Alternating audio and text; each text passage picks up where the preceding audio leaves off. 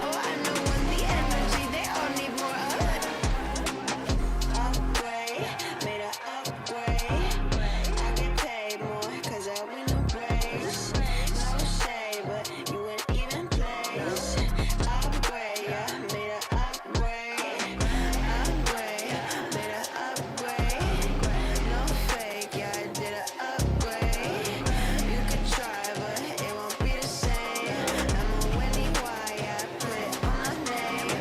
That money comes easy, no risk, no test, no forcing it. Big stacks of the ass where I'm sourcing it. First class, I got so whole course in it. That money comes easy. I'm the one with the cash influx, yeah. I'm the one they trust with the big, big bucks, yeah. I bring good luck. My price went up. You can't afford me. I'm everywhere. I'm rare. I know you can't ignore me. I cost too much, yeah. Pay just to see me. They're taking notes, so yeah, I know they wanna be me. My price went up. Speak to my people. Yes, there's a fee to see me. Oh, I'm way too regal. Just look, don't touch. Stay off my aura. Oh, I know when the energy, they all need more of, yeah.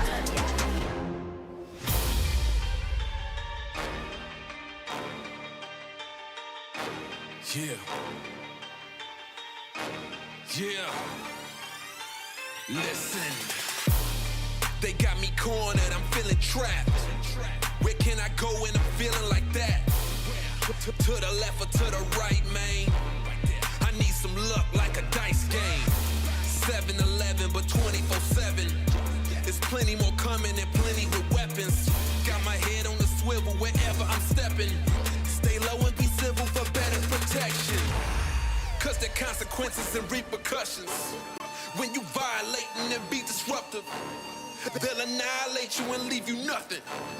Now I'm waist deep in these discussions. I'm waist deep, gotta get out. I'm waist deep, gotta get out.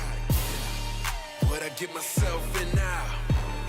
I'm waist deep, gotta get out. Man, I gotta keep moving. It's up to me, I gotta do it. Man, I gotta keep moving. It's up to me, I gotta do it. I thought I was making progress. Thought it was all part of the process. I was wrong, baby, that's nonsense. Now I'm waist deep in my conscience.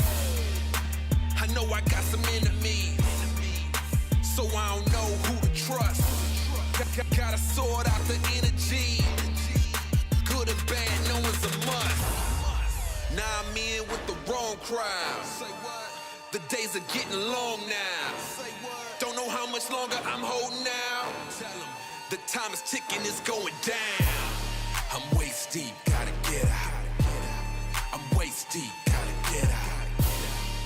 What I get myself in now? I'm waist deep, gotta get out. Man, I gotta keep moving. It's up to me, I gotta do it. Man, I gotta keep moving. It's up to me, I gotta do it.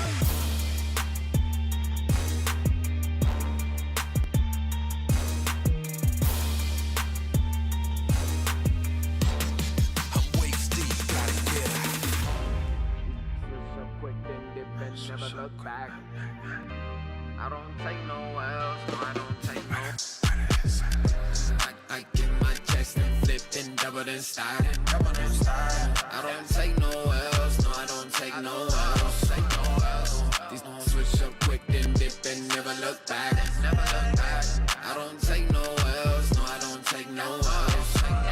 Man, straight off the dub. A player ain't stopped since a player caught buzz. Haters wanna talk, so they gotta throw subs. I see them in the streets and they say it's all love, it's all love. I know better, I don't let up. I gotta get to it, I'ma go get her. I'm a go setter, need more fed up. They just wanna talk, I'm so fed up. No L's, no losses. I'm a beast on lock with lockness. Come around me, can't be too cautious. The boy been sick, been nauseous, you know what's up. Switch up quick, then dip and never look back. I don't take no L's, no, I don't take no.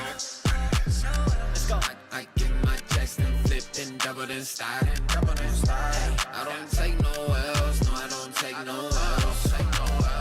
These don't switch up quick, then dip and never look back.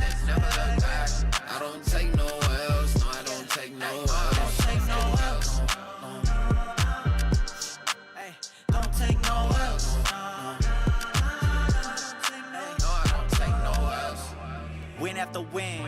like Britney, I did it again. I'm setting the table and setting the trends. I'm shooting my shot, I'm 10 out of 10.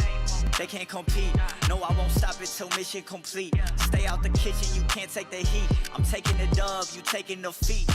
Hey, it's no L's in a vocab. The white flag, no, I can never throw that. 2012, I wanted it all so bad. Now all I do is win, better know that. Switch up quick, then dip and never look back. I don't take no L's, no, I don't take no. Let's go. I get my chest and flip and double and stack. I don't take no L's, no, I don't take no L's. These niggas switch up quick, then dip and never look back. I don't take no L's, no, I don't take no L's. I don't take no L's. I don't take no L's. I don't take no L's. I don't take no L's.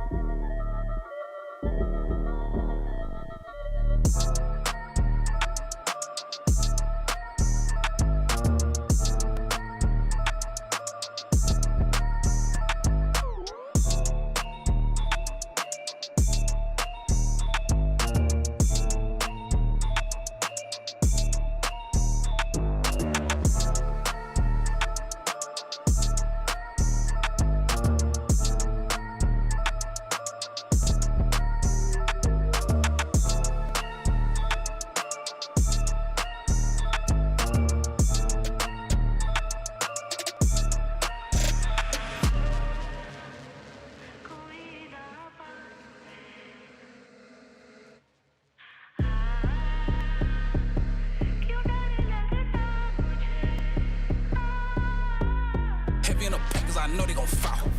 I'ma need months now. Getting to the back like pow, pow. Thought I wouldn't, but tie, die. Heavy in the paint, cause I know they gon' fall. I'ma need months now. Getting to the back like pow, pow. Thought I wouldn't, but tie, die. Did say I'm bad, but the streets say I'm good. I'ma go hard as I could. Don't ever get it misunderstood. I'ma apply pressure like Did say I'm bad, but the streets say I'm good. I'ma go go hard as I could. Don't ever get it misunderstood. I'm apply pressure like They going hard, but I'm going harder. That's for my son and my daughter. Hit the valet, tell them go bring the car up. Boy, you know I'm pushing Rari. I tell the tar up. I'm sorry, but I am not sorry. Cause I'm here now, but this not where I started. I used to work at Fish Marshall. Cooking up shrimp and take orders from bosses. He tell me to take out the garbage.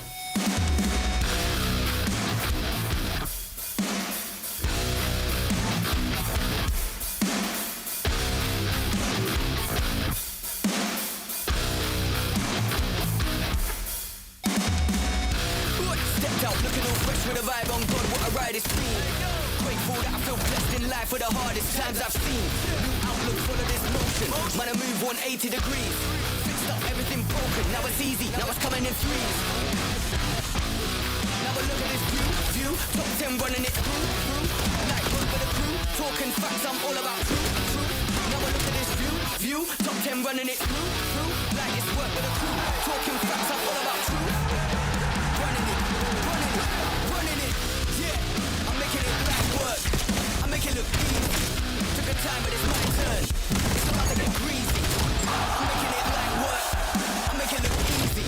Took a time, but it's my turn. It's about to get greasy. Let's go! Oh my God! Lethal labyrinth into the maze. I go for the wildest sound. Head stall on side, turn this around as the watch it almost burnt to the ground. Now I'm gonna play this loud. Now I speak out for the crowd. Everything I had got lost and found. Running in the west and running in the east. Left to the right, man, killing it with ease. Holding driveway bigger than a dream. I feel it in my heart as I'm coming with it. Come for the head of this beat. Looking in right, just cut it off clean. Escape, what you mean, now it's R-E-C-I-P to the E. Running it, yeah. I'm making it black work. I make it look easy. Took a time, but it's my turn. It's about to get greasy. I'm making it light work. I make it look easy. Took a time, but it's my turn. It's about to get greasy. Got plans, it's light work. New goals, it's light work. Big moves, it's my turn. It's light. Got plans, it's light work. New goals, it's light work. Big moves, it's my turn. It's light. Guys, come the up! Toby, Jamie, they can't kill you. Come on, bro.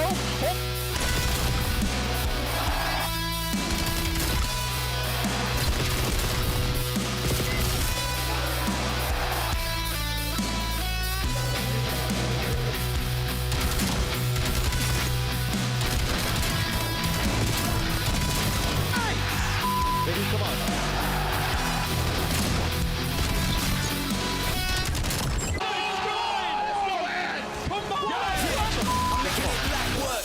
I make it look easy. Took a time, but it's my turn. It's about to get greasy. I'm making it light work. I make it look easy. Took a time, but it's my turn. It's about to get greasy. Got plans, it's light work. New goals, it's light work. Big moves, it's my turn. It's light. Got plans, it's light work. Come on, baby. New goals, it's light work. Big moves, it's my turn. It's light.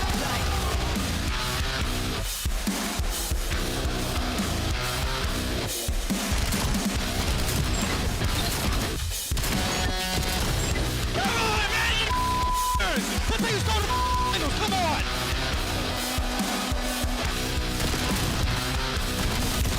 Watch out! Nice!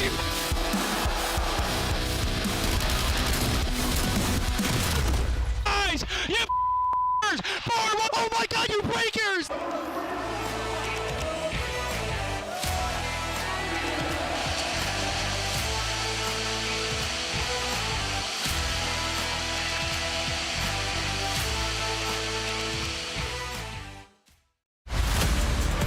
Vegas are your major 2 champs, so let them know. Trigger discipline on point. Wants to go for maybe the sneak attack. What you built it, he is gone. Shotzi is built different. He wants to do it all. Yes, he can. We're going to see Delvin by himself. As I look to life the dynamite from the face of this map. And Vegas has done it. Did you miss us? The Call of Duty Week is back, and we are in the second half of the season officially after completing Major 2 in Birmingham. In the weeks off, I went to Maine, saw an eagle, saw a sea otter. Where'd you go? You went to Bangor. Caught some shellfish that I couldn't eat. What did you do? I took a lot of rest. I was sick after Birmingham. I can't lie. Gamer flu definitely got me, so I was bedridden for a couple weeks. And you've been golfing, you've been vibing, you ready to get back into some COD? Yep, I completed the nursery. It's all ready to go. Baby should be here soon. And yes, I've been getting my last couple of rounds of golf in. Me and Joe played this morning, so it should be a good day. Major 2 is in the books, and FaZe walk away as our champions. And what does this mean? Well, 3 of the members from Vancouver Surge have now raised trophies in 2026. Let's talk about that major and what we witnessed. First of all, Abuza. Holding that trophy may be the photo of the event. That was a moment that I feel like hit a lot of people hard. Oh, for sure. The Optic fans, though, so bummed out after this grand final. Definitely a lot of big feelings after this grand final. You know, on one side of the stage, you got Optic Texas. You think they're going to be the greatest in the world. They have an unbelievable stage. But then you have FaZe Vegas kind of coming out of nowhere compared to that major one, not major one, excuse me. That first major performance out of the Forge. He puts up a 0.7 on land, and then he comes back and he becomes your MVP. Abuza. He's the consistent guy that you need in that AR in that final, and they finally get one through the hoop. Obviously, inside of Vancouver Surge things, you're so happy for them. They're no longer in that second place, but also, this is what FaZe wanted. This is why they made such a big change, and they wanted that win. They get it, and now they join Optic in the standings in top 2. Those 100 points jumped them up to second place. They're now at 270, just 20 points behind Optic, who are our front runners. Gentlemates won Major 1 down at 220, and you can see down in 7th place, tied with Koi after Major 2, are the Falcons. It's kind of weird to say that a team with 3 world champions are at risk of not making it to champs. They need some points, and those points could be coming in the minor. That is coming up next week in Nameless. Yeah, you know, one of these one-off tournaments that we have, and won't affect your seeding for the next major when we get to Atlanta, but it is a massive opportunity to, 1, get some cash in your pocket, 2, like, practice these new maps that we have in a tournament atmosphere, and then also get points for champs. So if you're one of those teams that Chris just mentioned on the bubble, you have to perform in the minor. That's your place to catch up. Well, Ali, we've got a lot of new maps coming our way for the similar game modes, but we also see some new weaponry, and you are an NPC if you're not rocking the NPC. Tell me about the new SMG. Basically, it's a shotgun up close. We're getting kind of the traditional SMG back, so think of our big superstars like Hydra, Simp, Abizi, 04, MVP coming off the major. They should maybe get little buffs, which is terrifying considering the rest of the league. But it's a really fun gun. It's really fun to work with. I think the build we were just looking at was Shotzi's Ants. Yeah, Shotzi's build. So go ahead and copy that rewind screenshot, because you can do things like this. I think what's awesome about the NPC is, 1, it just feels like a true SMG, right? Like Ali said, like up close, it is a shotgun. You can hit shots from range, but they have to be good shots. Still got and then on top of that, like, you don't have to switch your knife as much. You're so mobile with the SMG in your hand, it feels like, and you can play from the hip and snap on people. So we're gonna see some awesome plays, and I'm really excited to see the pros and the star SMGs whip this out. Now, is the Drava completely out? Could you still choose to use it on a map like Scar for the longer ranges? I think you could, yeah, but you would probably get slammed. The NPC is nice, right? You get in a gunfight inside Delhi. At this level, for sure. At this level, for sure. Well, let's talk about where these SMGs are going to be used, because we have some new maps in the fold for Stage 3, and this week we get a new sample of Sake. I have a feeling this is going to be a go-to hardpoint. Yeah, Sake's fun. You know, it's really punishing, especially when you get over towards P3. You can have them spawning out pretty deep and slam. But yeah, the teams, you know, that were already really good at hardpoint, I think they're going to like this map, right? Yeah, the teams that have really good teamwork, it plays really well, and I think we'll see it in a lot of our series. But we got some other maps out as well: Gridlock and Clifftown for hardpoint, and then Plaza and Fringe for S&D. Yeah, I love the fact that Gridlock was added. That's kind of my roots and where I started back in Black Ops 4. It's one of my favorite maps. I'm really excited to see it in rotation. And then obviously you get in that Fridge and Plaza. Plaza's going to make some fun stuff happen, search and destroy. So I'm expecting maybe some crazy clips and some crazy plays when it comes to that one. But obviously we also have Clifftown. That's going to be the big throwback, obviously, as also known as Yemen. This map is going to be a blast from the past, but I don't know how much we're going to see it, Chris. One of the greatest for score streaks in Black Ops 2, but some of the new pros scared to play the old maps. And what are they missing? Well, it's moments like this from the GOAT. There's two Bs in the corner. They're gonna go, just rotate, guys, just rotate, give it up, just give it up. All right. Good job. If you can get that time, that's huge. Point is up.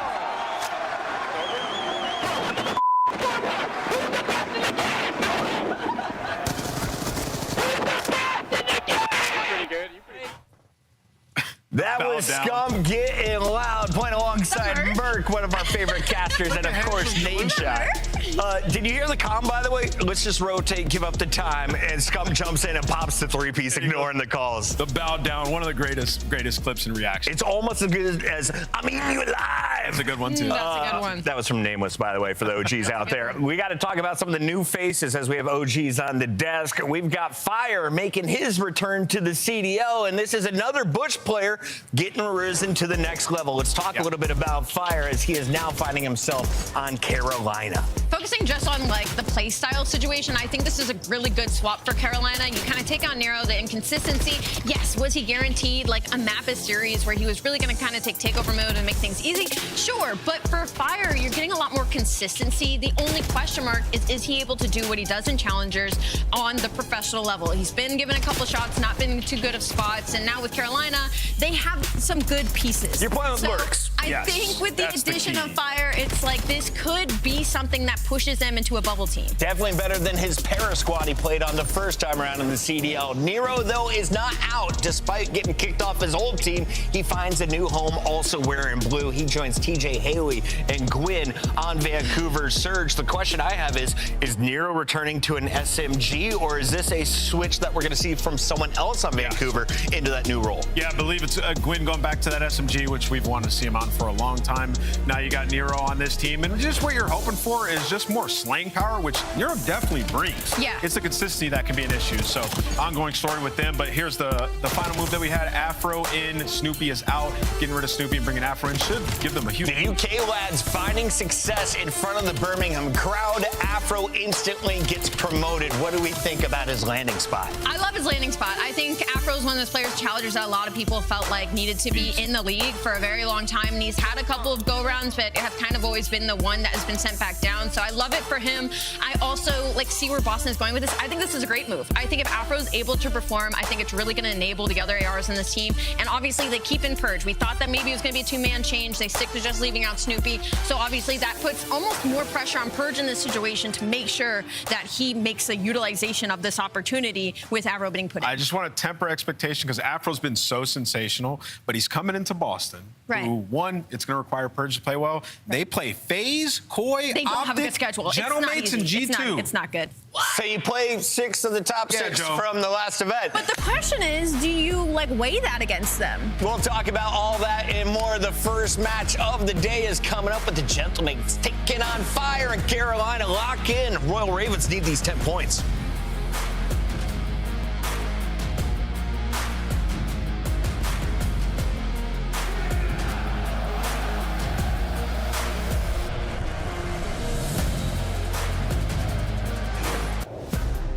Brought to you by America's Navy and the special operators who work in the shadows.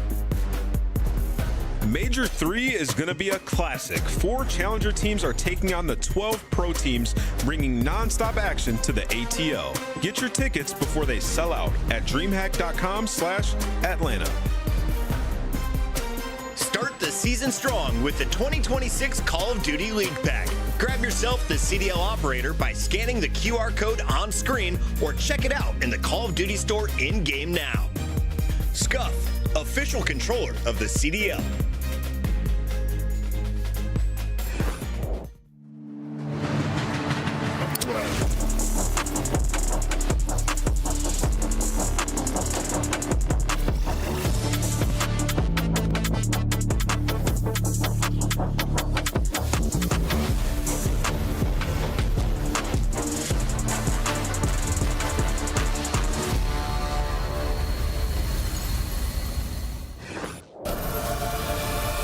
Major 2 is here. 10 teams made it out to Birmingham. Only one will take home the Major 2 trophy.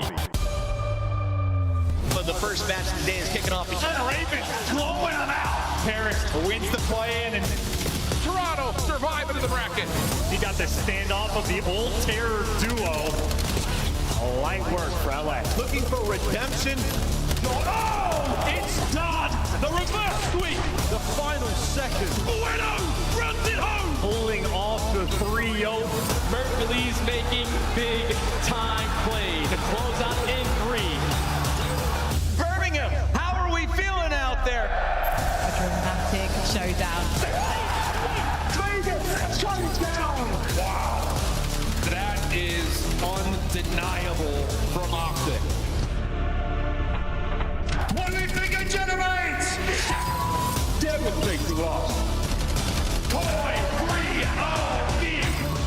are down to your final 3 teams.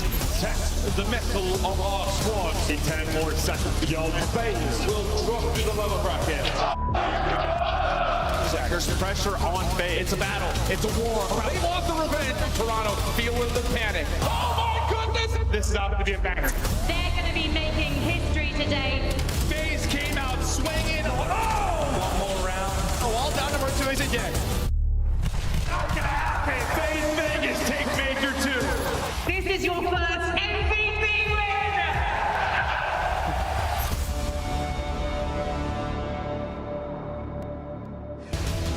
Something about Major 2 and FaZe. FaZe gets it done in Birmingham as they raise their first trophy of the season. But we are now just 90 days out from the biggest event of 2026 as we are heading to Champs Alley. That is literally unbelievable that there's still only 90 days left. We have only 8 more weeks of online matches, so make sure you get your tickets now. And then following that, get your flights. You don't want to get them too expensive as we get closer in your hotel. And make sure you wear your favorite team's jersey. Show up in some drip. It's going to be such a fun weekend. You don't want to miss out. If you see me poolside at the Mandalay Bay, I drink mojitos. Let's talk about this matchup, though, because we have Carolina taking on the Gentlemates, and this may be time for a stiff drink if you're a Royal Ravens fan. That is, unless you're playing the Gentlemates that showed up on land on Saturday in Birmingham. Allie, let's start here with our squads from Paris. You win Major 1, and then you kind of sizzle out when we go to the EU. What happened going into that Major 2? Because it wasn't just the land. They struggled in the online qualifiers, well, barely making it to that tournament. It's a couple of truths at once, Chris. I mean, you go to the pregame, and,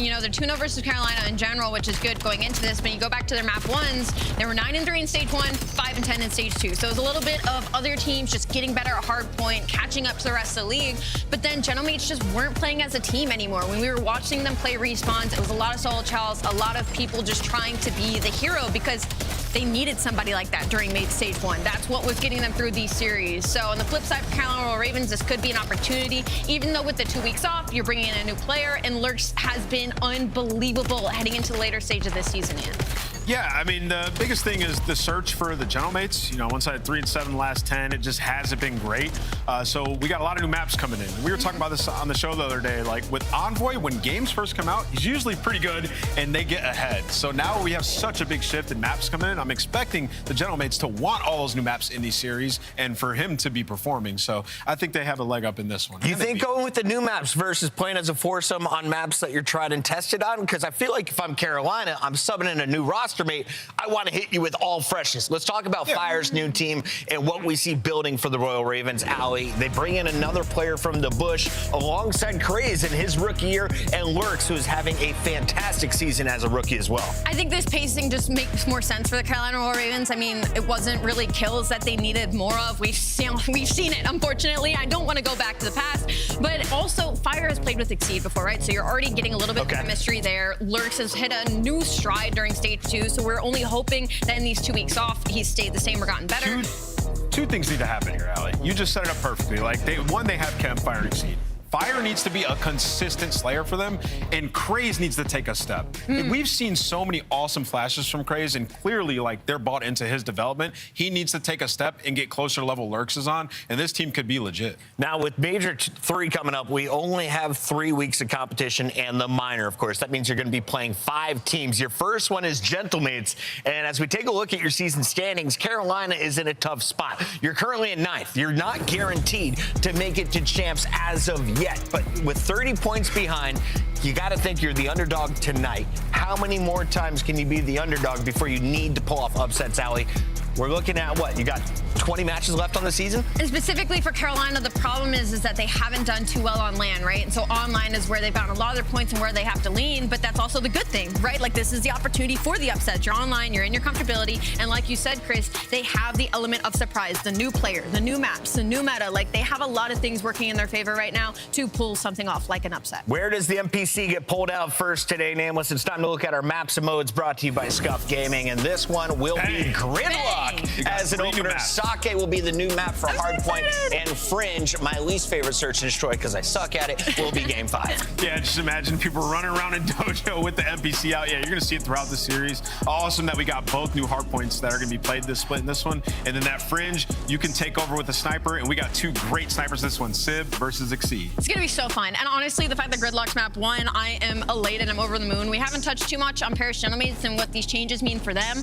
I can't wait to see Envoy and Paka and Neptune, with this new NPC, and if it elevates them a little bit, because that's a lot of firepower I feel like we were missing in stage 2. Hopefully we get to see something cool. Production, I read it in chat. Can we just double check? It looks like the Gentlemates banned Sake, but Sake's in there for game 4. So what did the Gentlemates actually ban? Because this is important to all the other GMs that'll be strategizing for the upcoming matches. Allie, the bans and protects, have they had a big impact, or do you feel that the better team generally wins right now in the Call of Duty League? I'm so happy you asked me that question, because I feel like, especially in the past couple of years, but I'll focus on this year specifically, no, I feel like picks and bans haven't been that much of a decider when it comes to these matches. But with the new addition of these specific maps, that's where it changes. And that's why there's some uncomfortability, I feel like, when you go to the players and their streams and stuff and their tweets and like, oh, maybe we don't love that Cliff is in. Maybe we don't love that Fringe is, or Plaza is a search and destroy or whatever. But the thing is it's going to add another layer of like, okay. They banned Scar.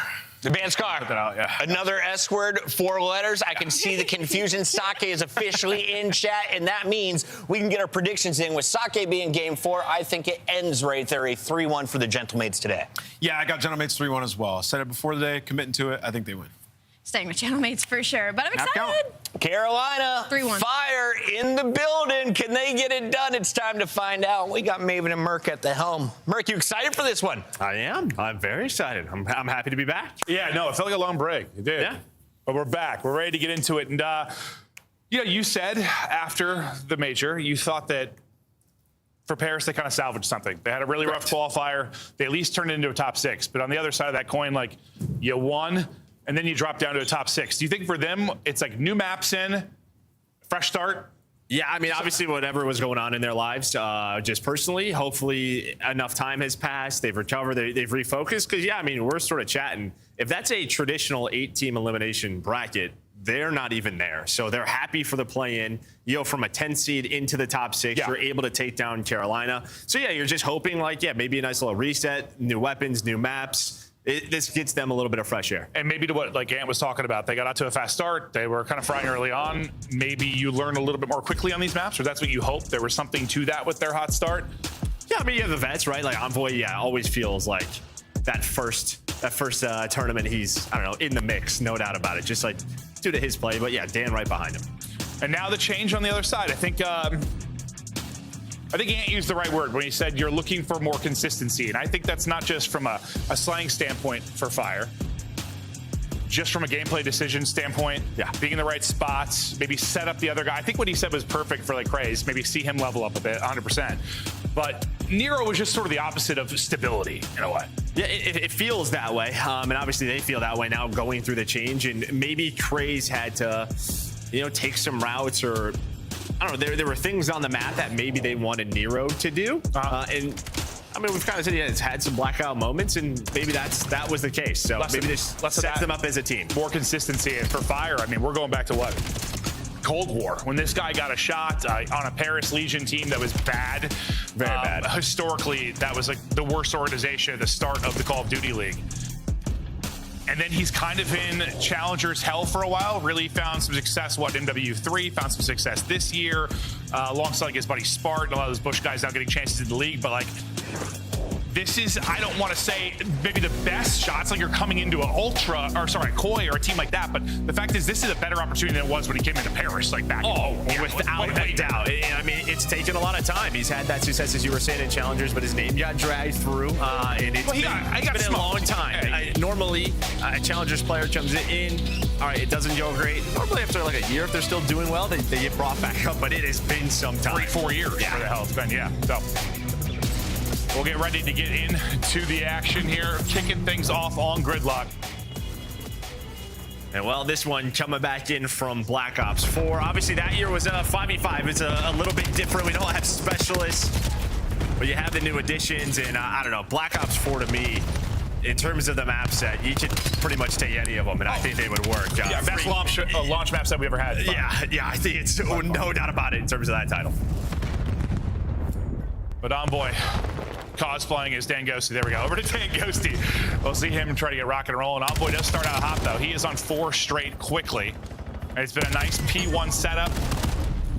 Our cameras and names not quite matched up, but we'll get there. Yeah, I mean, we'll listen, get synced. it's a little bit of a break. We're getting relocked as casters and as production. But Josie, he's dealing with this P2 rotation, able to find Craze. And this is going to be a P1 with some of the power positions on this hill where you can earn a ton of time. I mean, you can already see Carolina, they feel like with, all right, P2 is a money hill. We have to pretty much give this up and go for these spawns. No, like you have the box heady, and then you can stand on top of the box and have another heady, like on top of the heady. It's all about nades. Yeah, no, it's gonna be huge, especially off the opening rip too, when you're gonna have the no trophies, 4 people to deal with. How do some of these hard points play a little bit differently just with the movement of this? Well, maybe it's not it's not just shoulders, it's jump peaks as well. Yeah, it's jump piece, and obviously, I mean, we don't have like the specialists and everything, but it feels like True.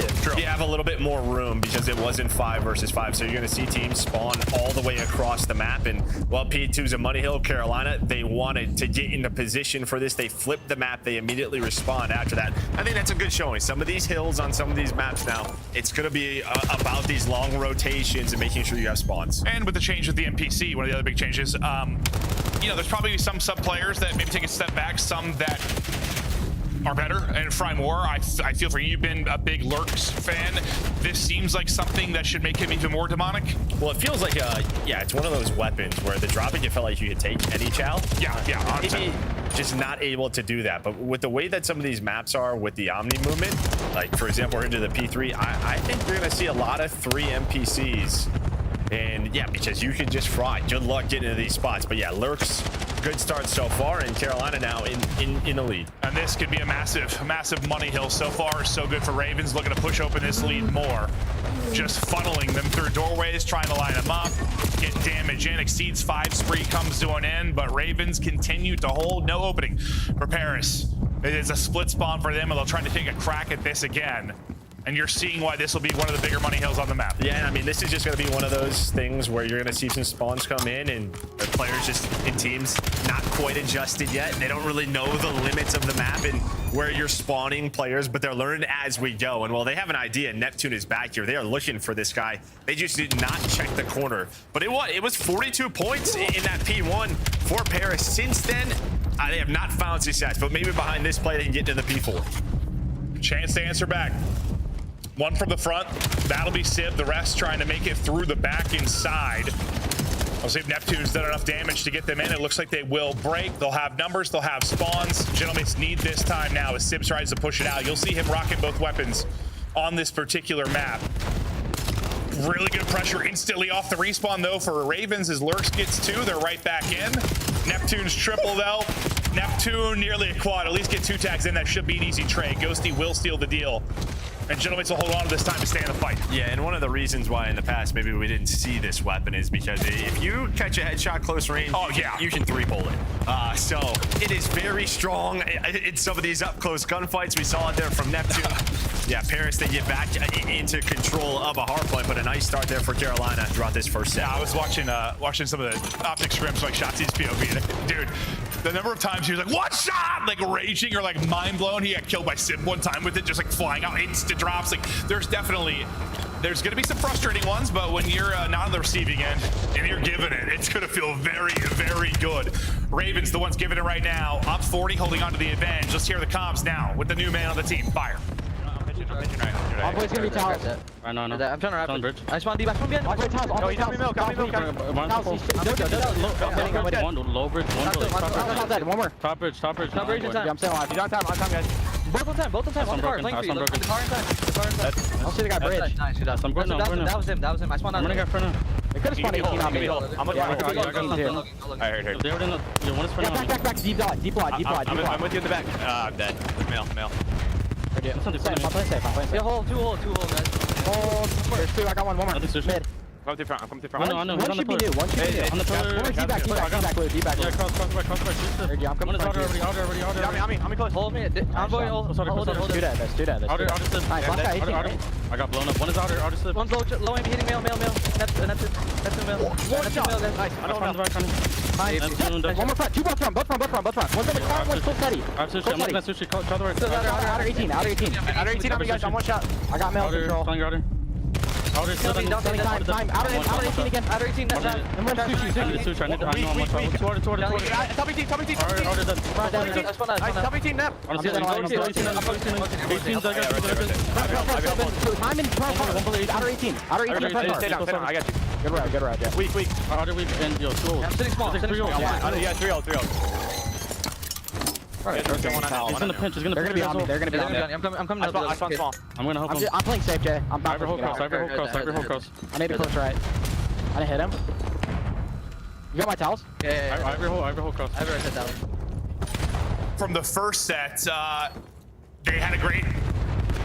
Some big time there in 2. They're going to transition this into 3 if they can hold. What a sequence it would be again for Royal Ravens. Yeah, I mean, P2 is a lot to a little, and maybe you wanted a little bit more stability from Fire with this addition, and you're getting it. Almost 2 minutes in the hill, 15-9, being in the spots, allowing his teammates to do whatever the hell they want. But the key throughout this map is you are simply out-rotating this Gentlemates roster, and when new maps are added, it is just tough because you don't know the most effective way to break these money hills like we do on some of these older maps. And when you're getting out-rotated every single time, you're going to have score lines like this for now. If you saw Ghosty and Sib's stat line, and you saw Exceed and Fire stat line, you would instantly say they were probably out-rotated. Yeah. Like, honestly, it has been, I'm sure, not a lot of fun for Ghosty as he's had M15 out trying to break in, got people lurking in spots in the PC. Just, he's headbutting a wall right now.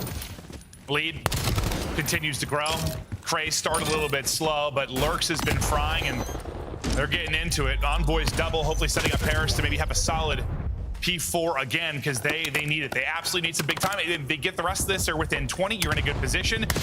And they've been able to start to push out kind of both sides of this. Nice win from Fire. Will at least keep Envoy honest on that side of it. But good trade from Envoy. But as you have to keep Envoy there to the first gunfight from Fire, look what happens. Opens up to the front. They're all able to get through, and then Fire's a big part of that. Yeah, I mean, Neptune and Jost. Oh my, I don't know what just happened there, but that is not what you want. Maybe a detonate on the ground, but the fact is Neptune and Josti, they got out of the hill, and they wanted to fight the street, right? If they win that fight, yes, Carolina spawned so far away, but the problem is they both died. There were no trades, and well, that leads to Ravens getting the final 20 or 30 points. Your last guy would have been Envoy, but he's chasing down a kill deep in the back, so great job from Ravens, timing things up perfectly, winning fights on both sides of it, making sure that's not kind of the comeback condition for Paris.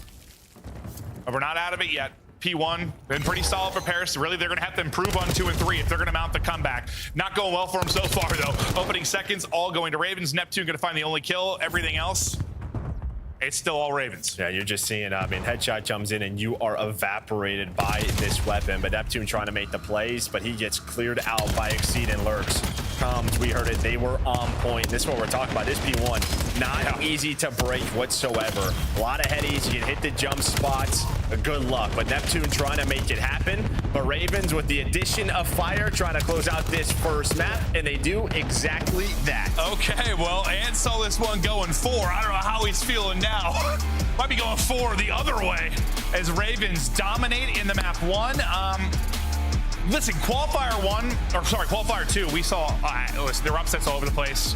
Results didn't make a whole lot of sense. You got to think with like new maps in the rotation, we're going to have more question marks maybe than ever at the beginning of this, but I thought this would be a strong start for Paris. It was not. Yeah, I mean, Major 2 at the tournament, this is the same way it started. Carolina won the first map, like 250 to 180, and then it was sort of Envoy put up like 14 in that map 2 to bring them back into it. But I think that was the Colossus, right? Yeah, I think this is I don't know, if you're a Paris fan, what worked so well throughout stage 1, which went away, was this strong hard point.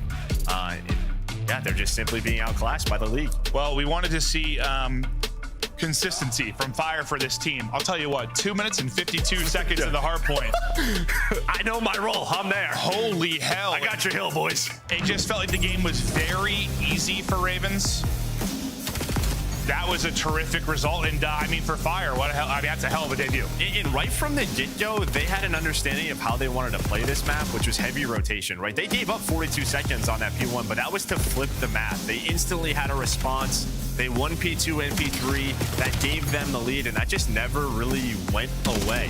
Again, yes, Paris has the skill and the talent to sort of rely on breaks at times. I just think on some of these newer maps, they're going to come in time, but not yet. Yeah, I mean, for Ravens, I think if you would have like swapped out any of the other guys with the way they play the game and their roles, it would have been much tougher. But with how Nero played, I just think this seemed pretty easy for him. Like, maybe this allows acclimated quickly. Maybe this allows Exceed to do whatever he wants, right? He's running that third sub. He can be the flex. It felt like he was the stability in a lot of these game modes through these once his addition to this team, where now he has a little bit more freedom.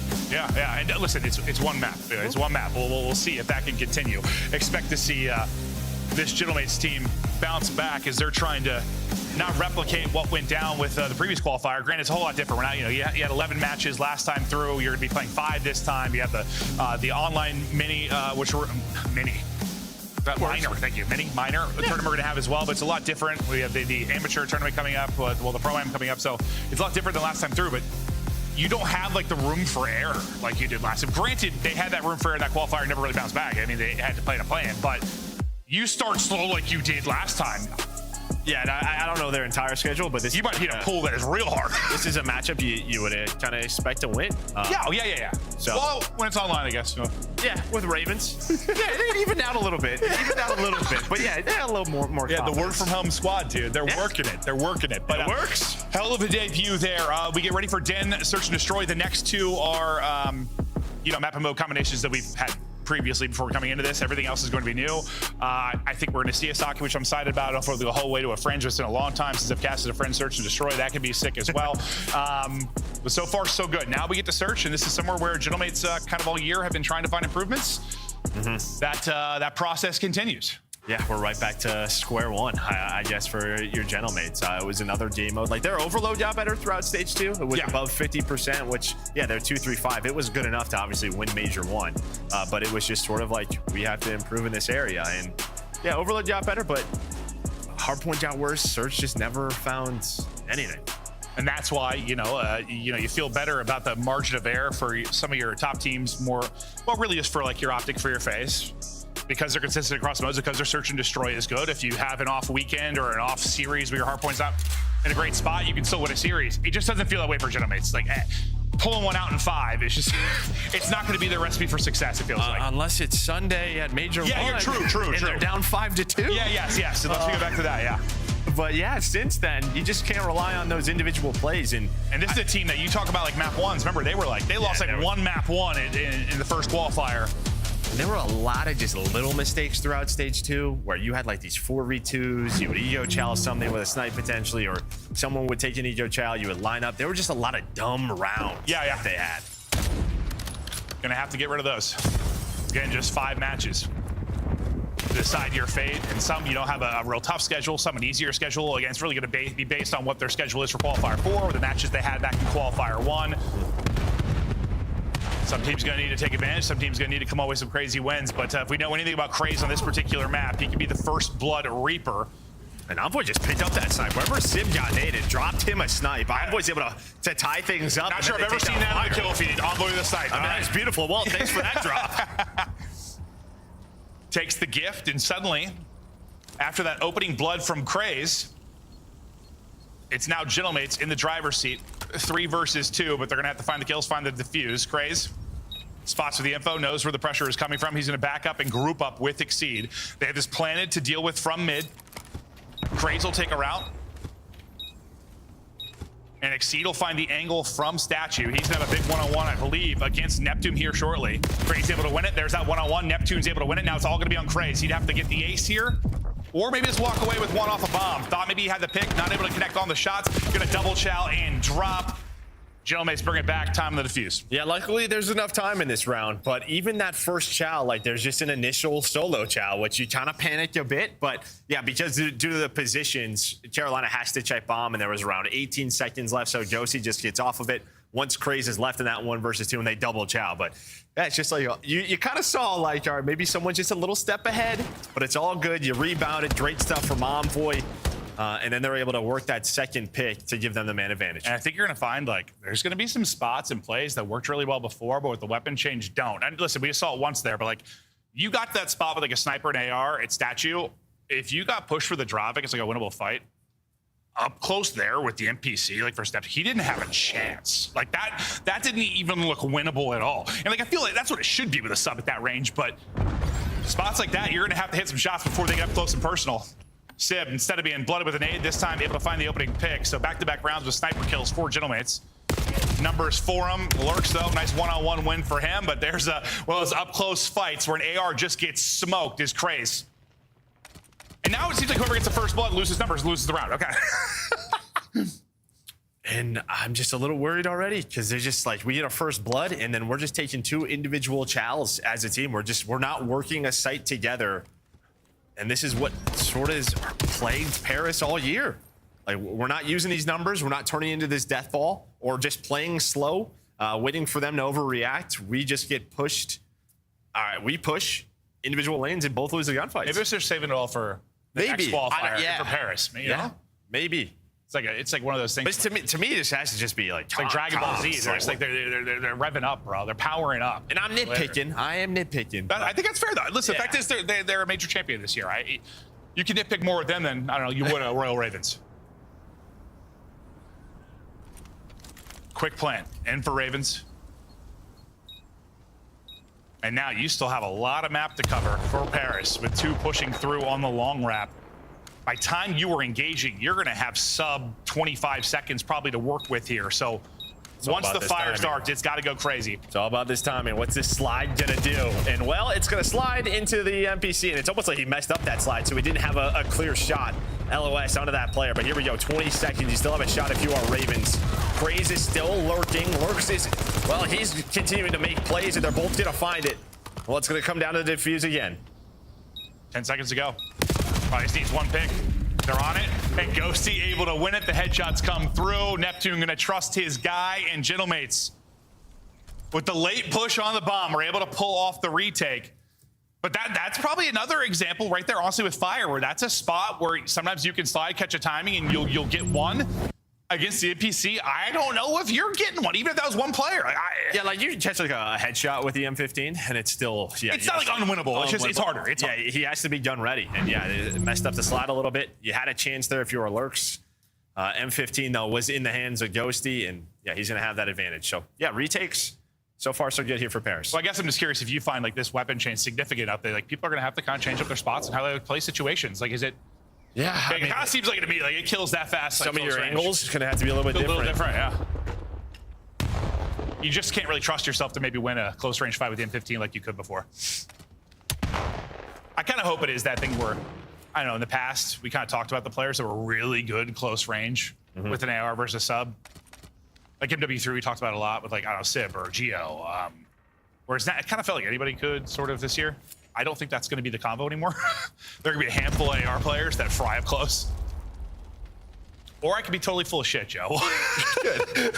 I'm making a lot of assumptions. Just match 1. We're hanging out. We don't know. We have no idea. At least Object streamed some scrims, so we have a little bit of idea. I mean, shout out to those guys. Honestly, mostly what I'm talking about is just from watching their script. Yeah, thanks, guys. We appreciate it. Well, Envoy is going to be the lone man over towards A. His timing may be everything. That's all going to be if someone's going to continue to watch this, or if his thank God for that trophy. Are going to die, but yeah, you're just waiting on him. Is someone going to turn? Are we smart enough to do this? Well, that makes it easier. There we go. Yeah, the first one makes it a little easier for somebody to pick up the flank, but it's Exceed that does both. He can be the absolute reaper on this site with a snipe. And you're seeing it again, all on Ghosty now. 20 seconds to go, 1 versus 4. That's the luck, fella. Not going to happen. And it's a tough one. Obviously, you're always going to trust Sib to sort of win that fight, but it's one of those things where you're just waiting on Envoy, and if you give him another second, like if you're just shouldering that potentially instead of holding the angle, it might give Envoy to make that play, right? Because Exceed might continue. If he misses a shot, it might still look that way. But he just kind of has that feeling, all right, now I'm going to look the flank here. We have casted a lot of Raven's Den Search and Destroy. And I will say with confidence, Exceed might be the best sniper on this particular map. No, he around that bomb site? Bro, I swear to God, that bomb site, he's disgusting. No disrespect to Dash Eater, Super, but no, he is, whatever it is on that side, like B site, there's a confidence and swagger for Exceed there. Fire, Monster, map 1, still trying to find maybe the rhythm here in Search and Destroy, but you're tied up 2-2. They take all of mid, and now it's Sib's turn on the other end. If you heard my comment, but he is traded out quickly.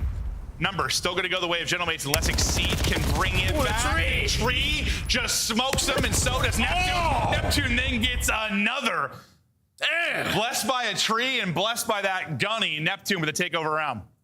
Shout out to whoever planted that there at Treyarch. Yeah. My goodness. I think if that's not there, Exceed gets the kill. Yeah, because I mean, you probably lose some aim assist there, gets a little wobbly, 100%. and then Neptune just destroys you, able to play his life. I'm thinking we're into a 2-on-2. He knows that he's going to get hunted down. Well, Johnny Appleseed gives him one. And that's probably been another situation with the NPC. Like, you're one shot, but when you catch somebody, it doesn't matter. You're getting smoked before you get a bullet out. 3-2 now to Paris. Neptune popping a triple in that one. We might have Sib versus Exceed on this side of it, but a little bit of a different look offensively, at least with the positioning of Envoy and how he's going to end up playing this. And I was nitpicking earlier, but so far, like since that round, they have been much more as a unit, just trying to set up plays. This continues, but could come down to this. Craze versus Neptune. I mean, he is just right on the other side. But Carolina's thinking maybe this is a fake back towards A. They're just trying to find info. They really have nothing right now. And then, well, it's going to come down to this. Yeah, Neptune wins the patience battle. Catches one, they'll plant right after that. Now it's probably going to need to be some magic from Exceed with the sniper again if they're going to bring this back. Lurks is tagged up and should be dropped. Smoke, finesse, but Neptune deals with it. 5 straight out for him as he gets up to 7-2. Just don't give Exceed some freebies.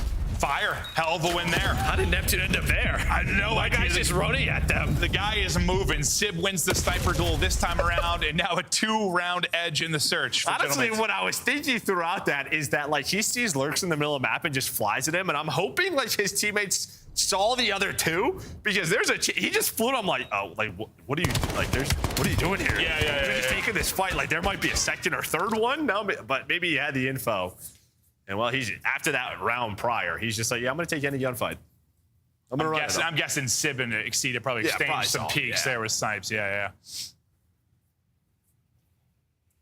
After a little bit of a shaky start, Gentlemates now in control. Fire does get on the board, but won't matter in the losing round. We haven't seen a whole lot of action over towards A, but it looks like this is the time we might get pushed up. Hold an angle. It's going to be Neptune. He finds another blood. Damage into a second, but Lurks able to snap and at least trade one. The Ravens attack pretty split for now. You've got Exceed out towards mid. He's going to lurk underneath the eyes of Sib. Exceed could get through and catch one. We got to have Lurks alive. Lurks is still alive there. Somehow he's able to stay up and Exceed gets here in time. Maybe he can catch one, but now it's going to be all on him 1 versus 3 with the big stick. Yeah, I mean, maybe if he doesn't have the sniper, but he's just thinking there's someone deep all the way back pillars watching this, and while he's going to fly out, and Envoy and Neptune shut down that round. Yeah, they just did not think Neptune has gotten as forward as he did. Back-to-back first bloods for him. As his streak continues, yeah, what's he up to, 6 or 7? Well, he died. Yeah, that's right. When he flew back, when you said, how did he get there? Yeah. Totally blacked out that he died. But he has been taken over in these last couple, especially early. Dan Ghosty. A little back and forth with Sib as they get ready for this one. Try to close it out here, 6-2, and tie up the series. Brush off a shaky opening gridlock, and Sib dishing out the snipe again. Fire. Well, he had a great debut. Not the best map, too, but it takes some time to get rolling and search with the team. Exceed, though, will bring it back. Sib overstays his welcome. He will drop. Lurks is going to snap on to Ghosty. The power of the NPC and the power of Lurks on display. Well, it's also just the movement, right? You can see the difference. I don't think you're moving like that with the Dravik. You're a little bit quicker in the slides, and what you can see Sim's face. Sim, listen, Dan and Sim are gonna be in the team chats. Like, are we sure we want to use this gun? This shit is insane. Seems like a sub. I like it though. You're moving. They are cooking. Well, you just miss a couple of bullets, and they are going to make you pay, as we see this from Lurks' POV. I mean, this is just an off angle. Similar to what Neptune did on the other end, yeah. Yeah, but you just see the slide. Adios. Yeah, Adios. bye. Headshot. See ya. I mean, Dan probably should have got that kill still. He missed some bullets, but like, no. But he's mind blown. I'm telling you, I was watching shots. These POV, I was crying, dude. He was mind blown every 30 seconds. It was killing me, dude. We get into the mixer real quick. 1 for 1 so far over here at B. Ravens are going to have to rip off 4 straight. We already won 1. Where's Neptune? Is he in between the blocks outside the hut? Yeah, okay. Looks like it, yeah. And like, So what's Lurks up? might have technically like saw him there, but like you're not gonna spot him when you're jumping like that. So he'll hang tight. Maybe he's trying to group up and catch somebody they're hoping that might have been pushing through, because Gentleman's have tried that a couple of times and nobody's gonna be there. Just gonna leave Neptune. Hopefully he can make the play here. And while he's done it in the previous round, a little bit of a different spot though. Off angles galore from both of our teams. And how does this play out? Oh, no. I just defuse it. He's able to get 2. Neptune, the playmaker, 11 and 6 out of him. Everything now on fire to bring this back. Not gonna happen. A solid win in the search and destroy for Gentlemates. Somewhere they're gonna need to find improvements. And they beat Ravens on one of kind of their bread and butters. One that they've been going to Den search all year. Not going to be able to get it done there, but yeah, I mean, Neptune making plays like that, make it easy for him. Yeah, I think the key things, like for Paris, were their retakes right on defense over towards that B site were fantastic. Carolina, obviously, you have a new addition. Search is always that one game mode. It's just going to take a little bit of time. You all have to get on that same page. Fire also got sniped. He had 3 first deaths. Got sniped by Sib a couple of times. Probably all 3. Sib had 4 kills and 3 first blood. Yeah, probably all 3 of those. Yeah. So might have been. You guys like, all right, welcome to the league. Welcome back to the league. Here's the sniper. Maybe sniper spot's a little bit different than he's used to dealing with the challengers. But the fact is, Sib is going to take some aggressive angles, and he's going to catch you sometimes. So now we are tied up 1-1. We get ready for kind of your swing game, and this is where Ravens have been solid. Their overload since Exceed came in, improved massively. I know it's been a couple of stages now with him, but he has been great for them. And then this is where we saw big improvements for Gentleman's last qualifier as well. Yeah, and we're back to Den, right? Maps always go on these shifts. Early stage 2, it was a ton of Den, and then we saw it by the major. Exposure. Yeah, about 95%. Exposure. 5% of that. So, yeah, back to Den we go. Yeah, it was a ton of it. But, all right, tied up 1-1. Not maybe how we expected it to go. And based on these two teams' expertises coming into it, but we're ready to continue on. It's Den Overload coming up next. We'll see who can take the first series of Qualifier 3. We'll be back after the break.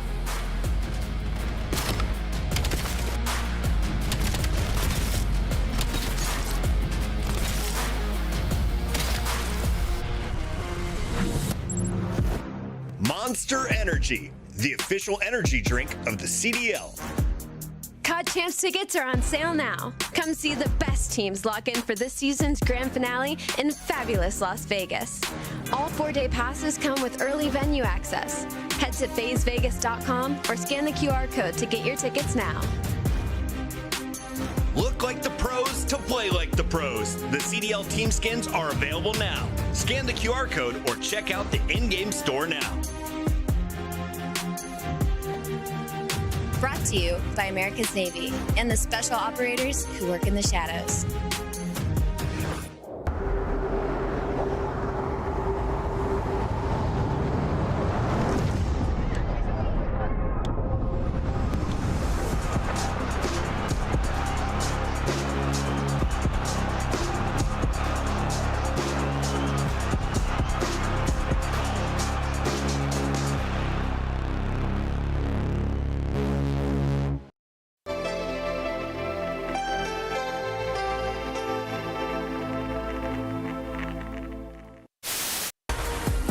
Welcome back to the CDL.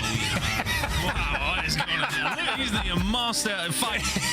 This guy is that's unbelievable. Okay. I coming back to him. This is not what I was expecting. Listen, where am I looking here? It's Mother's Day, all right? Call your moms, all right? And maybe I'll call them too.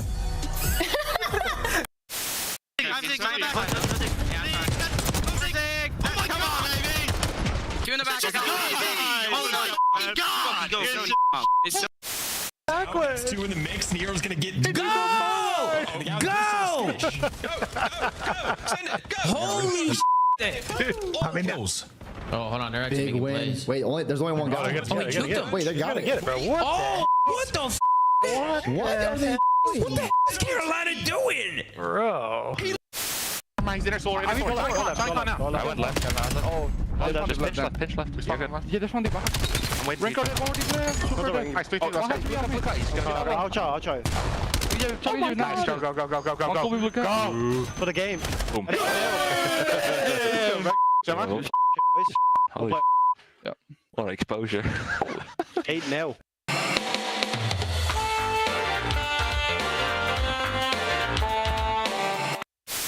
One tractor for sure, okay? Above, one shot. Heard you. Above dead. Nice, good job. Above dead. Bomb. Bomb, one shot. One bang. Nice. One square. Drop on bomb. Give me a sec. One shot dead. Nice. Last guy broken. Bring me. I'm gonna hop. He's still broken. Weak on you guys. Nice. Is everyone Go A. Yo, next time go A, guys. Yeah, they're gonna get whopping dead. Yeah, nah, this is insane. Hello and welcome back. We're getting ready. We're ramping up for Major 3. Tickets still on sale. We're headed to Atlanta. DreamHack Atlanta should be a blast. Hoping it's, a fraction of what we just had at Birmingham. It's going to be hard to, I feel like, match what it was insane to be back in the UK. Yeah, I mean, Atlanta is going to be in this sort of sandwich between both of our international events that may be the craziest we've ever had. So we'll see. Hopefully, Atlanta, we'll see you there. Yeah. All right. Well, now, so far, exactly as we predicted, both teams have won the opposition's pick. Not how we thought it would go, but now we get ready for the map 3. This will, with Team B going to Ravens, this will be their pick here on the Den. Overload has been solid for them. It's been about the improvements for Gentlemates in this mode as well. This should be, I feel like, maybe the best map between these teams. I would hope so. Yeah, seems like both our teams locked in and warmed up. We're locked in and warmed up. Well, maybe I'm just saying that because map 1 was a blowout, map 2 was a blowout. Yeah, I'm learning how to talk again. I haven't cast in 3 weeks, so I'm like, holy, I forget how to speak. But I mean, obviously, when you have some roster changes, there's going to be maps that maybe one roster iteration was good at. We'll see if it stays strong for Fire. Well, at least Fire game modes. Yeah, I mean, he looked good in a respawn so far. We'll see how that transitions now over to Overload. Talking about Exceed. And how good he has been in this particular mode, how he has been the difference maker for him coming in. Some of his stats against Paris, he has been terrific. We stick on Den before we get our first look at Saki officially in the rotation. Neptune had a monster map too. He'll look to carry that momentum into this. Dan Ghosty trying to brush off being absolutely mind-blown in that one and start to heat up. See, he had a rough map 1. Trying to get things going now, but it's the NPCs hitting for Ravens early. Yeah, and this is a map where, Ravens, they kind of had a choice, this or exposure, but Paris has been, pretty much they've relied on exposure overload. So they're going for this. Hasn't been one of the strongest for Carolina on the year, but so far it's been a strong start. So come down to this 1 versus 1, but Neptune was already there. Yeah, it's tough. You hope that break off, you're able to at least turn that into 1. Not able to happen, but now they'll try to hold any kind of counter opportunity for Paris. They're grouping this up over towards the B goal. Eyes on Craze, because he's going to be the one that will probably be your timing player to try and catch something. Not going to happen. He's going to get shouldered and absolutely obliterated there from Envoy. Lurks is going to get pinned. Envoy's obliterating everyone. It's all going to be down to 40 to make the play. He's only able to get 1, and that is a quick score for Gentlemates after early control for Ravens. And Craze just gets picked first. And kind of what we saw with Den is just that, like this sort of 50-yard line stagnation between both of our teams. And normally the defenders would kind of wait for the attackers so this doesn't happen. But that time, Craze, he started that domino effect. He needs to wait for the rest of his team to chow first, or he's just gonna wait for Paris to chow, right? Like Paris, that engagement to start is kind of that other fight to start before he peaks. They know exactly where he is, but quickly it is 2-0 for Paris. Paris in the driver's seat. Starting out 2-0 quickly. Let's hear the comms out for Paris Gentlemates. One shot. There's 3 here. There's 3 here. Lurks that outer. Nice job. One ball. Heard you. I'm throwing him mid. He's Go mid. Side door. Dante. He's cutting spawners behind the desk. Yeah, I hear it. Dante. One shot. One shot. Server's on back. Tree. Nice. Server desk. I didn't even realize. I'm protecting ball. Really weak server desk. Okay. Right then. Nice Iver pitch. Give me He's still side door server play. desk. He's still server desk. No, he's probably just killed. No, he went out. Side mid. You might go top 3. Top 3. I have it. Sun low. Fake sun low. Dojo. I killed Dojo. Crazy and XC last 2. I have front window. Crazy could be pinching again. I have it. Nice. Enter dead. Nice. I went mid. I'm with you. Lurch is deep. Just chill. Lurch is deep. You can just chill. Deep on me. One shot. Lurch. You want to wrap out? Yeah, I'm gonna go couch to left. Okay. Lurch is one shot back garage. I'm coming left. 2 garage. 1v1 Dill. Short. Short blitzing lockers. Main lockers. I'll get mid cut. Go for it. Oh, back lockers already. Could be in. I don't know. Lockers. One shot Lurch. I think here. In lockers maybe. I'm ironing lockers door. Outside our mid cut. In lockers. Every door. Door left corner. Weak. No lockers. Piles dead. That's could be mid cut. Not there. On point, Trev. Yeah, I'm mid cut dead. Yo, fire weak. One shot. Left corner. Left corner. No, I got hearts on though, bro. I need They're gonna be short too. Pitch P2. Already close. Shot on ball. I pitch P2, okay? I'm pitching. Wall's gonna reset, by the way, right? No. Hell of a stun there by Craze. Otherwise, that might be another score for Paris. And now for Royal Ravens, you're just hoping to get something. You had a decent break off, a chance at a score early. Now it's been mostly having to play from the defensive side of things. Fire looking for a pick. This doesn't spot Ghosty. He'll get dropped. Exceed gonna lose his fight as he's double chowed out mid. And this has really been it. I mean, ever since like the breakoff, they just haven't had offense.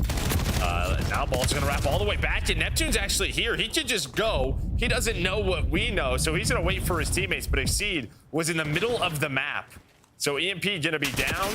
Now they're gonna play for it, and well, what is this time gonna be like with Exceed? He has no idea where they're going. They're going towards his B point. Here they come. You got 2 people here defensively, but the numbers will be there for Paris. They're going to have to slow down here for a moment. Fire still trying to hold the line, just waiting on Ghosty to make the play and get in behind. Ghosty able to do it, just barely able to win it. He's on 6 straight, and there's your 3rd score. Paris dominant. And well, Exceed just nowhere. Yeah, he's just not out of that play. He is just out of that play. Somehow lurked through mid-cut. Tried to get forward, was hoping something would happen. Instead, his teammates get taken down. Well, Paris, they just fly on forward. And now this is sort of the opposite of what we talked about in the hard point. Like, Lurks is popping off. You're ahead on rotation constantly. You're setting him up for success, but you've been mostly having to play defense and haven't been able to get loose at all. And Lurks is in hell now. 5-13. The pace of this game, the setup of this game has been all dictated by Paris. They've got a chance to flush through a 4th here in the final 20 or so seconds. Envoy has been huge for them offensively. Found a triple to really set up that first kind of double score they were able to get. Fire, I swear all 13 of his have come basically from the goal line. And you're gonna get one more stand, I think, here to get you to half. Well, we'll see. Hold up. OT, 30 seconds to go. Well, I mean, Lurch checks that corner, but lose the gunfight. So now maybe off the Neptune kill, they can make something happen. I mean, worst case scenario. Oh, we just go to halftime. You're up 3-0. So Ghosty's going to take a couple of fights. He knows he's got 12 seconds remaining. I mean, KD continues to look better and better. It's just how quickly can he get there? Yeah, well, you have time to... No, you're not going to. I thought maybe you had time to just run through, just fry people and get in. Not going to happen. Okay, so great half for Paris, leading 3-0. It feels like their defensive holds were pretty much all at mid-map. they stalled out everything there. Envoy's triple kind of is what got things going to really lead to this opening double. Neptune and Envoy is punching in the mouth early. As they start out, it was like 10-3, 10-4. And I think this is another look at sort of like the NPC. We're seeing 3 NPCs on this map. And at times you would see 3 subs, but the entire half, Sib has had one out. Just relentless pressure, but a great stat line from Ghosty. And this is what we saw even towards the end of stage 2. He got back into form big time. He was like the only player positive for them at the major. So he is still doing his thing. Yeah, no, rough map 1, but not the case here. It's Lurks that really needs to unlock on the other side if Ravens are going to be able to bring this back. Side flip. They need a complete game script flip. Fire, well, there you go. Locks in 3. He hits Neptune to 8 HP as well. Fire nearly fries everybody. You had a good break off in the first half, though, and couldn't turn it into a score. Exceed's all the way up, though. Could he at least get a stun? It's going to be a 1 versus 1 for now for this point. But while Envoy gets here, Exceed's just going to find a kill, you would hope, with his position. Doesn't happen. Defense strong. It's another 3-4 dead. Off break. The Ravens can't turn into one. Now you're hoping to just not allow it happen in the first half to happen, which is back-to-back scores quickly in succession. How about that? Well, okay, maybe Lurk's coming alive is happening now. Yeah, triple for Fire off the break, a triple for Lurks now defensively, and here they come, soaring on forward. Just a nade, though. A nade stops Oh my God, I was about to say, where is the carrier? The carrier gets picked by Sib's nade, and again, the defense just too strong. Can he get through? Craze trying to go, can't cross the gap. Oh, they're just getting edged there towards the goal line. Can't get in. Yeah, I mean, depending on the situation, yeah, edging's great, but not right here for Carolina Royal Ravens. Just defense. The clutch plays have been unbelievable for Gentlemates throughout this map. They continue to hold. Now trying to turn some defense into offense. You have a 3-on-3. Sorry, kind of a 4-on-3 on the pressure because Exceed is out of the play for now. Craze wins a big one mid-map. Exceed now backing up to help, but his team has done the work. Lurks. I mean, he's already found like 10 kills in this half. Or whatever. It was 6 and 15. Yeah. I was about to say, he did not have many in that. He's had a couple of triples already. Another opportunity for Ravens. But can they actually score? Sib with NPC in hand for the most part, as you said. Not having a crazy map, but he's had some big plays defensively. Well, it just feels like they're playing as a unit. Like when they're all sliding, I mean, there is 3 subs flying at you, and then yeah, Dosie's just in the back. So it's just this pace from the get-go that you were getting from Gentlemates. Another opportunity now. What's Envoy's time gonna be like? Well, he's not gonna like his peak, so he'll reposition. He's keeping 2 players honest out mid. He has some help coming. On the other side, though, you might get shut down. Your EMP carrier is going to get dropped. A little 2-on-2 around EMP. We'll see how this one plays out. Down to a 1 versus 1. Envoy getting damage in. EMP probably getting close to a reset.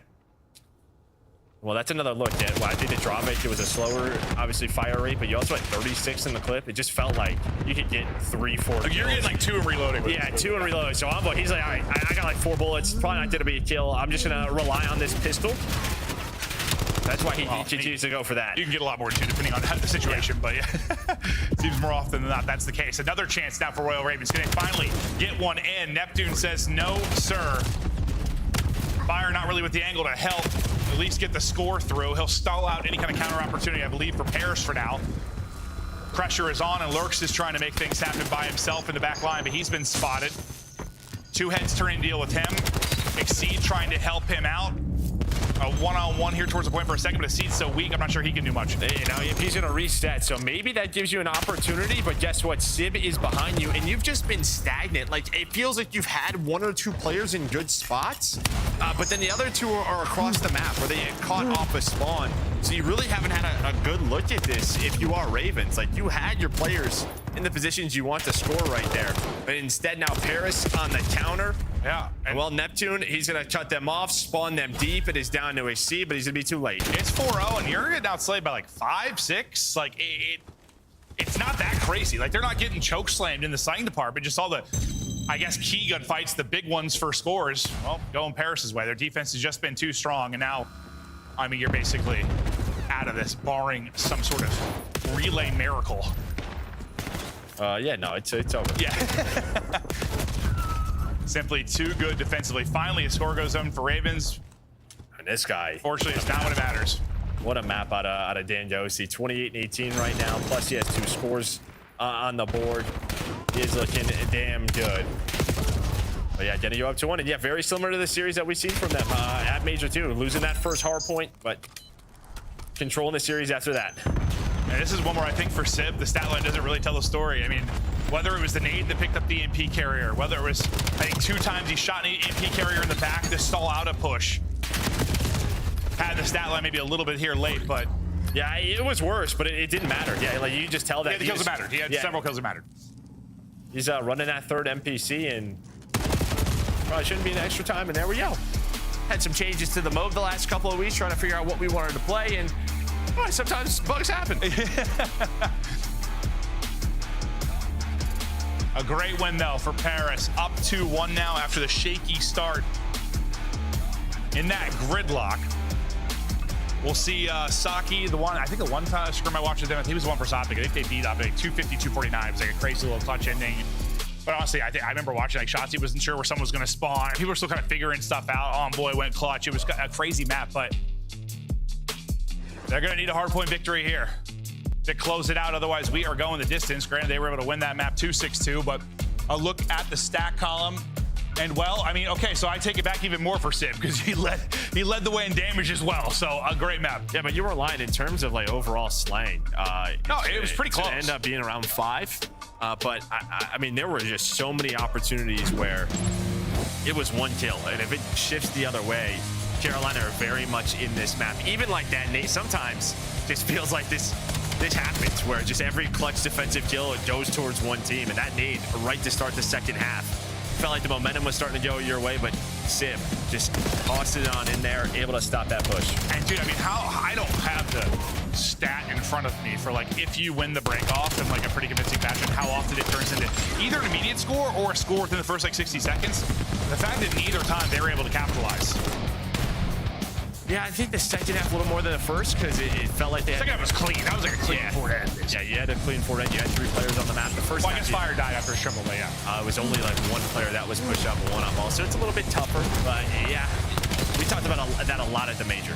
Well, I guess it's just even that first half, though. Like, you technically won it, and then you were down 2-0, like, real quick. So, like, it could have been a whole hell of a lot better than that, at least. You're hoping you at least keep some map control for a while, or at least keep EMP possession, but that was not the case. Envoy having fun. Ghosty in his bag in that one. Sib scratching his head, but he was shooting. And Lurks, who was having a party in that map 1, not able to enjoy it quite as much in the second respawn of our best of 5. But this is how it has gone so far. Now the closeout game will go to Saki. And while we wait for this, let's talk a little bit about Saki. What are your opening thoughts here? Just kind of seeing it now get into the rotation. Yeah, I mean, another one where there's going to be some big money hills. I think for me, you're probably looking at 2 and 3, right? Like the Bridge Warehouse at P2 and then P3. Yeah, it's a tough one to break because not only it's just such a large hill, so there's a lot of positions to check. And I think our teams will figure it out sooner or later. Makes it more difficult to nade, more stuff to check. Yeah, and I'm just kind of looking at map 1. Like maybe Carolina's put a lot of sort of time in with their hardpoint on these newer maps, thinking this is where we should take advantage of this. They did not play them on gridlock. That's kind of what. Well, I mean, I think all teams are thinking that, but especially if you're, like, I don't know, middle of the pack, trying to elevate your game. You hope you can catch somebody here, but. Hill time record. It's Fire in that map 1. Put up, what, 2 minutes, 52 seconds in that. Unbelievable start out of him. Hasn't been able to have the same impact over maps 2 and 3, but a solid one there in the map 3 despite the loss. Now, laughing just second is Nero, right? It's that's funny, actually. That's like, yeah. Nero was doing maybe a little bit of that, but maybe they wanted more of it. Yeah, they wanted more of this. And Fire's like, yeah, I can do a little bit better. I got this. All right, well, can they win both hardpoints here against what at one time was our best hardpoint team in the game? That seems to be a distant memory, really, for this Paris Gentlemates team, but trying to get back to that winning pedigree. Still seems work to do, but solid here in 2 and 3. Yeah, just hoping that they can, I don't know. They were just so far ahead. They were so far ahead. I assume it's just one of those things where everybody else caught up. Yeah, I'm sure it's part of it. Made those adjustments. And we know there's some stuff, through tweets, stuff going on in their personal lives and stuff, and hopefully, been able to move past whatever was going on there and get more dialed in on finding those improvements. And we'll see. Sometimes a team in this position, having some new modes, having a new maybe meta behind the weapons will be a good thing for them, a spark plug for them. Was a little worried after that map 1, but now that bounced back and they're in control of the series. And this, for me, is just a map that I feel like Neptune, if he is flowing, he will be able to take over. Well, and you can just find so much space on this map as a sub. You can kind of disappear. They can look for you. You can just be very annoying. Oh, I'm sure. With some of these rooms. So, yeah, Neptune is one where he can push some spawns out and get lost. I'll see if they can close it out in the map 4. Or if Lurks can get back to frying like he did in the map 1. Kind of pressure to him to probably match what Envoy and Neptune have been bringing so far. Here we go. First look at Saki. It's a beautiful map. No, it is. No, it is. It really is. It really is. I know that's not the most important thing, but as a caster, when you're casting it over and over and over again, I want it to look a little pretty. I do. I'm sure the viewers love it too. Yeah. Maybe a little colors. I don't need MW 2019 where everything was gray the entire time. Give me a little color. Into this P1 as both teams kind of vying for control here at the bar. Ghosty playing just outside the point. Craze is going to catch both and just put them down. Neither team really able to earn any time yet, but finally, Ravens stacking up behind the triple. And they get the map flip, right? They want that P2 side. We're going to head towards that top right. So similar to Gridlock. Well, they're getting the time, but they were also able to flip the map and cash in on this P2. See Fire, he's gonna be playing a little bit safe. 4-1 start for him. Immediate pressure though gonna be here for Gentlemates. Well, Craze will spawn out, so he's gonna be the one guy behind enemy lines, just trying to pick this up. Exceed is going bananas though. Exceed nearly kills everybody. He almost got all 4. Ghosty got hit to a bullet. Yeah, I was staring at the mini map. Oh yeah, Exceed was just dancing around rocks, just putting them down. Exceed goes nuts. And that's a big part of why, well, I mean, they had to actually get the flip, obviously, through the P1, but that immediate pressure dealt with so well by Exceed. We'll get right back over to his POV. Neptune is one with a rock. Well, he has been since the release of this game, if you think back to Exposure. But it is Paris that are finally able to get through and get in, rack up some of this time with Doug. A healthy 20 seconds remaining here. Well, it seems like if you get past sort of that back right alley, that's when you block those spawns. That's when they start to flip, and that's what happened. You found the early kills, and now you're trying to get pushed out towards this P3. Another opportunity here for Ravens to capitalize. You deal with the point man and Neptune. New hardpoint popping in 3. Really far forward will be Craze. Anything he finds will just stagger this a little bit. He is able to at least get one. Next guy that needs to get one for you is going to be Lurks. He's got a couple angles that he is trying to watch. Bit of info there through mid. He's going to try and wrap that. He's going to take the chow and win it against Neptune. I mean, he's the guy just trying to figure out where is this push coming from, and he's not seeing anything down low. So he's like, hey guys, like watch this bridge, watch catwalk. It's got to be coming from here. Well, he's going to find the first 3 players in that first push, able to find those kills, and now he is just taking his time. But Sib just walks right on up, and he's able to break this for a little bit. Let's see how long that break actually lasts. But I think that Lurks POV there was kind of showing what you were talking about. You can get lost. You can shift floors very quickly. A lot of different corners you can work as he was bouncing back and forth. Yeah, but you are able to flip the spawns. Looks like you just didn't block if you were Raven, so you're going to find some of this scrap time and stay in the game. It's kind of similar to what we saw in the last hardpoint, honestly. Got a little mixy around the midway point. And it's keeping Paris in the game with some scrappy hardpoint. We're heading out to, well, Exceed's area of the map where he went nuts earlier over at Rock, as he'll get back into his position. We'll see if this could be a solid one for Ravens. And they're just hoping that if you get an early rotation, maybe turn this into 40 or so, instead of getting a little bit closer to splitting the time. But the fact is, they haven't really been splitting. They've been taking like a 10-15 second advantage each time. They continue to do that, they're going to be winning the map. Craze is going the whole way around. That's going to turn multiple heads and should open up the front of the hardpoint for Royal Ravens to get back in. And that was massive because Paris, they were probably 1 kill away on the Craze from really having total map control. But then, as you said, like he gets a kill, someone else spawns up and guns another one. So the last 2 had to turn to deal with Craze. But here we are have the spawns. Here we are again. But Ghosty continues to have himself a hot series after that map 1, 14-5, 6 in a row. It just seems right around 25 to 30 seconds remaining in the hardpoint, and that's the bread and butter right now for Paris Gentlemates. We'll see if they can flip the script and kind of win it on both fronts here eventually. If they can get a nice transition into next, that's where they're going to have their best opportunity to look at a lead. But kills from Craze and Exceed kind of slowing down that story for now. As Fire wins a one-on-one towards Nil. Yeah, just trying to hit this Hellstorm. You see, well, he's going to lose that gunfight. Whoa. Yeah, no, I think you saw his expression as well. Gets NPC'd. Let's see if they can mount another break. They've had to come up with several. Looks like it's going to be a break. There's 2 more players they got to deal with. You see the spawn is coming in now for 2 Ravens players. On the way able to chow the corner. He's able to get both. That's going to be time now. And well, I think your earliest break you've been able to get now for Paris. Yeah, can they hold on? See how Carolina opt to break this. They're sending the first player all the way through. That's going to be Trays, but Sib's locking that down with the AR. There are some incredible headies in this position, but Lurk's doing a good job. He whips out another M15. He's able to find a double. Now that he's had to deal with Neptune, and well, sometimes you just can't deal with them. It takes the third. That's to give Paris the scrap time. But that's the difference between the break coming a little bit earlier. I feel like with the late breaks previously, with like 25 seconds or so remaining, Ravens were like, okay, let's just rotate. This time they were like, okay, we kind of have to attack this again. And now you're looking at a tie game, 106-106. The breaks have been there for Paris. That was just the biggest, and the one that were there able to really hold on and lock it down. Now we get back into mid-map. And And we'll see if this plays out similar to the first set of rotations. Carolina have done a good job since the start, as you said. They're trying to go for that P5 one more time. I think they're just kind of playing for mid-map control since P5. True, a little different, right through here. I figure part of it was also, I mean, that break was over 40 seconds left, too, so a little different than the previous ones, but so far, so good here. You also are kind of fighting over what you want to control anyway, right? But yeah, another nice P1 from Royal Ravens, and they're going to bust through the back and get a flip similar to like they were able to do the first time through. And that's on the back of Lurks and Exceed.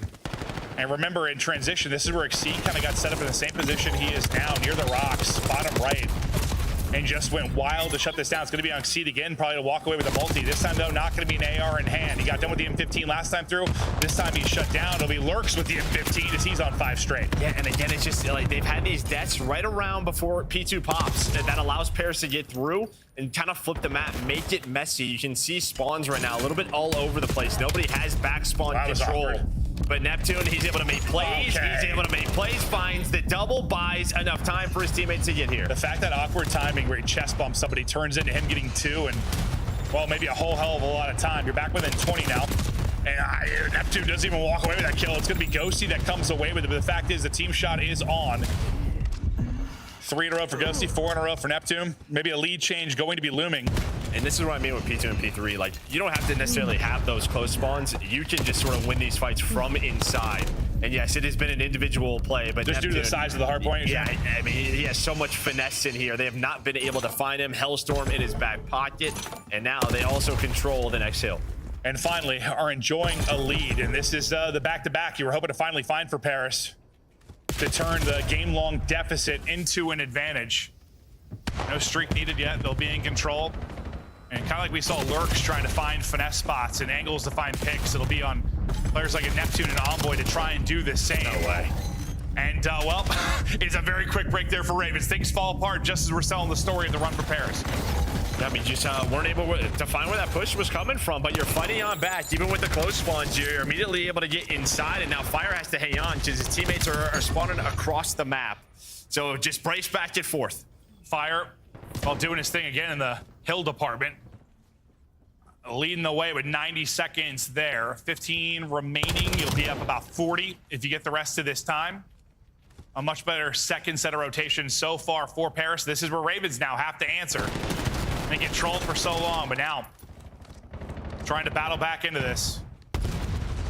Here goes Neptune in a second here. Oh, it's gonna be the streak. Okay, just tucked out the window. Streak gonna be coming in. You'll see the white arrow start to scatter. Let's see what this turns into. Yeah, at first it looked like they were gonna maybe just play. They knew they had one off a spawn, maybe just go for that push, but they want to put this game away. Well, this is gonna be a map where these things are gonna be deadly. P4 and P5. Wide open. You go 1 for 1. Yeah, they're outside, so you're gonna force them into tough positions. And well, he's gonna find a double after that. So Neptune do whatever he wants. Yeah, 1 for 1, but I think Alva got a kill right as he called the streak too. So he had a little. Well, didn't get killed by the streak, yes, but it set them up for a good spot. Ghosty though, 30 and 13. This is like that. Bro, remember that gridlock he had, or not the gridlock? Sorry, that Din hardpoint I think he had versus Thieves or something, where he was like quadruple positive the entire time. Ghosty, after a slow map 1, has just been frying, and they are 35 points away from closing out this series. They might be telling M15 players we're all right. Yeah, we're just fine, guys. Settle down. We're gonna get joked every now and then, but we still have a. Okay, well, that might be the stun too, but that didn't help. That did not help the argument. That was insane to have that kill come in as we're chatting through things. Ravens, though, in the hardpoint, 50 seconds remaining. Neptune, though, again, doing what he wants. 26 and 19. Keeps opening up these setups from Royal Ravens. Now 30 away from the dub. All the pressure on Ravens now to break. Fire needs a win on one-on-one. He's able to do that. Lurks is going to find a double as well, and they will be in. Now, can they hold this? 30 seconds to go. And they've been pretty solid at the P1. They've been solid at the P1, but in terms of holding on this map, they really haven't been. It's been behind the brakes of Gentlemates that they have found success on this map. Well, they're going to do it again. Yeah, it just feels like maybe a little bit more chaotic early on is Saki than what we saw on Gridlock, break after break. Team still figuring it out, and that's going to allow Paris to be 10 points away. Ghosty's been on his 30 for a minute. Neptune just joins him. Won't win it on that hard point, but here comes next. Now you've got to be perfect if you are the Royal Ravens. But Sib is picking you apart. He might get a third, and he will. Sib lines him up, shuts him down, everybody dead. Paris will now be in the hard point, 5 seconds for the dub. Sib goes wild late. It's a series victory for Paris. They started slow, but same with Major at the Major, right? Yeah, no, I mean, lost map 1, then ripped 3 straight. 3-1s all year between these two, and yeah, very similar. I was so worried, I'll be honest, I was worried after Gridlock. I was like, uh-oh. No, Carolina just looked like a very good Gridlock team. Yeah, they were a step ahead. Yeah. And again, maybe Paris relied on a couple of breaks that just never happened. Where the breaks on this map seem a little bit easier for them. Felt that way, right? Like breaks were coming in, well, about halfway through the point throughout that first set of rotations, but then they came early and often. And once they flipped the script, they dominated monster map. They're out of Ghosty. Neptune with some just insane kills to really get them in the hard point. Crucial, allow those breaks and allowing Ghosty to get into his spots, which didn't happen a whole lot in that map 1. Neptune leads the way in damage. A beautiful one out of him there. And on the other side of it, I mean, got beat up a little bit there. Yeah, I mean, you just got slayed. I think this is kind of like what was missing at times from Paris last stage. Like, you just didn't have your superstars be superstars. Like, maybe one player was doing it, but now it seems we're getting multiple back on track. Yeah, no. Like, you're just seeing individual talent kind of knock some teams out. Sib, maybe not like the statistically most insane series, but just like, even just the end there to close out the game. Like, rips off 4 straight, shuts it down, game over.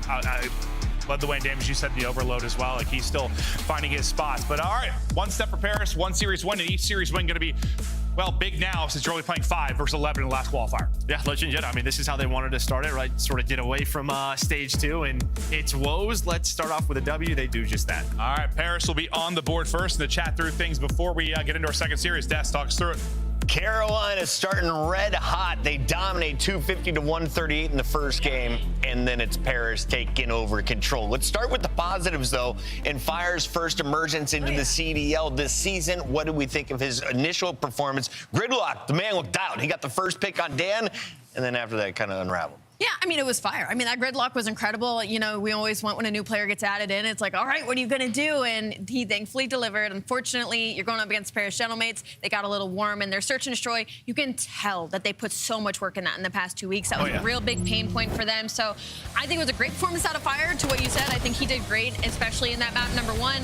On the flip side, though, Paris Gentlemates, great to put themselves back to the scene. I was going to say, on this map, though, it was Exceed and Fire. Both of the AR shut down by Paris Gentlemates. Was this just Neptune and Ghosty taking over, or what happened to Carolina on this map? Yeah, this one, got a little bit more hectic than the Gridlock that we had. There were a lot of breaks, especially on the P3. We rotate there. I'm like, they're not breaking this. No way. Ended up getting in. It's kind of a volley back and forth. But really, where Paris, sort of took control of this was the P2 from the front.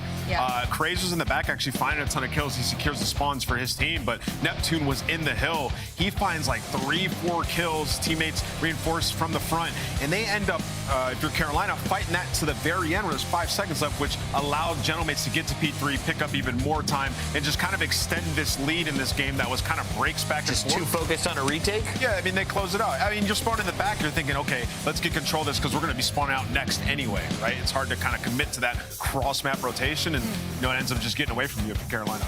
And what I really loved about this series too is we thought it was like Paris remembered the NPC was a gun. It didn't feel like in that first map they realized the absolute shotgun they had in their hands. On the flip side, Fire and Lurks are just having their lives. Yeah. Neptune gets a crazy kill in that search and destroy, and he takes off from there. And we see the Neptune we expect. So I'm hoping to see more out of that, out of the SMG duo. I love that you brought up Travis. Sorry, this is my segue into our scuff play of the game. It is Travis doing what Neptune does best. It is lighting you up from the front, from the side, from behind. He is going to hit you all directions.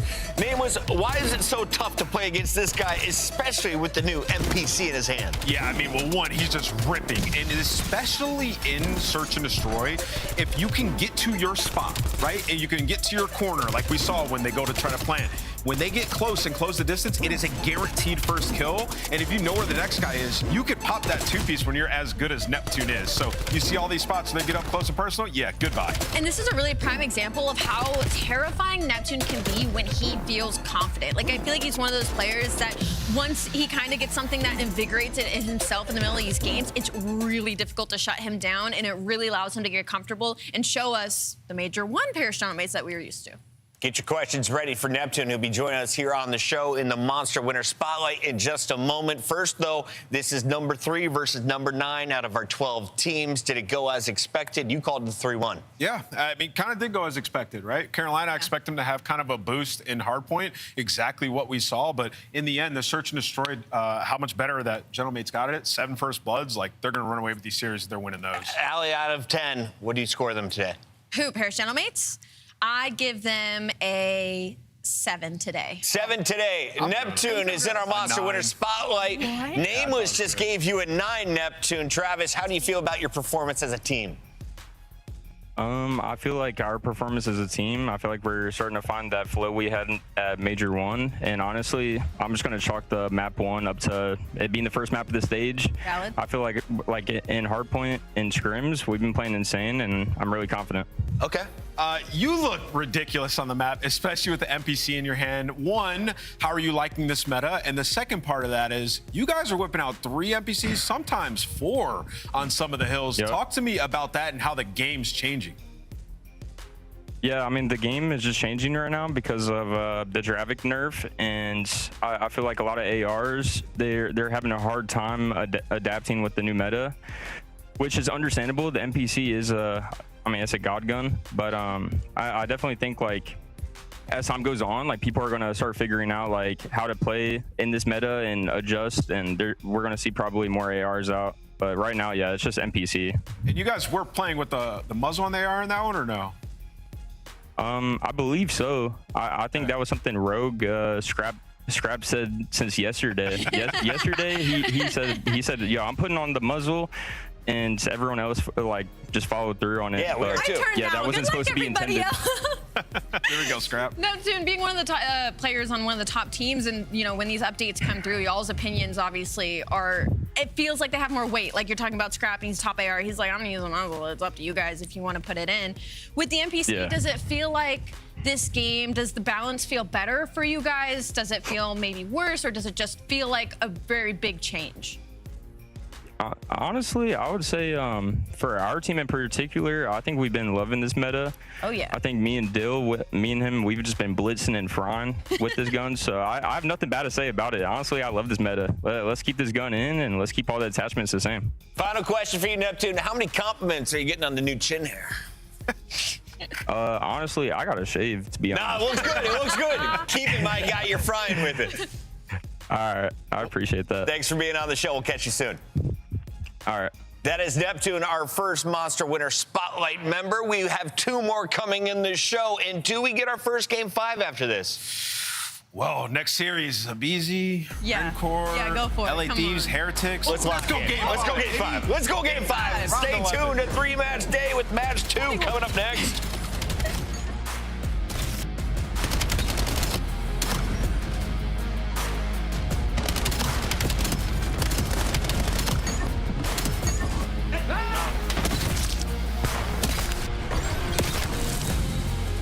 Options. Wow, there we go, boys. Hey. COD Champs tickets are on sale now. Come see the best teams lock in for this season's grand finale in fabulous Las Vegas. All 4-day passes come with early venue access. Head to FazeVegas.com or scan the QR code to get your tickets now. Brought to you by America's Navy and the special operators who work in the shadows. Scuff, official controller of the CDL. Monster Energy, the official energy drink of the CDL. Let's find out who's built for the big save. The Heretics ready to dive in. Thanks, Tim. 4 and Snoopy. Come on, what's the ball? But Hydra with the switch impossible. He's making top room. So damn happy. It strikes. Down a bruiser. Dominance on the grandest stage.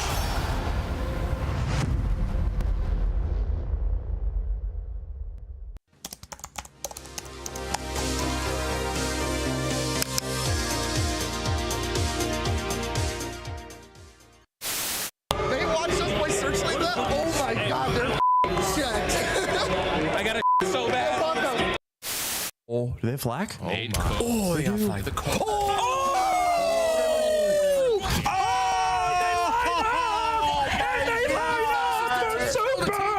Oh no, I would have did the same thing. And he's giving them some extra love and them no. A few moments later. Able to connect Investigate this man right now. Investigate him. No. And Vancouver are going to try to take mid away. Make sure they try to protect the end. Do not Oh my God. As he closes out, and that's what he wants to do.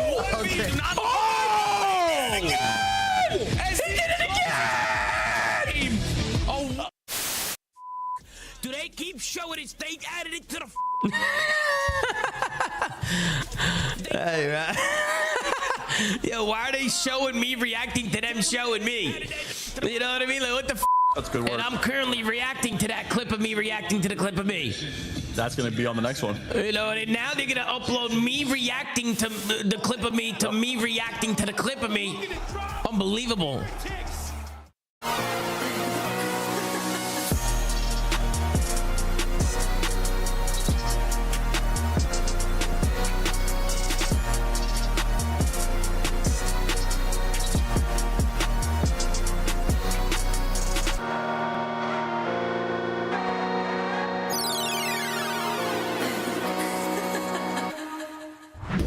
It's the Call of Duty League. We are back with the second half of the season as we are preparing for Major 3. We start our qualifiers with a banger. This one's got some beef from the main stage between Scrap and Super.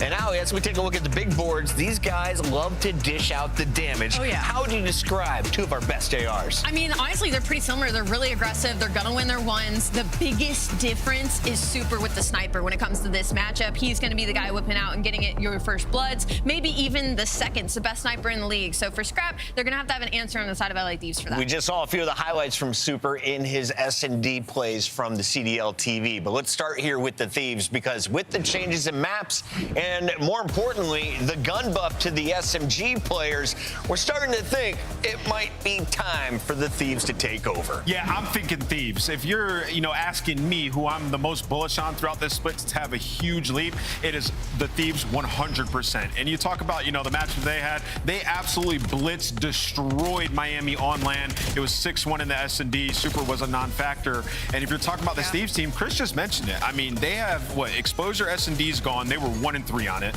Blackheart's gone. They were 1-2 on it. They vetoed that a ton. So Thieves are in a prime spot to absolutely surge up our leaderboard and have an amazing split. I have to completely agree with you. I mean, just looking at the hard points in general, their respawns were good, but a lot of the maps didn't fit their favor. And also their superstars weren't putting up superstar numbers. So now with the NPC into the mix, you think about Abizi and Hydra, and you're like, this should take this team. This shouldn't just wiggle the needle. This should move them back up into the top four. It's about that time Hydra starts taking over. That's what I'm saying. That time of the year.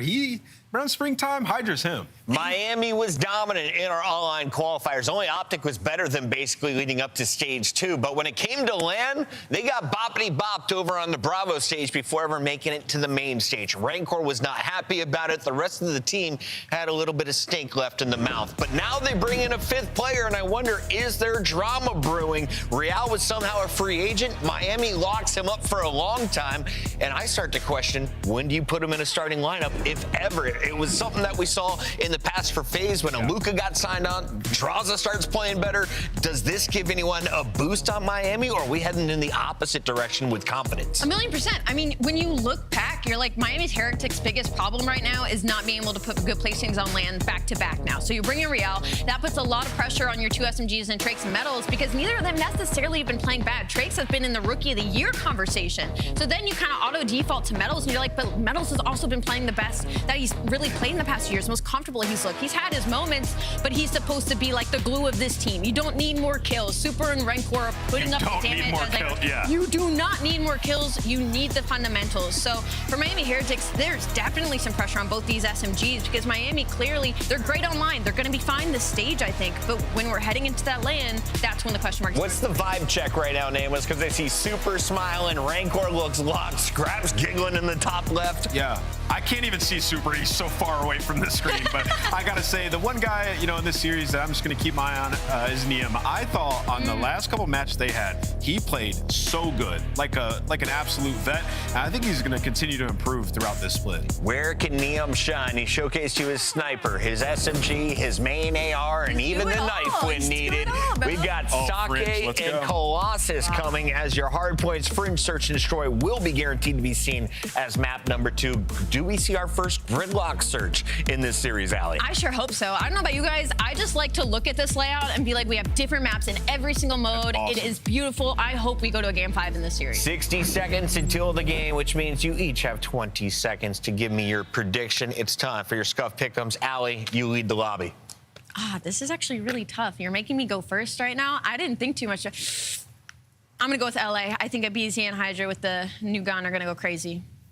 Yeah, I just kind of laid it all out there. I'm really bullish on Thieves this split. I think they win this one 3-0 or 3-1, max. I've got nothing to lose and everything to gain, just like Miami Heretics in this matchup. I'm feeling Rancor Takeover Series. The fans are going with LA because they're the higher seed, and we like math here at the CDL. Casters, how do you feel about this game 5? Is it happening?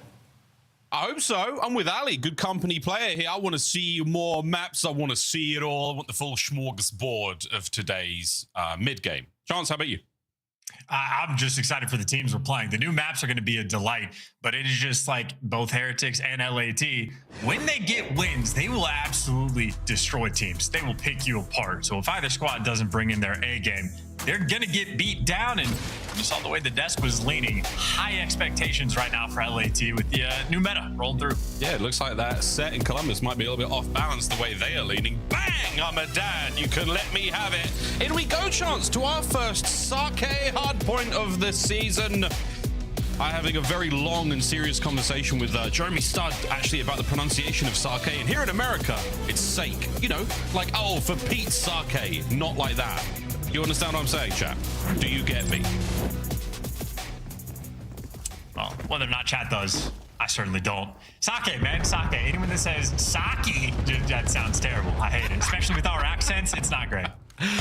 Well, into P1 we go. Neum, he alongside Scrap and Hydra get their respectives. Now, Miami Heretics not as active at this P1 so far, and Sake is a big map as far as our hardpoints go. A decent journey from spawn to time, and so far the Thieves doing it all right now. Yeah, Scrap, eventually they're able to help out Hydra. The Hydra, I think, might be right. Gonna be a dangerous man on a map like this. A lot of options and a lot of routes you can take, but they're gonna have to take the routes off spawn. Heretics, nice little bounce back over on P1, and they have a ton of real estate purchased on the map as well. Heretics have everything under lock and key. The market in Japan must be rather attractive right now. Hydra, no fan of the winter. Is it springtime for he and the Thieves? Shots are in from Super, though. He's right back into action. The final scrap seconds go their way. And top right side of the minimap over towards that big old warehouse. That's P2. And already a lovely spree there working out for him. 5 and 2 for Super, 5 and 2 for Trakes, 0 and 2 for both Rancor and Metals together. Oh, what a pinch, too. Trakes, yeah, he's going to be coming up behind the entire squad. Doesn't need the trigger discipline there for the 4-man wipe. Block the spawns for Heretics. That is an easy setup. Right now, this minimap, it is looking like a dream. That's great. Well, can Trakes make anything of it? No. All the defending players right now for the Heretics have been brought down, and the next wave of players will make contact with a hardpoint. Metals gets it up close and personal. Lovely trade. As the backline now still banging for the Heretics. They've got the numbers to try to keep this hardpoint very much in contest. Lovely shots at a Super. 7 and 2 for he. As the Thieves get a toe in, can they hold on though? They are hanging on by their fingernails in this hardpoint. Metals comes in, relieves them of control, and the lead ever bigger for the Heretics. And now this is the true test in my mind. These P3 holds, LAT are going to have the initial setup. You want to make sure you keep that back left corner like pocket spawn, and you're going to have Scrap spawning out as well. So LAT, a lot of pressure on, and Metals is soaring towards the time. And for a hill that I'm thinking is going to be difficult to break, that is almost instant. However, Abizi, they haven't found him just yet. Yeah, he doesn't. CZ the Abizi, and Abizi can't pay DM. Sonny seizes the back spawns, allows his boys in. What a moment for the Thieves. A sneaky Tyler Farris. This is an opportunity to get right back into this game of Sake hardpoint for the Thieves. That bailout moment. Yep. And now he gets to roam maybe a little bit more free, but any intel you get makes your teammates' lives that much easier. To break into this hill, you need pressure on every single side and everybody collapse. Well, 2 through mid, 1 through the side door, and Super there to block spawns. It is exactly like that. Yeah, we're thinking, like, how hard is it to break this thing? Well, for the Heretics, it's, what, 6 kills in a row, including teammates, no survivors. Final few of that P3. Over to the open Zen Garden, the rocks now on the low right-hand side of the minimap. Hydra on the route. Can he make anything of this? Sure can. That should be the spawns flip, but what a minimap right now to contend with. Great awareness, though. Hydra's play is going to continue. Middle of the map now for Scrap on the dance, and the time for the Thieves. It's going to be awkward spawns as well, just because Metals is getting a pinch through mid. But Metals, the only one able to strike and find any degree of kills, and he gets cleaned up immediately. So LAT handling this rotation perfectly. They're looking to take the lead here. Scrap now, trophy in time. An awkward hard point to take fights on. The Thieves trying to push this out. Hydra could be eating good here. Great damage to the first man. The Chow! Oh, he's getting the damage in as well. Lead change. Thieves are in control. A 2-2 split right now for the Heretics. Gone. Hydra cuts the head off one. Now to the other side. And Neum and Abizi have it as well. What a hold from the Thieves.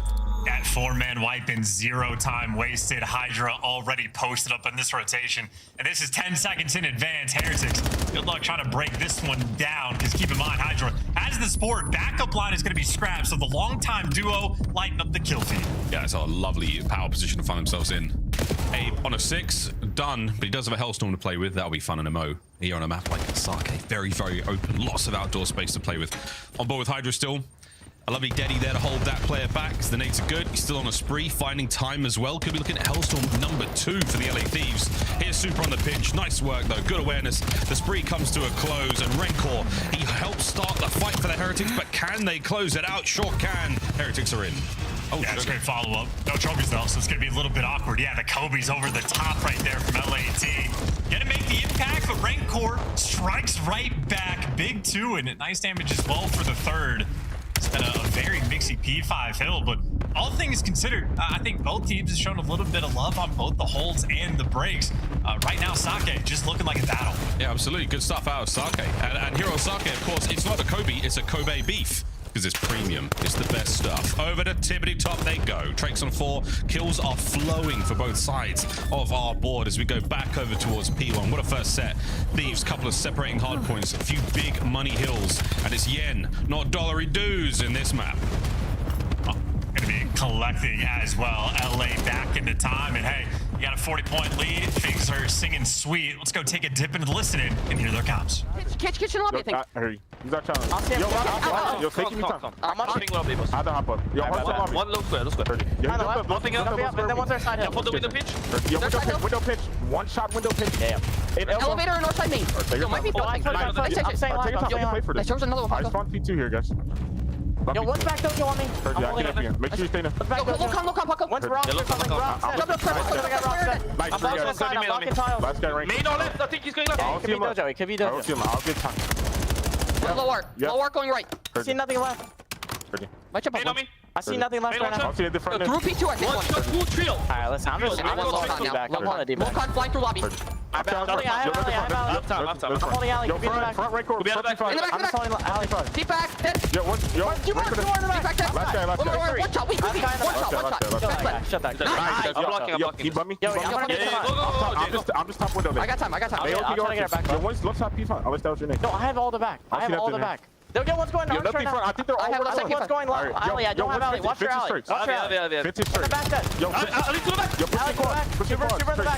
Yo, quad's weak inside door. Quad's inside door. Side door and quads. Quads, nice. Side door. Side door. Watch your side door. I'm gonna take a left right here, okay? I'm right here. Watch out. Benny. Taking the left right here. Two. There's two. These are hard bacon at all. I'm taking the left right here, guys. I got you're better. Yo, play this hold so they can spawn up. Ready? Maybe this can spawn out. I'm right left. Yeah, you could spawn out. You go fast. One is long. One is long, guys. One is long. That guy could spawn out. He definitely, 100%. Yeah, I'm trying to go. Yo, Trey. I'm going to spawned out. Trey spawned out. He's going arch. P3 row is on. Nice listening there from the Thieves. Charles, we even got a classic, iconic Abizi. You're better. Yeah, I had to listen there to gas up the teammates. And they called out everything, by the way, perfectly listening. They knew they had a single Heretic player spawning out, so they swarmed this new time for the break-in. What was once a competitive Sake Now looking to be a little bit devastating. LAT just trying to finish their drinks, but Heretics, well, gonna ruin that call. Another P3 break right inside the time. All 4 players surrounding him. They're 30 seconds to rock. We're not drowning our sorrows just yet, Miami. Nice kills. This is the way a P3 should look here on Sake, like a castle, like a fortress. Hydra managing to infiltrate. Oh no! Oh no! Super finally puts a stop to that shenanigan. And here comes Scrap picking up a couple more. Oh, scrap time for the man himself. The reach-out was ambitious indeed as the Heretics on the far left-hand side of the map, but these are set up for success over by Rock. Low right-hand side of the minimap, Hydra with a corner. I mean, these just cruddy spots have been unreal. BZ's tucking himself in the back as well. They're not actually blocking the spawns, and it doesn't matter because it's a 4-man wipe. Yeah, LAT got the rotation down. They got the cruddy spots figured out straight away. They're looking to make stage 3 theirs. Oh boy, Hydra is cooking. Shots from Neum on the back as well. Everything looking good. There's another red dot to play with here, boys. What will they do? Will they charge? Will they let it come to them? Choices are on right now for the Thieves. They can do no wrong on Sake. These boys are of drinking age, and they are having their fill. This is just devastating. Cleanup crew as well. Metal's nowhere you can go. I mean, Heretics just awkward pushes, not able to get any degree of pressure. And they just got ran through on this Sake as well. Neum gonna finish this one off on a 5 spree. Hydra on a 4. Oh, yeah. I mean, they kick things off well, and they're gonna finish on a strong note, too.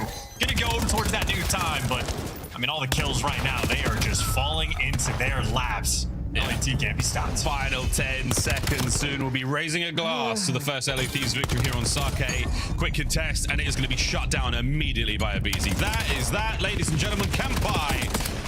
There's a clatter of 45 cal and glasses across the country. GG's. Thieves tape map number 1. That's brutal. And for LAT, I mean, good looks the whole way around. BZ, maybe not enjoying the NPC, the slaying category for the first map, but he's still got about 2 minutes of hill time, so that is absolutely dialed in.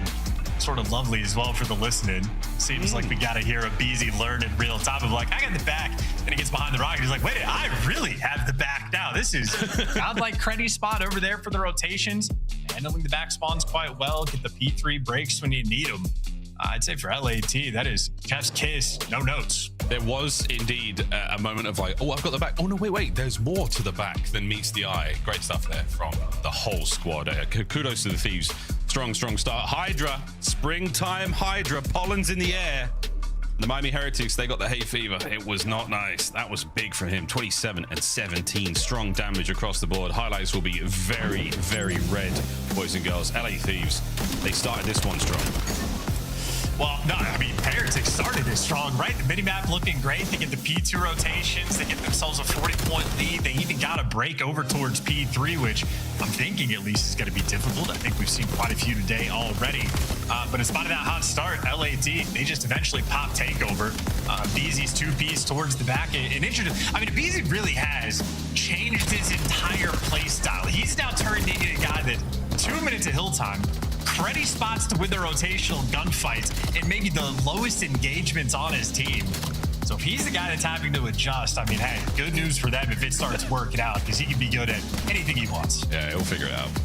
Great looks again on the P3s. We're going to see this plenty change throughout the remainder of Sake's life through in Black Ops 7, because again, brand new map for all of us. It's going to be exciting to see that change and help us all out when we play ranked as well. And I've had some blowouts on this map. Haven't been on the receiving end of one yet. But still early days for my ranked career. Lovely stuff once again for the LA Thieves in this opening hardpoint for them in the series. We get to see a different map in every mode today. Isn't that fun, boys and girls? It has been a hot minute. We say bye-bye to Sake. We put the lid on that one. Get right towards that search and destroy soon. Heretics can't wait, I'll bet, mate, to get into that. Because let me tell you, that game flow, those boys, there was no designated driver after P3. They got smashed. Absolutely run it all the way to that 250. Yep, and keeping it clean on rotations as well. Seemed like LAT pretty consistently playing ahead of the game. I mean, win the rotation towards P4, that's where, again, Hydra showing off the cruddy spots. That's where we're tucked into the depths of spawn as well. I mean, just had a runaway hill on the game after that point. Pretty comfortable. Pretty easy, and guns certainly flowing. So first look for Sake for both of these teams, and now for the entire league, our first look at Fringe S&D. At least since back in the day, Black Ops 3, but no jetpacks, just the wall jumps. It's going to be an interesting nap just to see what ideas these teams are going to bring. Yeah, and for the massive nerds like myself, we're going from a sake distillery to a whiskey distillery. So from one hard liquor to another, we're going to find out how this one goes. And who's going to be licking the walls on Fringe? Who has no idea what to do in this map and mode?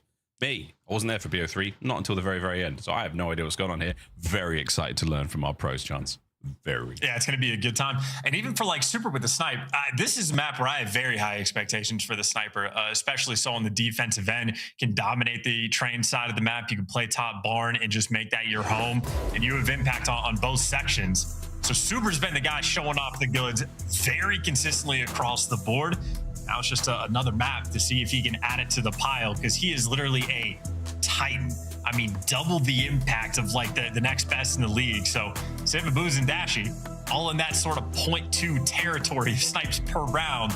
I mean, he's doubled them up. It does not get better. So far and away, the best. Also, I mean, so far and away, the guy that's doing it the most, just using it nearly every single round.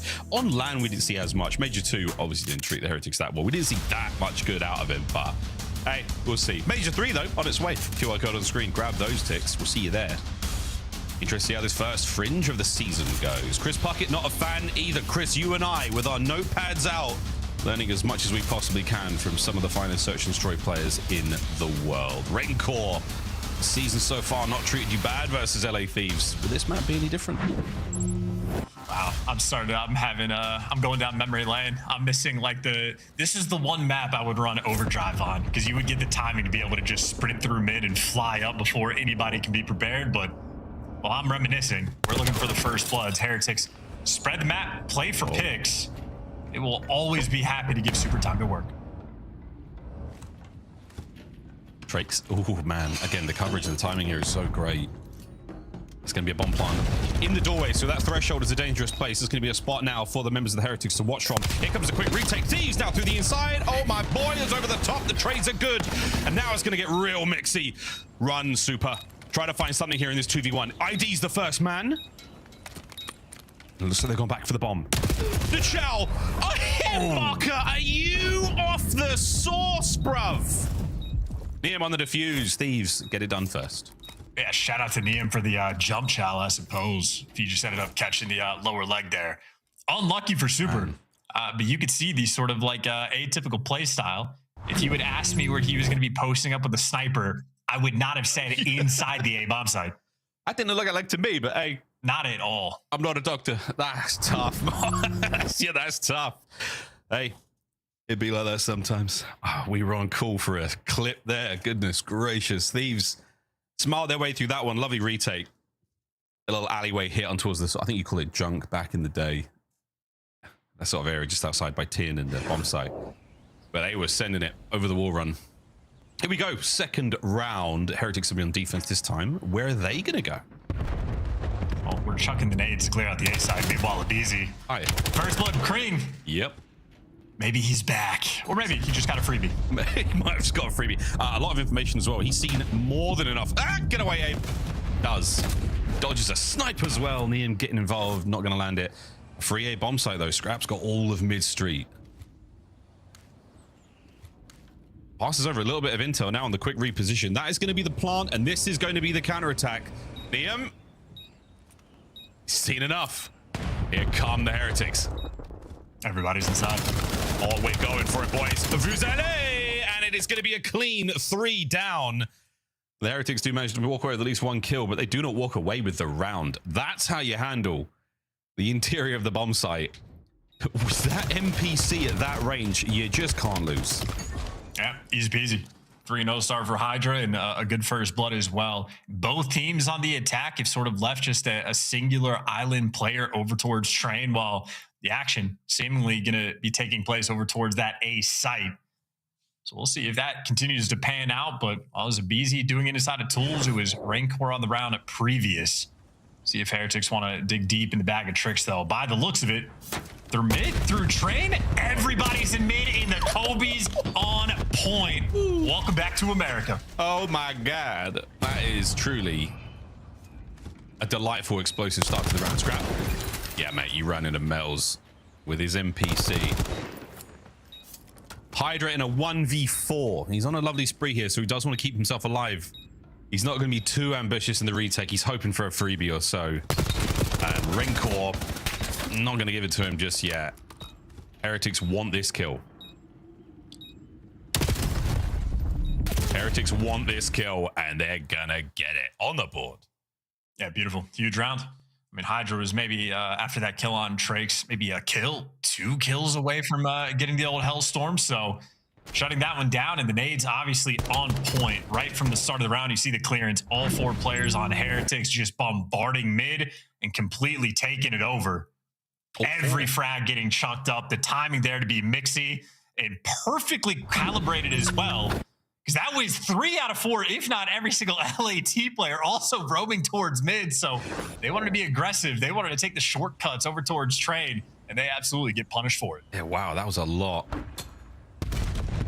Rolling hills, rolling thunder with those nades. Will it connect for Hydra? Not yet. Oh, he spotted that player, though. Here we go. Metals toe-to-toe with the Phenom.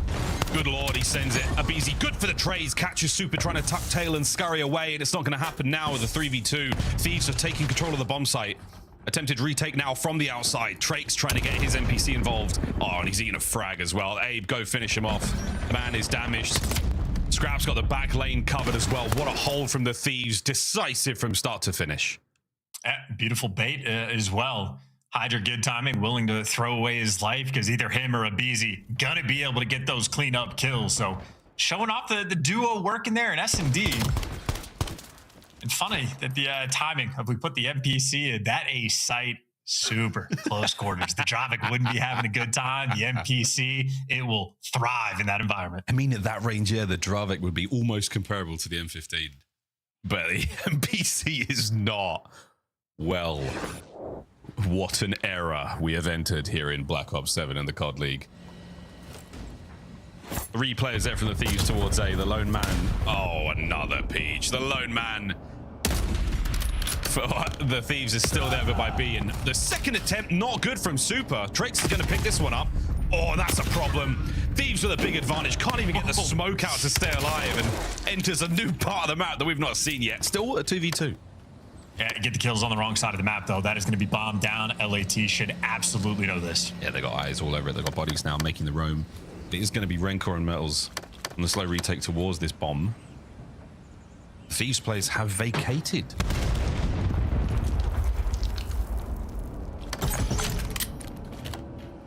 Bomb recovered. And even the explosion of a frag grenade has not stopped the LA Thieves on this literal train track. Coast to coast, they're going clockwise around the map together. No deviations thus far. And we are going to see the plant. Here we go. Neum spotted out. Time ticking. A good nade. Great damage. Here we go. Thieves trying to capitalize. Over the top. Hydra's down. Metals can't get 2. Now 1v1. And that is a good one for Rencor. Yeah, shout out. Well, I'd give the credit to Metals as well, just for the protection. So Rancor's weak from the nade, has to sort of back away and reheal as quick as he can. That first gunfight for Metals, winning it and then stopping that other player from killing his teammate, absolutely everything. So Rencor gets credit there for the final kill, but in a 2v2, yeah, Metals there for the bailout because LAT were swarming.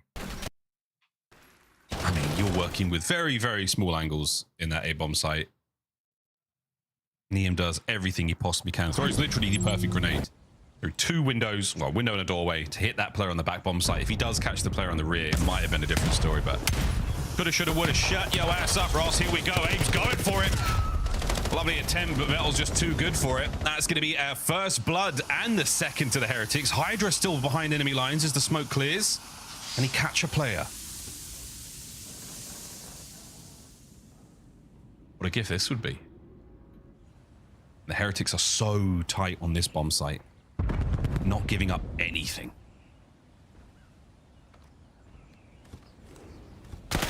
Corners checked. Metals with the instant reach out, Trakes the man on the kill though. And now Scrap, good luck mate, this is a 1v4 and they are all over you. Which one are you gonna go for? Take your pick, son. Heretics locking it down quick off an aggressive round from the Thieves.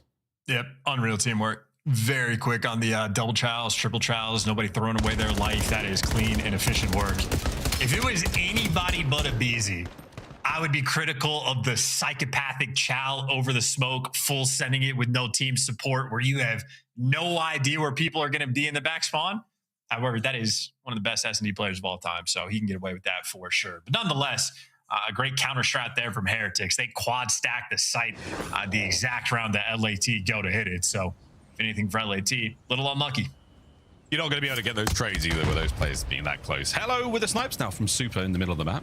The nades this time around are going to get eaten alive by a big old trophy. Neum on a slow peek. I do believe he was sniping as well. So a happy start for the Heretics man advantage. Now to 3v4. What are you going to try to do? I think Hydra, well, spotted out now. Eyes on him and they back him down, but that is good information on one. And Heretics leading up towards this B side. Scrap trying to make the play, though. Aggressive. Him and Hydra working the pinch. Frankor has a big responsibility. Look at that on line of sight. Look at the M15s. They're nailing it here. Great shots. Good work, Scrap. Second man was ready for the fight as well. And now the 3v3. Heretics got time to plant the bomb. Now reposition. Get the power spots. Get themselves into the top window by Barn.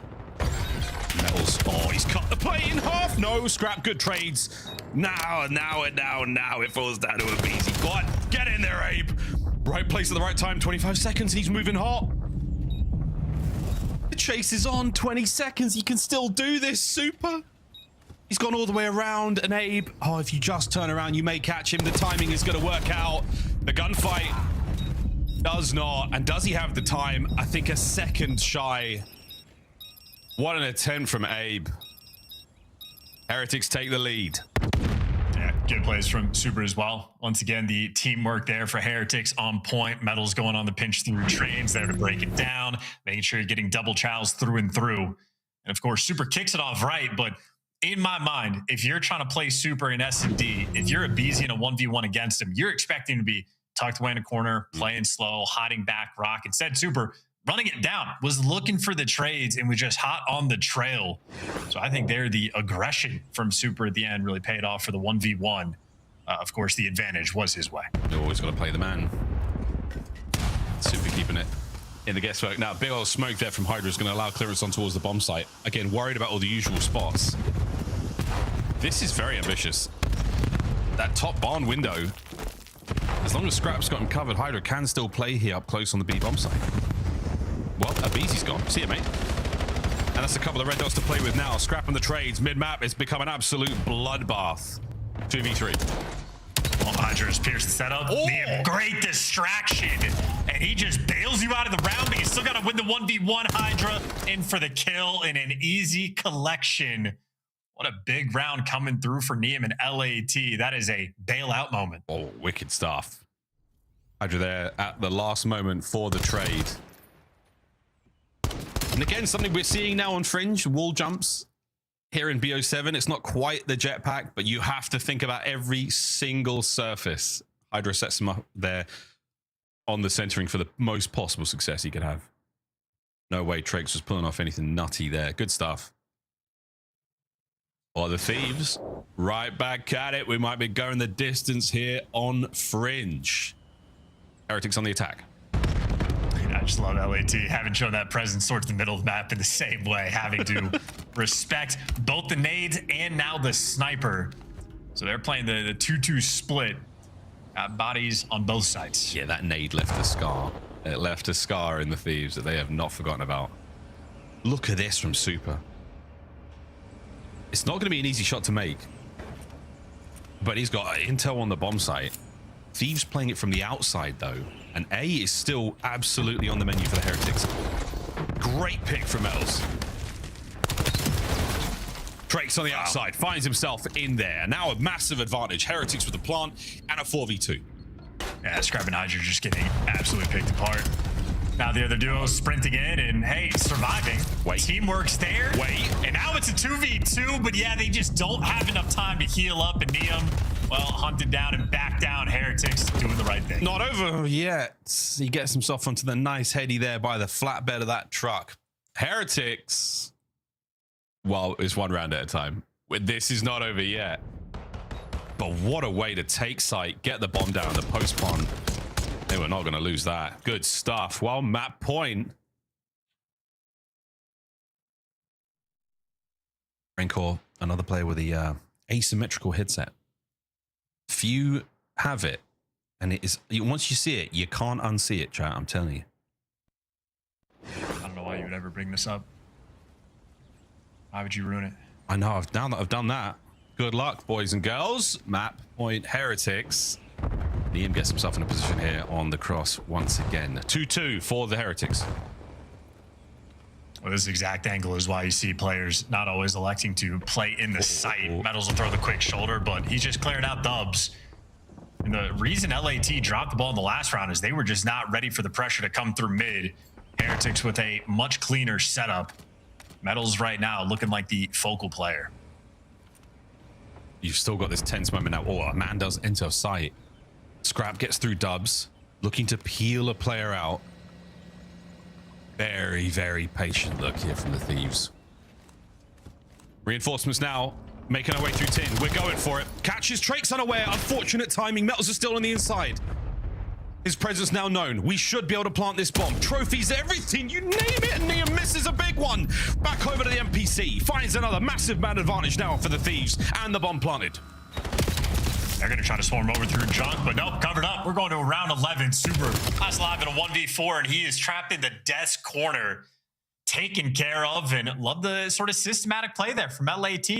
Very patient. I think Scrap sort of creeping in through dubs is what made everybody turn. Metals ends up losing the position, gets back down, starts calling out, and that's why Trakes goes to turn.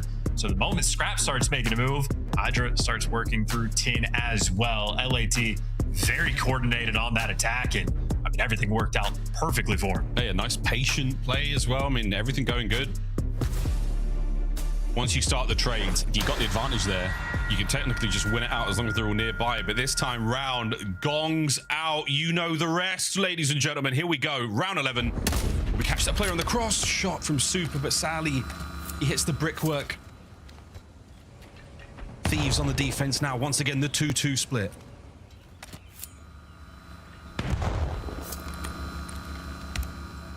Same duos working defensively as well. Scrap and Hydra together. Abizi with Neum.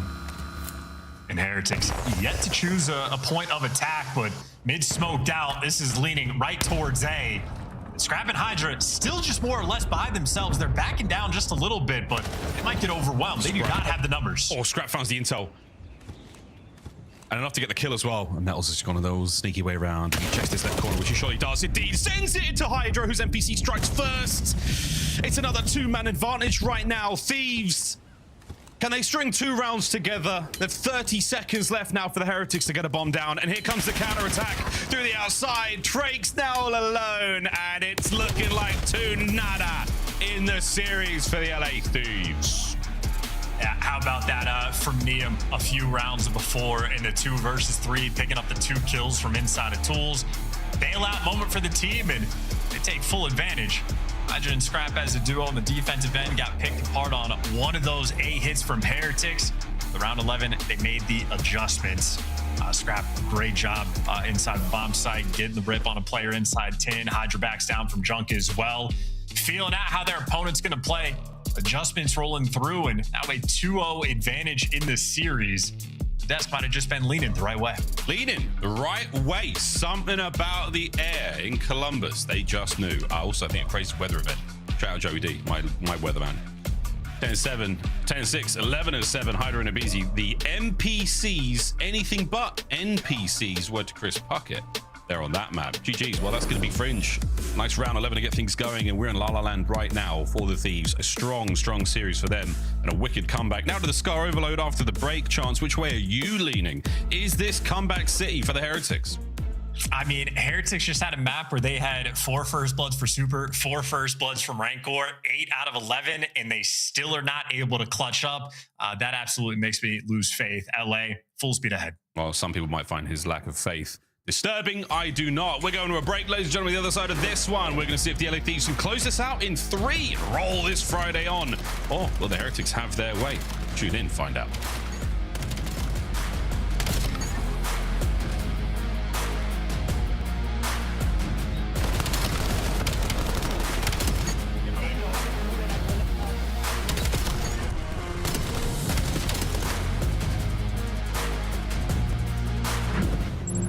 Scuff, official official controller of the CDL. Brought to you by America's Navy and the special operators who work in the shadows. Dominate the competition on main stage with the CDL Major Hunter Tracer Pack. Collect your chip by scanning the QR code or heading to the in-game store now. Black Ops 7 returns to the Esports World Cup in Riyadh this summer. Scan the QR code to be notified when tickets go live later this month.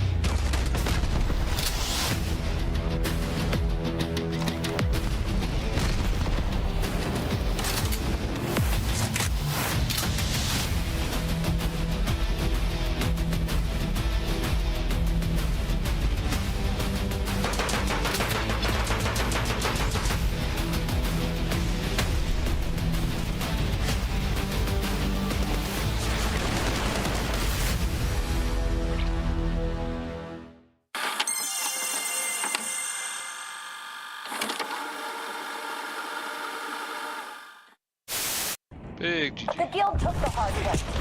Oh, that was roll for bears. Aw. Got the hard point. Hard point contested. Oh my. Oh my god! Goodness. Oh no. Hello? Are we good? Hello? Show me the play again. Watch it again. Replay that. It's in red. It's in red.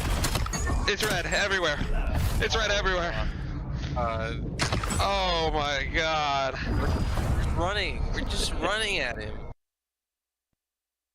It's the Emmy-nominated Esports Engine Crew.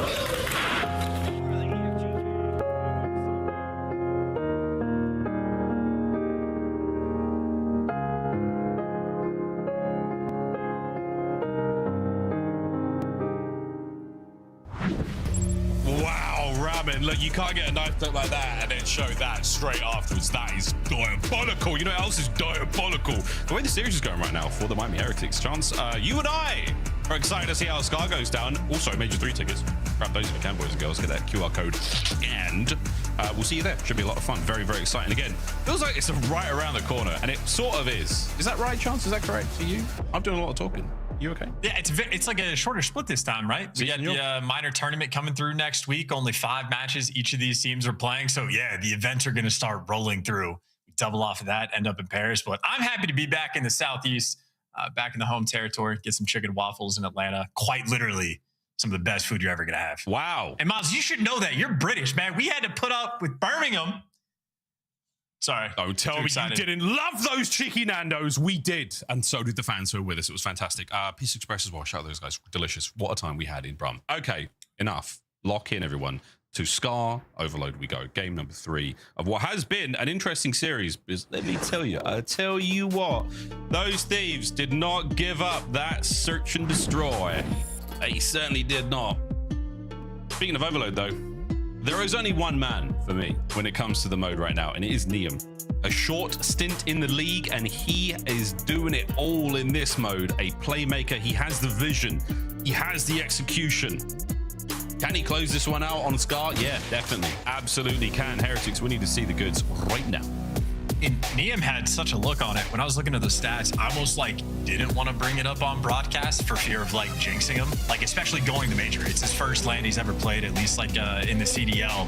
And I'm like, I don't want to gas him up as one of the best overload players. And then at the event, he played like one of the best overload players. So yeah, in fact, Neum in this game mode has just been a menace.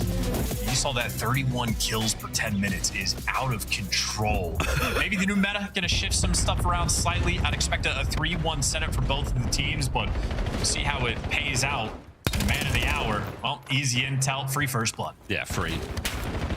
Yeah, look at the way the thieves are rolling. As soon as you get a couple, he's gonna make a move. Oh, crosses the threshold into the goal. Maybe pick up good. Hydra's gonna get the kills. He gets it. Can't get the cap. Nice play from Super just to stay alive there. Get past that fence line, you might be looking at 1-0 lead. And a 2-2 as well, at least for the side of LAT, in terms of 2 subs, 2 ARs. So Easy and Hydra running it down, getting the kills, all the pressure in the world, and just like that, a score. First point in, and only took 47 seconds for LAT to make it happen. This is the thing. I mean, you just can't take your foot off the petrol pusher. You can't stop, let go of the steering wheel at your demise. The pickup is there, but the kills on zone are not. So the goal is now a dangerous place to be, but Scrap doesn't seem to care. This is caution to the wind. This is an opportunity to make a run for it. Gets away with his life as well. And his teammates pushed out through the mid-cut. 2Bs there for Abizi, 3 in the feed. You cut this left or do you cut this right? Abizi looking to clear out the left lane. Finally overwhelmed as Metals gives you 2, and funneling up the first one there for Metals, shutting down the device. So an awkward moment, LAT nonetheless maintaining the pressure. Indeed. Wow, and we're under pressure still. Abizi, he's the king of the shop right now. He's the meat of the deli. That boy's doing it all. NPC looking good in his hands so far here in our Major 3 split. And there's still endless amount of pressure right now for the LA Thieves. But Heretics holding on. Heretics staying firm. Heretics. Quick listen in. Muerto uno. Más en P5, P5, P3, los 3 derecha. Lucha. La bola con Heady. Híjole, no. Uno, dos, derecha. Estoy esperando en coño. Vete New, vete un tiro, vete medio. Derecha, cruzada. Con y verde. Tiro uno, P1 muerto, otro más derecha. Otro rápido. Triple. Buena, es for. Amenazan en la cara, arriba verde, sí, la roto. Y Armenta así, le queda izquierda, Scrap. Muerto. Uno, se me ha tirado T1 ya. No, me mata. Un tiro T1 y arriba verde. Se ha puesto Market. Muerto. Bueno, esperando. T1. Va a derecha, va uno punchando. ¿Dónde está el medio? Jolera. No, From Market muerto. En acción azul, hay alguien que queda responsable. Sí, dejamos. Cuidado de izquierda, Otro a izquierda. Dos izquierda, uno un tiro, son dos. ¿Llega? Buena. Nice. Ahí uno la bola izquierda, Por la izquierda, Wick, me has tocado, está un tiro ahora. Voy a abrir el medio, el último. Voy. Están Jules el pie, esquineado, ¿vale? Voy a ganar flanques. Te da arriba, verde. Full stun, ¿vale? No hay nada pinch, ¿vale? No estoy nada tampoco. Arriba verde tenemos, arriba verde muerto. Arriba izquierda conmigo. Deja peña caída, cuidado. Puro. Fue main uno. Sí, saco la otra ya. Abajo pasarela, muerto. Hace Sidor, meto. Otro más, Market. ¡Follado! Dios mío, Chance. What a cap. And now, Heretics stronghold in their spawn, pushing towards what could be their second goal. Yeah, I mean, lethal players on the map as well. Metals might be 9 and 10, but he has been X-ray zapping people as well. Bouncing back and forth between the M15 and the MPC as well. I've seen a lot of players, depending on the timing, depending on the spawn, switching back and forth between the weapons, but that was reviving for control. Super just wants to buy his teammates time. Trake's on the pinch. Only good for 1 at LAT. Trades on point. Good trades. Possession right now for the Thieves as well. Great. But what little the Heretics have had of it, they've made the most. Attack now is on. Goal hanging in the form of Scrap. Chance to run this one home. Can they get across the halfway mark? They sure can. It's 2-1, ladies and gentlemen. A rally is not looking likely from this position, but don't count the Thieves out. They're still finding the kills from inside of spawn. Super with a blade to Hydra. Should make this all good and safe. However, the Heretics with a forward position, 25 to go. Can they get one before the whistle blows? Well, they're going to be in a hurry. Metals maybe trying to full send this one quick. He has no more backup, though. His teammates towards the middle of the map, trying to swing this west coast to east coast, dipping back and forth. You're collecting it, but where are you going to go? Everybody on Heretics just getting picked apart. This is last-minute desperation effort. If anything, right now, if you're Heretics, you just want to play keep away. You're not getting the kills. Need to stop the device, and there you go. What a clutch kill from Metals. Making sure the LAT, no more opportunities there. But I'd say Ultimate, a bit of a bloodbath of a round. LAT in the slaying department, thriving. Well, they got the kills and they got the captures. Obviously, a 2-1 going into the second half. Not huge from a squad who have seriously had the hot hand so far. Quick look at the highlights again. And the captures were very, very close ones again. Hydra, this was the only clean cap, really. On the other side for the Heretics, it was squeaking it through under gunfire. Not an easy thing to do because the Thieves have just got so much control here on Scar so far. Well, hey, happy for that one capture, though. If you saw the time of possession got thrown up during the listening, it was like 65-35 or 70-30 in favor of LAT. So they've had the pressure. Heretics need a strong opening break to try to get a little bit of that momentum, and that is not going to shape up to be the case. LAT kicking this round off right. Kicking this round in the ass. Okay, it's a lot of friendly fire, Super. Let's calm down, sweetie. That's right. Scrap punishes. B goal is the target. Trace can stop it. Another? No, what a save. Keeps the play going. Super might get the kills, but Thieves, it's 3-1.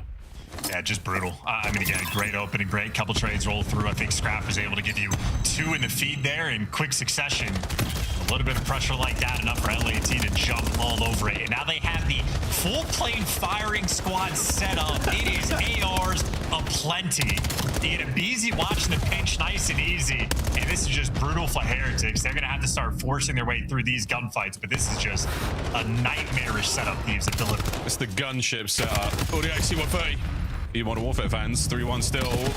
Possession. Liam trying to get forward. Trake's holding it down. Oh, it's awkward. It's ugly. And it's over. Now Heretics with possession fighting their way forward. Can Abizi stop this play dead in its Trakes? No, he can't. Not Tracks. You see what I did there, chat? Still on. Can the Heretics get it in? Can the Thieves stop the cap? Oh, they cannot. Off the backboard just in time. 3-2. Yeah, they took a big bite. Trace shuts them down. They had full control over on that top side of the map. Everybody towards plane, but they wanted to make some moves, and they get counter-punished immediately. And Trace off the back of that, well, here comes the Hellstorm. Metals does die in the back of spawn, though, so everybody should be able to survive in blue. Super gets to be the front man, but I mean, they have just lost every single player along the way. LAT just dealt with the Hellstorm, and they got all the kills. Yeah, and 2 kills. And it did look like for a second there that somebody might have been... Nope, all good. All good. Trakes might look fully streaked out, but right now, pressure is certainly on Thieves. Woohoo! Okay. We'll take a couple more of those. No, you should have kept the MPC out. That thing's better than a knife in nearly every situation. Good lordy. Metal's on the hunt. No good. It was simply bait dangled in front of him. He takes it happily. Abe on a spree. Good trades there from Super. He and Wrinkle get a pair. An opportunity now to pick up device. Trake's trying to play for goal. Shut down. Yeah, I think any single time a Heretics player's got in the spawn of LAT gets taken care of in quick order. So Thieves right now on point, swarming around. Device now just reset. 2 minutes left to play with. And great work. That's 3 in the feed. Hydra, front man on defense, taken care of. And there you go. He's done. Metals to soar this one through. Oh, he's trying to soar, but he's crawling. He's so stunned. Finally gets it across. The equalizer now late into this second half. And the possibility for the rally is absolutely alive. And well, could Trakes get this one across the wall? Metals has got to cover it. Can he get at least 1 kill? He's no need. His teammates are there, and the lead has changed. What a play from the Heretics. Yeah, keep that pedal pusher going, by the way. The petrol, whatever we're calling it. Now you got everybody at the top side of the mini-map. Metals, front man in line, the lead blocker. LAT setting up multiple players on the defensive end, but for Heretics, it's moment. You have the lead. As long as you're getting kills, you're ecstatic. And they're getting them all. Trakes and Metals there in the feed. They are running the show, a 4-man wipe. This is looking devastating. Someone's going to get the EMP, though. You got to get the ball. Someone's going to send it forward. You lost the kills. Yeah, that's right. Turn the ship around, son. You were smacking them. But now you've got to wait. Hellstorm now. These players wide out in the open. They're going to scurry inside as fast as they can. But the Heretics is just buying some time. Don't let this get out of hand quickly. Look for that another cap quick. Oh, Metals has gone huge. Metals has gone grande. Vamos! 5-3. Oh, every single player on LAT ran to the middle of the map for protection, and then you can't make it back to actually play defense. I mean, we're just watching Heretics break them down. NPCs galore inside of the spawn. Hydra, the only one that can make the high impact play, but he gets caught, he gets gunned down. Heretics running the show. Oh, 40 seconds left and the bed has been shat. We are going to a map 4 unless something unbelievable happens now, folks. Heretics, dig in. Get cozy, boys. Take a deep breath and don't let that EMP get moving. Trace is going to have to go big here. He's shown his hand already. You still have to take control of the EMP. The kills are good for a second longer. BZ down. That should be it. Hydra's going to try to make something happen, but no, it will not be the case. The Heretics on the swarm. The Heretics around the EMP. And we say hi-dally-ho to a new map in the series and another hard point. Heretics are alive. And nothing, I think, in this game feels more brutal than when you start getting chained on and rally captain overload. Just such a painful moment. LAT probably had control of that game 70% of the time. Foot on the gas, beautiful opening break in the second half, everything going so well. And then, frankly, the moment where the momentum starts to shift is after they got a bunch of kills and they start to run the device like towards the P5, like the right side of the map. They get wiped out by Trace, who earns a Hellstorm on the jump. And then just from that point forward, Heretics just slamming absolute flow state. Trace able to throw up a monster performance there in the map 3. He did. I mean, his Hellstorm, ironically, not the good one. Metals with the big 3, allowing his carrier to make their way forward towards goal. I mean, what an assist. Those 3 getting it done. A 5-3 final score. No extra time. No sudden death this time round. What a delightful game of Overload. Well, Scar continues to be a fun one. And again, for the first half, 70%, maybe 80% of the game, LA Thieves fantastic. They let it slip just towards the end. Heretics very, very happy to see that one go through. A couple of ridiculous NPC kills. There's one from Trace. Lovely stuff.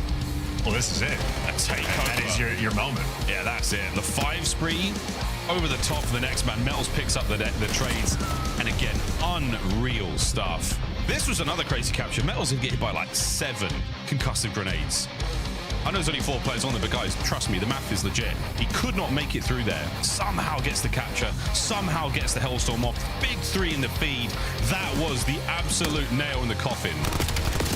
Good stuff out of the Heretics there. That was a strong game of Scar against a tough team. And just one of those awkward moments too. Again, like the rally cap's painful, but then if you're like the first guy when the Hellstorm gets called in to run into shop, and then your second teammate gets there with you, they're like, okay, we can do this together. I got front, you get side door, whatever.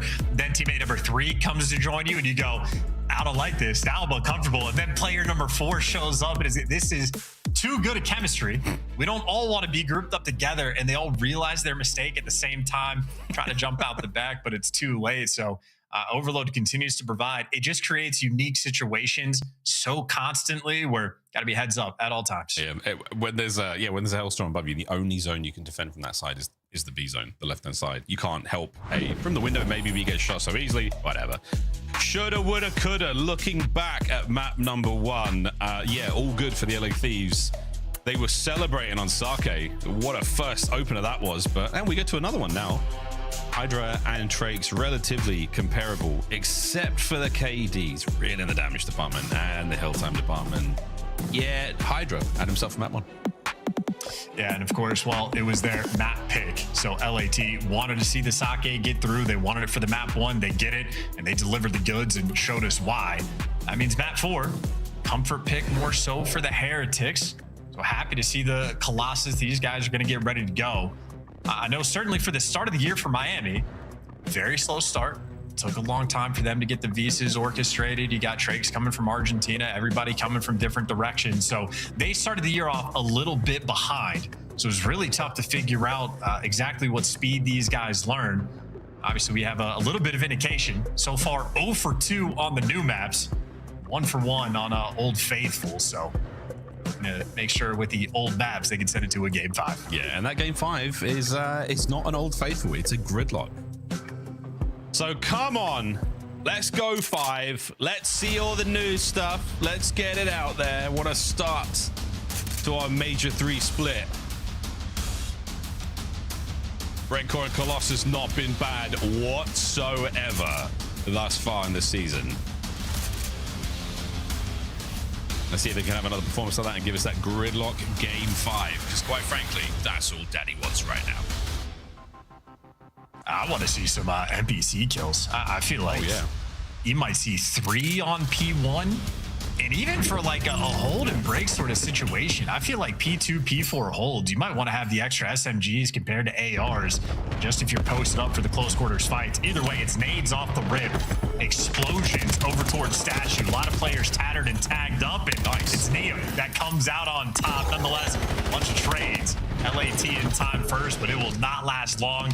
Instant re-break, and there you go. Heretics have control of the map. Man, if Neum gets the 3-em, that would have been something to see him. But damn, son, BC finds himself a pair. Nice nades here from Trakes. That's going to cause a lot of problems for the boys in P1. But again, look at the aggression. I think this gun, this thing, this little monstrosity, the NPC, has absolutely changed the way some of our players are playing.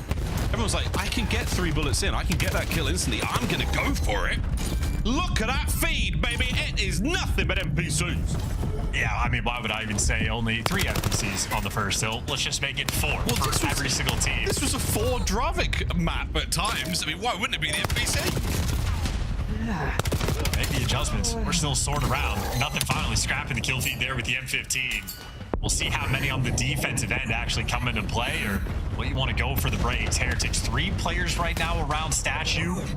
Maybe 2 players thinking about working through the front. Or maybe it's going to be all 3. They're trying to play with the timing. Now they're making the moves, and Abizi picks them apart straight away. The trades quick, clean, and easy. LAT so far a perfect P2 hold. Lovely stuff. Lead starting to get a little too much. Come on, Heretics, get back into this one. We'll see if somebody ends up breaking the kill record once again, whether it's this map or not, with that gun. Okay, that's a lot. It's a huge... What's this thing? What is that? Another one? What is this? Chance, tell me, what is that on my screen? An M15 is what you're speaking of, I believe. It is an assault rifle. It's great hip fire up close, and it's not too shabby at range. You'll see it every now and again, but in the NPC's world, yeah, I mean, just keep looking at that kill feed. It is brutal. Just interesting. Yeah, I wasn't expecting that. Well, 73 to the 15 once again. Heretics, they have started to fall off. Colossus here. Lovely pinch developing. And Metals takes a little bit longer to get that kill at that range with his NPC. It's another clean 3 dead, and that's the break you wanted. Miami are in. Yeah, finally. And able to pick up the extra kill. So yeah, Super back with M15 in hand. Hydra working on the pinch. Trakes watching it. Does make a difference. Still lose the gunfight. Now Hydra, well, if he heals up a little bit, could have been a bit more of a nuisance. Instead, his team's going to have the face smash through the front. He's doing a great job to heal up and try to get some extra tags in, but it looks like LAT will swarm, get the break, maintain the lead. Those faces are getting smashed right now. Couple of tags in, and Renkor now trying to keep that hard point as tender as possible. Heretics has been pushed back. Rotation on. You are going to have spawns for now, Miami, but you do not have the manpower on by time. Trakes has got to give you 2, maybe even 3. And he's not going to give you a damn thing. Thieves, take the hill. Yeah, no room to breathe. I mean, that is just so quick. Johnny on the spot there for the rotation. LAT, everybody there, and they're counting names too. They know they're missing 1. Ironed in this setup. You lose the gunfight because you switched to the wrong weapon. Nonetheless, you lock it down. Scrap on a 5, and a big moment as well, P4. He's looking to call game early. Oh, thumping. Absolutely thumping so far. Hellstorm, all good. Pulls out the Jaeger. And it's still good. And he's cooking. Lovely stuff there. Super then does manage to get the break through the back line. Enough to cause a lot of problems now. 20 seconds to go. You want this, Heretics. You need this. Don't let it go. Well, still, though, damage has been done. LAT going to be incredibly happy with their first half performance. It was a mixed fest of a P1 with both P2 and P4. The Money Hills, if there ever was such a thing on this map. LAT, just complete control, and Abizi, 14-7, now make it 14-8, thriving in the kills column. I think these right now, very happy with their performance. Yeah, really. I think some players are going to be a lot happier to see a true submachine gun in the fold, and right now, Abe, definitely one of them. Good shots again. From start to finish, nades are going to land. The stuns, not so much for Scrap, as he will be absolutely overwhelmed there, and overwhelmed indeed. The rest of his team are by this P1. Heretics starting to catch a little bit of pace. Abizi blows out those candles real quickly before the Heretics can get celebrated. I mean, I'm just wondering if teams are going to be going 4 NPCs on this hill alone, if it's actually worth it to try to have a guy with an AR just to like lock down Statue, or just pick a lane, or maybe throw a sneaky one in. Right now, it's just a bloodbath battle. Heretics having to swarm just to make sure they win the rotation. You're chalking up all this time to try to win it on P2, and that is going to be a difficult cell. Hydra right now working with Neum. Pressure on the back, and where Neum falls, well, Hydra, if not him, Scrap to try to pick it up. The funnel system, though, taken care of. Heretics finally stabilize and get some semblance of control. They're just busy dealing with an onslaught. Yeah, Heretics taking care of the hard thing first. They identify the problem, they deal with it. It's like my dad used to say, if you go to bed with an itchy bum, you're going to wake up with a stinky finger. Here we go, Scrap. Hey, I love their vision. Unfortunately, not able to get past the roof. His teammates do, though. It's a clean 3, and the spawns are flipped. This Scrap might have some of the worst score streak users in COD history. Doesn't make a single bit of a difference, though, when he shoot. As well as he does, 100-point lead maintained. P2, where I think Heretics have just struggled to get even 10 or 15 seconds on either rotation. These have just been picking them apart. Oh, yeah, really. Abe. Not able to get any more of that. And the Heretics, they are throwing everything they've got at this hard point, and it is not enough. Final seconds. Once again, though, the rotation 3, the old great outdoors, they've got it. Last time around, Thieves battled tooth and nail to take it back. See if this is going to be the same case. Again, Heretics, a solid hard point will get you back into this. But still 100 points for the Thieves in the lead. Yeah, Thieves going to let Neum take the world tour. They're going to hit this from every single angle. 2 players through tunnels. The first one's in. Abizi wins it. Gets traded out, though. Trake's good for 2. Now it's just the pinch players you're dealing with. Neum going to make it mixy. And now Super might be the guy to shoot them all in the back. That's Trake's in his happy place. Super on the back. He gets a couple, but not enough to keep the break alive. And it's going to be Metals in. Trade's good. Second man gone. Trays once again, though, for Abizi. He's going to be the man on time with 20 seconds to go. P3 has not been kind to the Heretics. Yeah, shout out to Neum as well. He was clutch in the S&D. Really helped his team get that map weight, and he wins the clutch gunfight that at least got you the initial spawns. It looks like Heretics are going to take that over, but they had to trade away 20 seconds to achieve it. And they hunt down Hydra as well. So Heretics, a little bit of a time exchange. Doing some things right, though, and they have stayed afloat in this game. P4, they'll get the initial. Oof. Wait about that second. This gun, oh my god. It looks like a lot of fun. Well, Heretics, you got in this time. A couple of M15s in the mix now with Scrap at the helm, trying to get the boys a little bit closer. Get those NPCs into that prime engagement range. Now we're going to take a breather. Slow things down just a touch, and this is where the Heretics really want it. Another big 3 dead. Yeah, LAT slow down for just a moment. Heretics immediately pick up the pace and start flying, so no fear in their hearts. They're turtled up on the setup over towards P4, but a very successful hill, enough that you'd at least buy the ability to have a little bit of belief, a little bit of hope of the comeback. 10 seconds, though, left on this time. LAT going to take it, and that is going to help the lead maintain about that 60-point difference. Still going to be quite the uphill battle Heretics are fighting. It seems a little too much. Sisyphean attempt here to pull this lead back, but all comebacks are built on hope. See ya! On the fadeaway, Neum makes it 3 in a row. Looking for the 4th.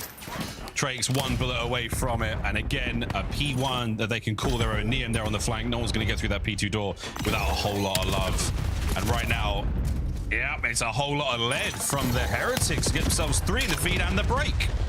Yeah, flying as well, trying to keep that pressure on. They currently have the right side spawn, so the minimap looking as good as it can. LAT, do you want to rotate? Do you want to bang out the time? Well, looking like a bang out. Easy slides into Dez. Scrap there on the pinch.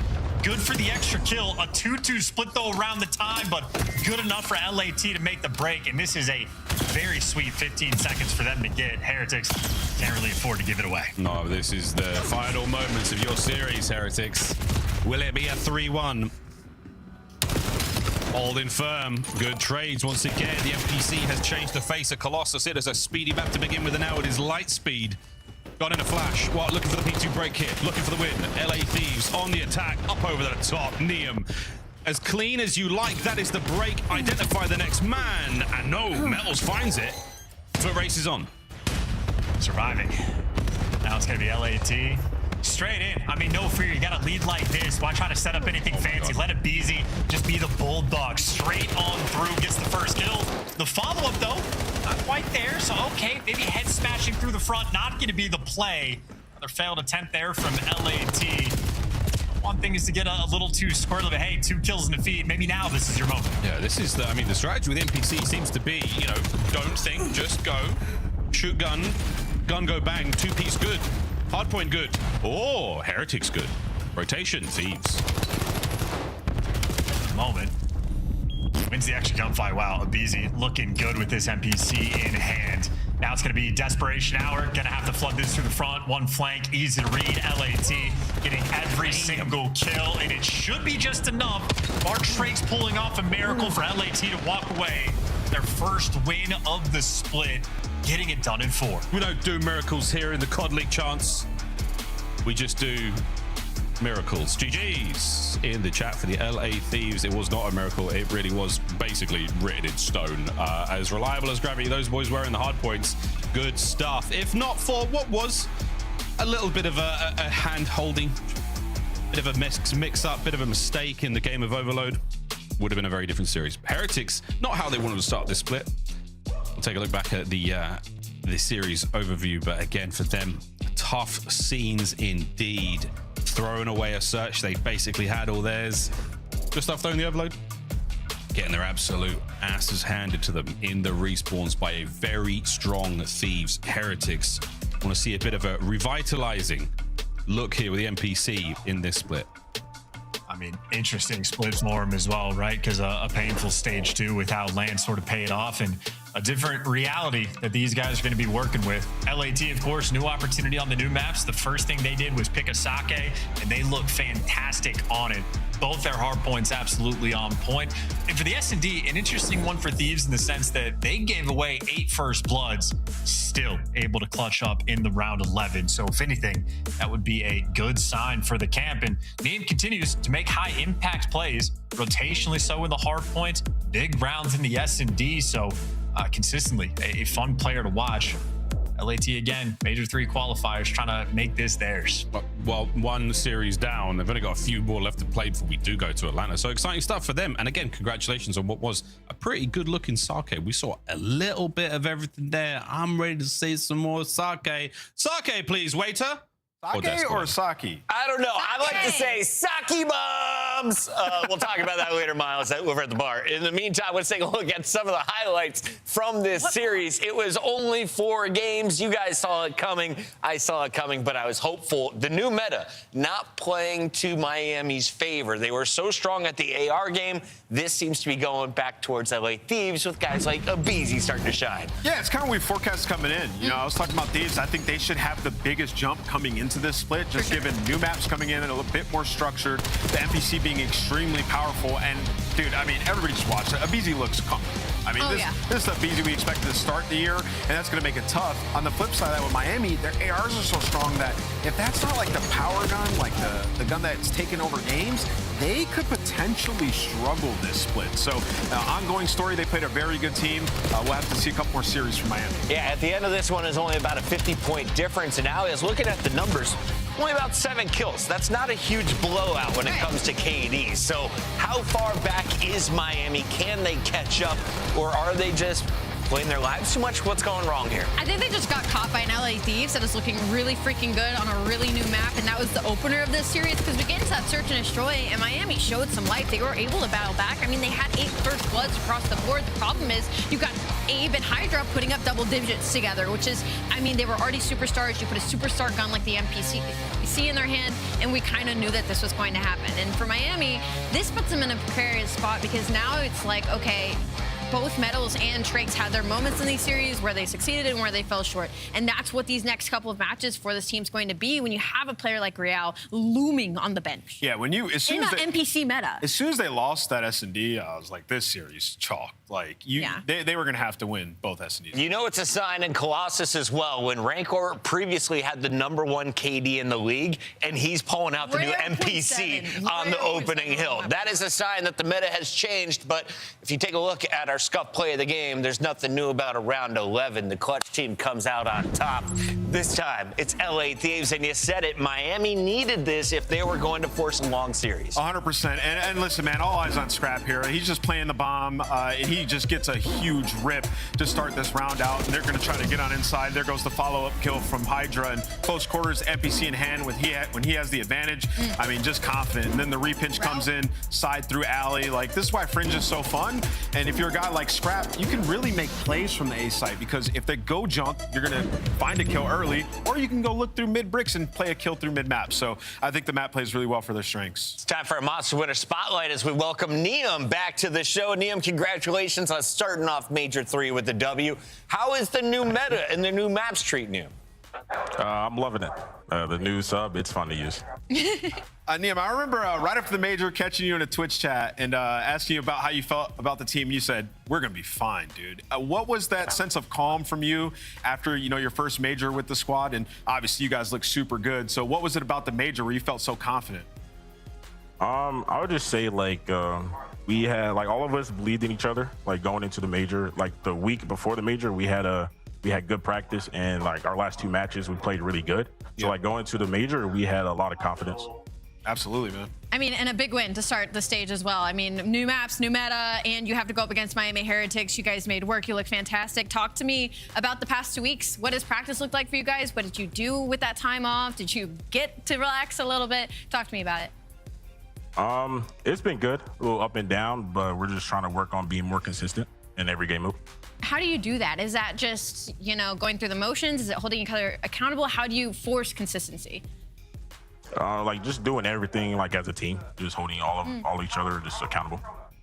Neum, final question for you. We have the minor next week. It's going to be a brutal, quick tournament. Who joins LA Thieves on the podium? Who are the top 3 teams in the Scrimbucks? The top 3, I'd say Optic, Ace, and Genomics. It's a good squad to look out for. Thank you very much for a quick Monster Winner Spotlight. We'll catch you again soon. Thank you.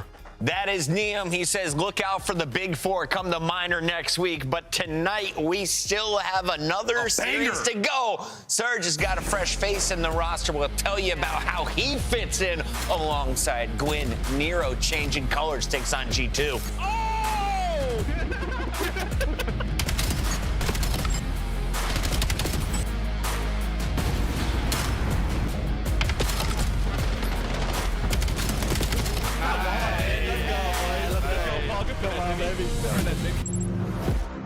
Major 3 is going to be a classic. 4 challenger teams are taking on the 12 pro teams, bringing non-stop action to the ATL. Get your tickets before they sell out at dreamhack.com/Atlanta. Brought to you by America's Navy and the special operators who work in the shadows. Start the season strong with the 2026 Call of Duty League Pack. Grab yourself the CDL operator by scanning the QR code on screen or check it out in the Call of Duty store in-game now. Scuff, official controller of the CDL.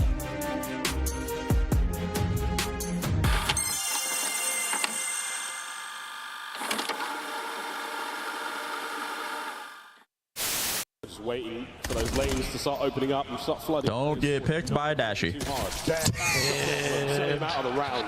Right on cue, Sam. Right on cue. First. Don't say I never did anything for you, Greenwall. Don't say I never did anything for you. Cutting through with our boy through dojo. What a rotate. What a rotate. Oh my god. Take notes, everybody. Mine. Yup, box. Oh my god. Oh my god.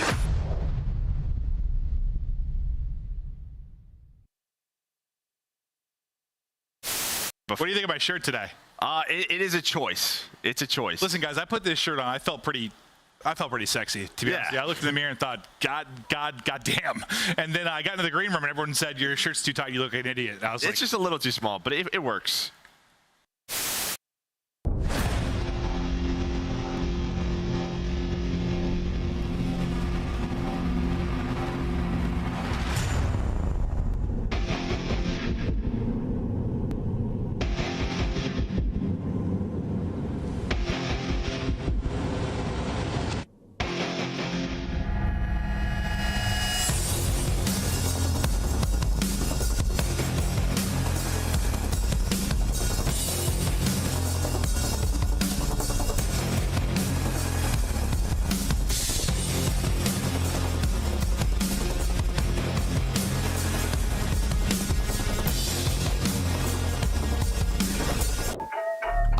Big stepper when I walk, money maker when I talk. Another boys on a mission, never put them in a box. Clawing to the top, jaws open while they watch. Yeah, I'm getting to the chicken, I ain't never gonna stop.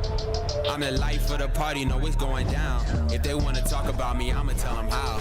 I'ma tell them, I'ma tell them, I'ma tell them, I'ma tell them, Everybody wanna be like me, fast lane, steady whipping 2 doors off speed.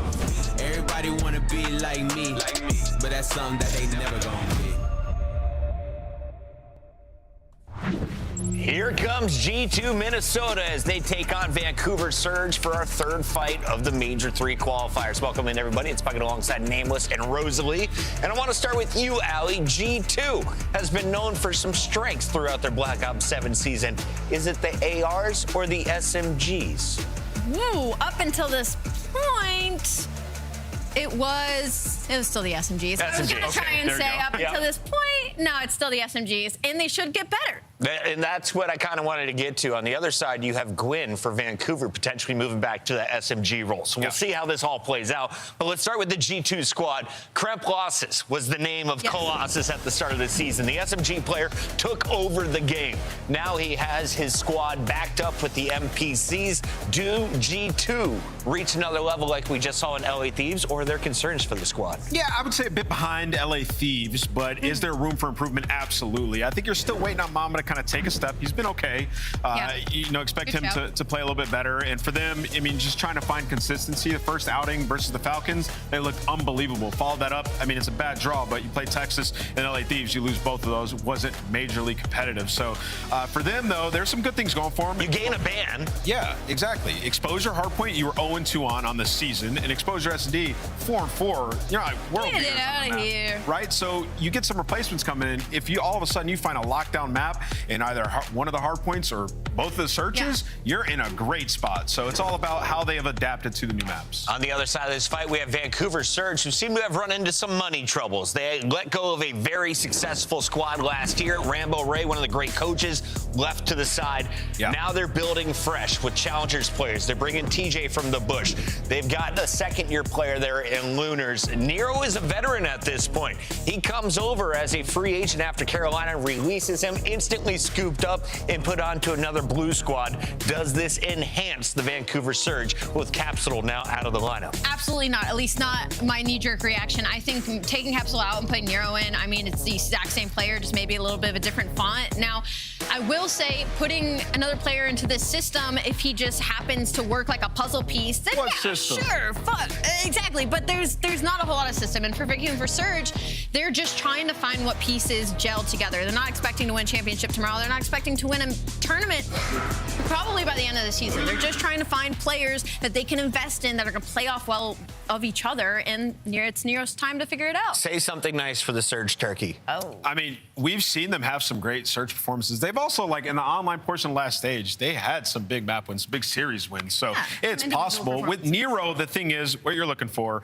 is he has been a Game 3 demon in the past, right? And we even saw it on Carolina. He would take over Game 3. Their overload was very solid when they had first picked up Exceed. So this is a team that literally can't win an overload. 1-11 last split. So hopefully he improves them there, and they could get a lot better. TJ can take over searches. Gwyn can take over hard points. Now we have a Game 3 takeover participant. There is potential. Let's take a look at our maps and modes, Allie, and tell me, is the Surge story going to come to fruition? We see Raid Scar in the middle of this. The new maps, Plaza and Gridlock, will be our starting and opener. I see no reason why Nero wouldn't be incredible at Gridlock Hardpoint, but just on the side of G2, I want to focus a little bit on their respawns. I think Gridlock should be a really good map for them. I'm looking especially at Kremp in this situation. I feel like he should be able to fly and really get comfortable on a map like Gridlock. So I'm excited for G2 during the split. I definitely think the NPC makes them better. I think if they can find a map like Ant said, they're still going to be one of those teams that are a gatekeeper. TJ turned his cam off. He's focused today.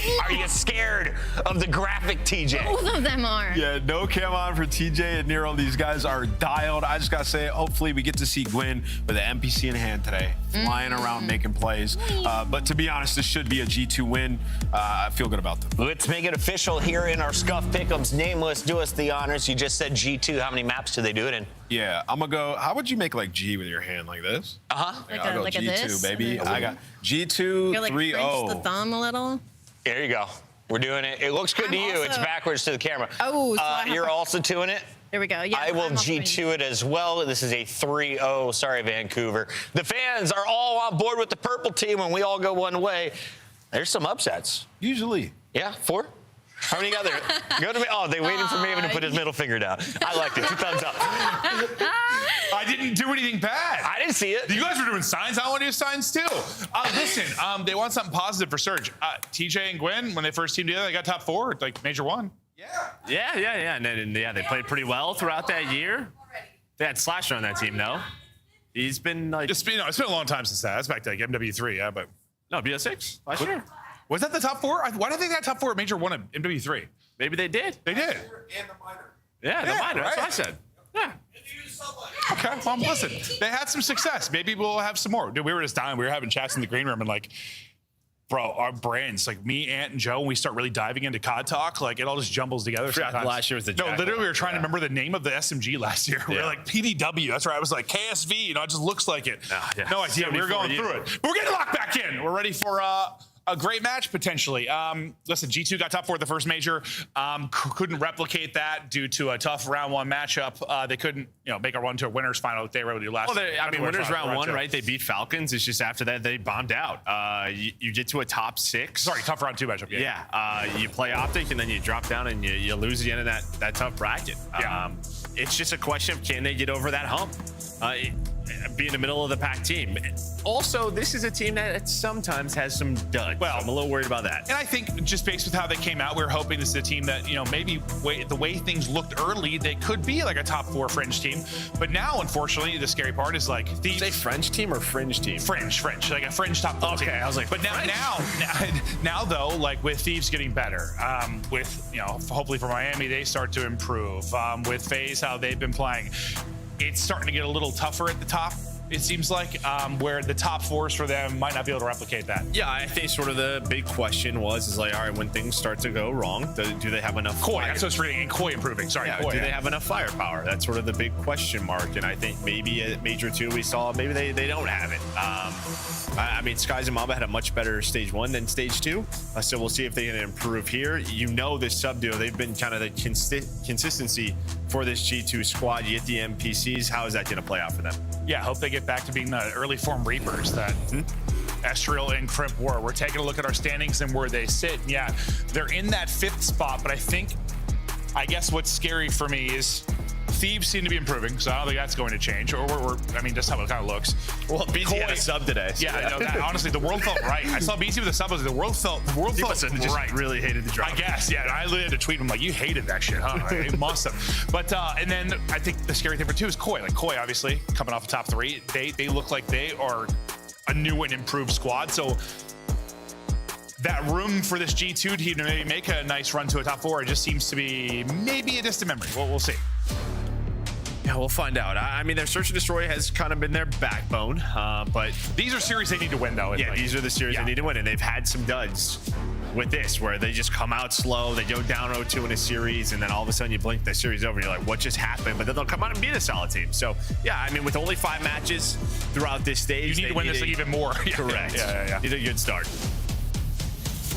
Well, the favorites on the gridlock at the start of our day, which we thought would be the Gentlemates, they got smoked. So we're thinking probably a favorite here for G2 to come out. We'll see how it actually plays out, but seeing gridlock in a lot of our series early on, and we'll get right into the mix. Nade's gonna be so crucial here at the P1, especially early without trophies, because the headies here, the jump peaks are insane. Yeah, I mean, the ARs, they're just gonna feast. But it's going to be Estriel and Skies right now. They win the initial engagement. You were hoping that you found a nade kill. You kind of saw that all of Surge just sort of waited. They delayed them, but you were able to stay alive. And since that point, G2 doing well. Lunar's just going to play his life, make sure they have spawns for that P2. And how do you feel about Nero in particular, like for you slotting into this team? I mean, I'm just not really sure what this team is. Yeah, okay, that's right. fair. I think that's Still just a question kind of mark? it. It's just a giant question mark. I think maybe he could help with consistent slaying. The fact is Nero used to be a sub. If we're gonna have 3 NPCs in a lot of these maps, that's probably a good sign, right? He can play the aggressive player. So him, Gwyn, and TJ can kind of get super mixed. Maybe with Lunar's improvements, maybe the pieces are there. It's just we'll see if it actually comes to fruition. And pieces are there. I mean, maybe to battle around the middle of the pack. I don't think it's the team that's making it Sunday, but I'm not hammered yet.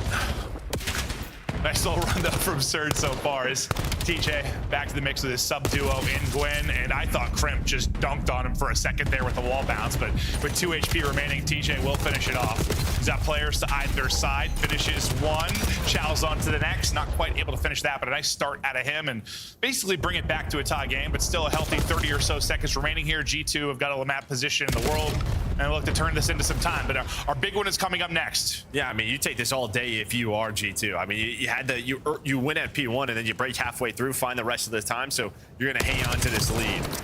Now a big rotation kill there for Crimp onto Gwyn. But DJ, he has been aggressive. He's gonna find a second and make it a third. We talked about it. The lights were not on in that room. That man is locked in.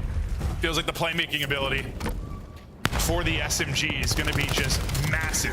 And I mean, I've been vocal about it over the years. I always think Call of Duty is more fun as we get later into the year, and it typically trends towards like 3 subs. I think it's more entertaining to watch when you have more subs on the map, and so far it's been fun. I mean, I'm sure some AR players feel like they're getting joked, but we're going to have some insane plays. And no, I texted Tej, like it was, I think the final week, he had his light on. His player was like, bro, you're getting smoked. Turn the light off. He texted me back. He's like, yeah, bro, what am I thinking? What is he thinking? Back to the dark. He's listening to that advice. Yeah. Had a couple of weeks off. He's 11-6.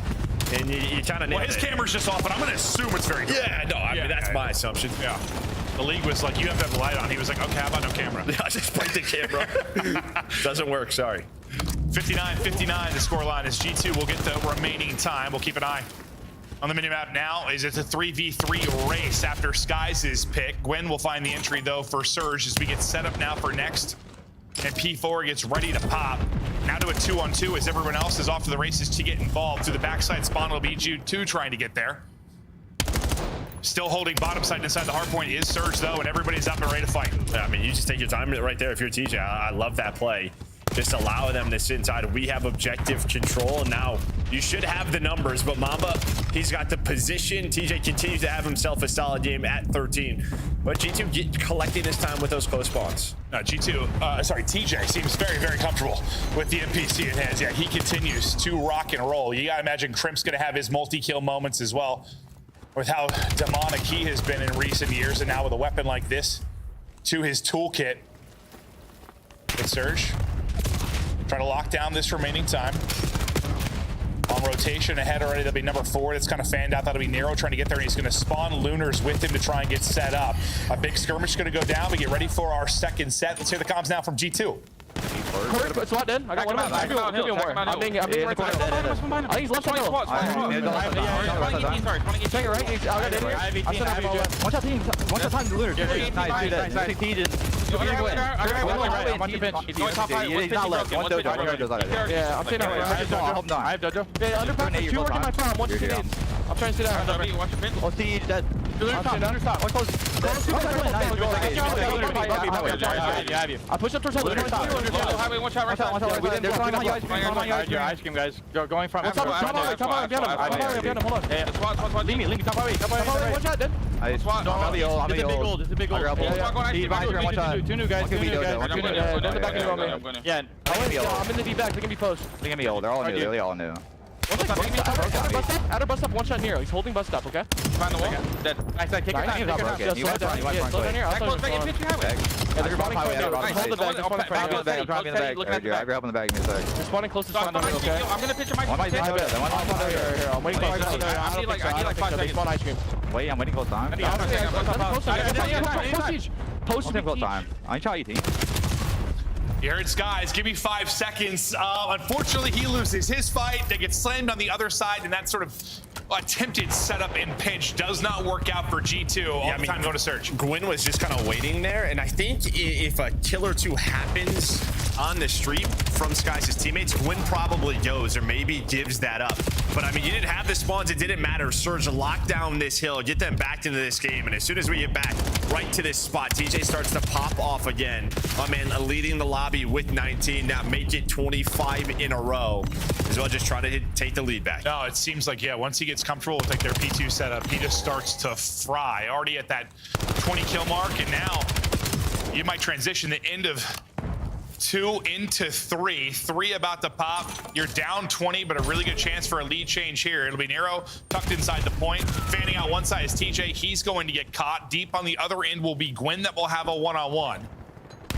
Gwen's able to win his fight, and well, that's a great nade from Lunars. They're able to hit it out the other side, and just like that, you won it on both fronts. Well, and I mean, the big thing is like TJ was out so far that he got the info where the push was coming from. And that sets up the nade? Well, he also just spawned back into hill. So he was just like right there. Yeah. Even if they would have lost potential numbers to the front, he spawns there, they win the fight on the flank. So full control over towards Surge as we gotta look at our players. Well, I think that's what you're hoping as a sub player. You want to push out cuts, and if you die, you still get one more safe spawn. I mean, that's the... Well, no, he spawned, I mean, on the hill. Yeah, literally there.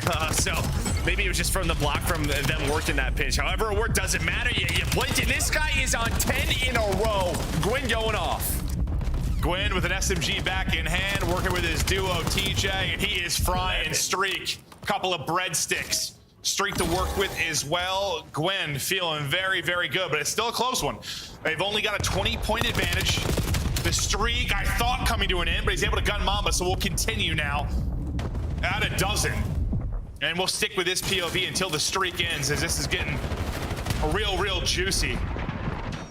Takes a route, fries him. NPC going nuclear. And at the same time, is Duo able to find another double. So both of these guys at 23 kills. And, well, maybe you are happy if you're a Surge fan to see this guy back down to a sub. Instant impact here in map 1. It's so funny when I was focusing on like his big one-on-one. I mean, 15? I said when I was focused on his one-on-one win at 3, I didn't realize the streak he was on.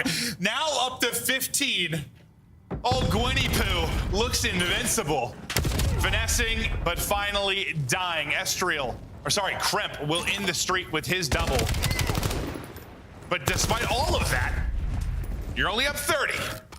Yeah, that's it. You're still in this, and you have P1 control. Mama's going to pick up the pinch.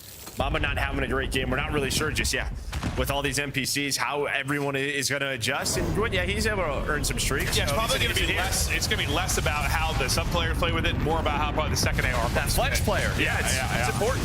What do you know? Isn't it great to have that conversation again? Gwyn, streak comes in, slows down some, and cuts down one. Nero tries to get to the heady, but not the easiest of challenge when you have the sub in hand. TJ, though, keeping him locked down as his multis continue.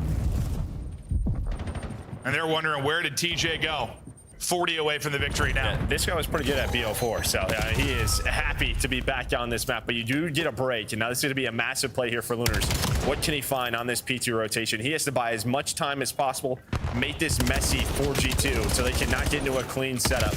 This has been the difference. Well, Lunars, how is he alive? I have no idea. P2 control to Surge. Thought the second kill was terrific. Didn't think he was going to ego the third. And he's still out hunting, finally going to drop. Mamba will put him down. 30 now. For Surge to get the W, though, go 3 dead. And after now, that, we're going to get broke. And now a moment of life for G2 to rally this comeback. And yeah, despite the plays from Lunars, despite the spree from Gwyn, still a very winnable map for G2. Yeah, finally break here at P2 for G2 early. Saw it on that first rotation with about 25 seconds left, but this one with 40. Well, this game is not over yet. Is Surge, though, flying in. The two-piece machines and Gwyn and TJ just trying to close it out. Yeah, maybe don't let TJ get to his spot. That's his spot. And then we can go ahead and win this particular hard point. But it seems like they're going to be able to get the scrap. The difference, well, I mean, Surge were able to get the scrap and win the fight over to third. Skies was able to win a fight towards third, so he's alleviating some of the pressure on rotation. And you're getting the end of this time as well. It'll be a one-on-one towards Old. The other 3 for Surge are flying forward. Skies got damage into, I think, everybody, but doesn't actually finish any. Maybe give him an assist for the nade hitting. His teammate then supplement it. Gwyn's double, though, will be traded out, and G2 will hold. Now 15 needed for them, and despite all the heroics we've seen out of Surge, here go G2. Oh, is that going to need your teammate? Nope. Okay, Crimp's gonna avoid that, but yeah, last push. 5 seconds, 4 seconds, you have to go. Nero, Gwyn, TJ, they all win some gunfights, and they are in. They can also win here. Maybe a good old-fashioned 250, 249. You need more plays from TJ and Gwyn. Someone's taking a long route. G2, taking their time. You get a pick on both ends of it. Now comes the collapse. Pressure to TJ and Lunars inside. For now, they're holding. They're holding. TJ goes massive again. He's able to get 3. TJ keeps them in. Look how deep out G2 are spawning. I don't think they can get there in time. No, there's just no way. Stuns, nades, they're going to be there. Nero's going to find the last double. 250 to 249. And well, it is just heroics from TJ and Gwyn that give them that map win. Yeah, no, the story for the last couple minutes was the heroics weren't enough, but it was just enough. A triple from Tej will seal it. I got to take a look at the final tally, but I'm pretty sure they outslayed it pretty significantly. Yeah, and it probably shouldn't have been that close of a map, but it was. So we'll see how that bodes for the continuation of the Surge team, because I think they might have outslayed it by 20 plus. You're probably hoping it's not a 1-point clutch. Yeah, I think he looked at like that last P2. I mean, that Gwyn and TJ, like Gwyn just runs in the boxes and finds 2 kills. Like that, you get the break if you're G2. The boxes they were farming. Yeah. Did such a good job at that hill.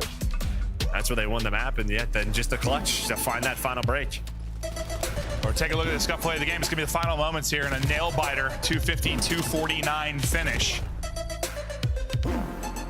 And really, as you said, they're setting up the pinch. Well, this will be after the Surge break. Yeah, I mean, it's a 2v4 hold. Yeah, the key is like you have to figure out where they're pushing from, where are those spawns, and they have a good idea. With the stuns, the slide out, and it's all about the trades. And I think it's TJ that takes a long route. He's the one that pinches. He wins that gunfight on the Estriel. That gives them the edge. Now you just have to hold on to one more push. And this is when they lose too. So what? Yes, TJ and Lunars. Lunars also on 20 HP. Is able to get one, and then Tej does the rest. Nade, NPC combo, the haymaker to close it out. Him and Gwyn on 32 to wrap this one up. First look with Nero. It's a crazy. All right, so what did they outslay by? 921. Oh, it wasn't that crazy, I guess. So it was like 9-10. It wasn't that crazy. I guess I thought it was crazy because I saw just Tej and Gwyn. But we also had a 15 spree. Yeah. No, I thought it was 20 plus at first, but no, it wasn't that crazy. Okay. First, I was like, damn, that was a shaky one considering, but it was just their 2 SMGs popping off. So first look at TJ and Gwyn back together. Okay, looks like they can fry. Yeah, and then on the other side, like you get solid performances from the SMG duo, Estriel and Trump, the consistency, but lately it's been about the ARs between Skies and Mamba and finding comfort, especially in hardpoint. And again, just not the best from them. Yeah, and Skies had a really good stretch there where he seemed to be back in his bag, really improving. His job's probably going to get harder now with this meta, and we'll see if he can dial it back in as we look at the overall game flow from that. Now back to our best of 5. So as far as new maps goes, on the beginning and tail end of this series, if we get there, I think with Surge getting that map 1 win, we're probably in for a longer series than maybe we expected. Now we get to raid, search, and destroy, and well, it's one we see from G2 a ton. Yeah, we see it a ton, but throughout stage 2, like they paid much, but I think it finished like 2 and 4 throughout the stage for them. Like, yeah, it was their go-tos, but didn't finish strong whatsoever. Yeah, it's one thing if it's your go-to. It's another thing if you're winning your. Yeah, this is our map pick win. Yeah, 2 and 4, not great. Yeah. Well, they're gonna need to get the victory here now after going down 0-1 and the nail-biting finish there. I still can't, dude. Gwyn, bro, he must have been on like 8 or 9 when I was just talking about him winning that one-on-one. I just didn't realize he was on that kind of spree. Well, usually we're honestly, a lot of times just shout out to the spectators. Like, sometimes I'll realize. I mean, I'm just watching the minimap a lot. Like, I'll realize their spree because we like hop to them. But like once we hopped to him, I saw like 10 or 11. I was like, damn! I was like, he is going on. I was watching the spawns. I was like, where are we? No, I'm trying to figure this out. Exactly. Yeah. I think especially I noticed even today more with Good Luck, because usually you're the guy that's like eyes on the minimap constantly. I'm calling out kill feed, just sort of calling the action. But like, I've just been staring at the minimap even more because it's new, and like it's been I mean, as much as we've like casted Gridlock in the past, it's been a minute. It's been 8 years. 8 years. Is that really 8 years ago? 7 years? 2019? 7 years, yeah. 2019. Yeah. Been a while. Holy. Been a little bit. We've been doing this quite a while. I just want to cast long enough that like, we've casted, all these different variations of maps and all these new players. Like, once we cast a player's kid, okay. Yeah. We know we're ancient. We're gonna be LeBron playing with Bronny, bro. Like once we're casting, like. Yeah, we'll both just be rolling up in wheelchairs, just hanging out. Like Slasher's kid or something. I don't know. You better get on that soon, though. Honestly, that's probably not far away. It's probably be Bella, dude. Have you seen her gunny? Yeah, she's been beaming. I saw some clips of Bella. That's probably what it's going to be. What am I saying, dude? She's going to be the first female in the league. Just come in slamming. I would actually love nothing more than that. That'd be awesome. But, yeah, still years out from that potential. Into the map 2 now. And offense here for G2. And, well, it's all on Gwyn, who... It's money, yeah. I mean, it's all Gwyn at times, that map 1. If you would have hit that, it would have been insane, but it wouldn't have mattered. So G2 dominate the opening round. Is he gonna hit it? As we look at the future of Optic Bella. It's got to be like less than 10 years, around 10 years. We got time. You can. Yeah. I'm not going anywhere. You can live that long. I'm not going anywhere. 7,000 monsters later, right? It's gonna be in my veins. I don't have blood anymore. I just have white monster. It's the key to life. Yeah, sure as hell is. Well, good opening there from G2 now. I'll see if they can keep it going after a painful loss in that map 1. We're gonna have an old-fashioned square up here out towards A. Only person not to play for now will be Mamba. Vancouver are going. They have the numbers to trade this out effectively. Someone's gonna pop a double here from G2. The smoke's gonna make things a bit of a mess. They buy time for Mamba to get involved on the action, but the smoke on this side as well makes it difficult for Mamba. A nade hits then, and Lunars is shut down, so a great hold considering G2 did not have the numbers early on. And that nade was money because I think Mamba potentially goes down there, and then it's a 2 versus 2. So things could have looked a little bit different. Well, it's just the smokes just made that way more chaotic than. Oh yeah, no he misses. Everybody was missing. Yeah. People finessing, but Estriel's he's up to 5 now. I thought it was gonna be one of those that's like a 10-second round, honestly, with the way it was shaping up. But due to the smokes, a little bit different. See what Lunars can do now in the 1 versus 2. The hot hand for G2 out of it. That was Estriel. Nice read. Takes 1, backs down. I thought he was going to backslide to the heady perfectly in Fry. Reads were there.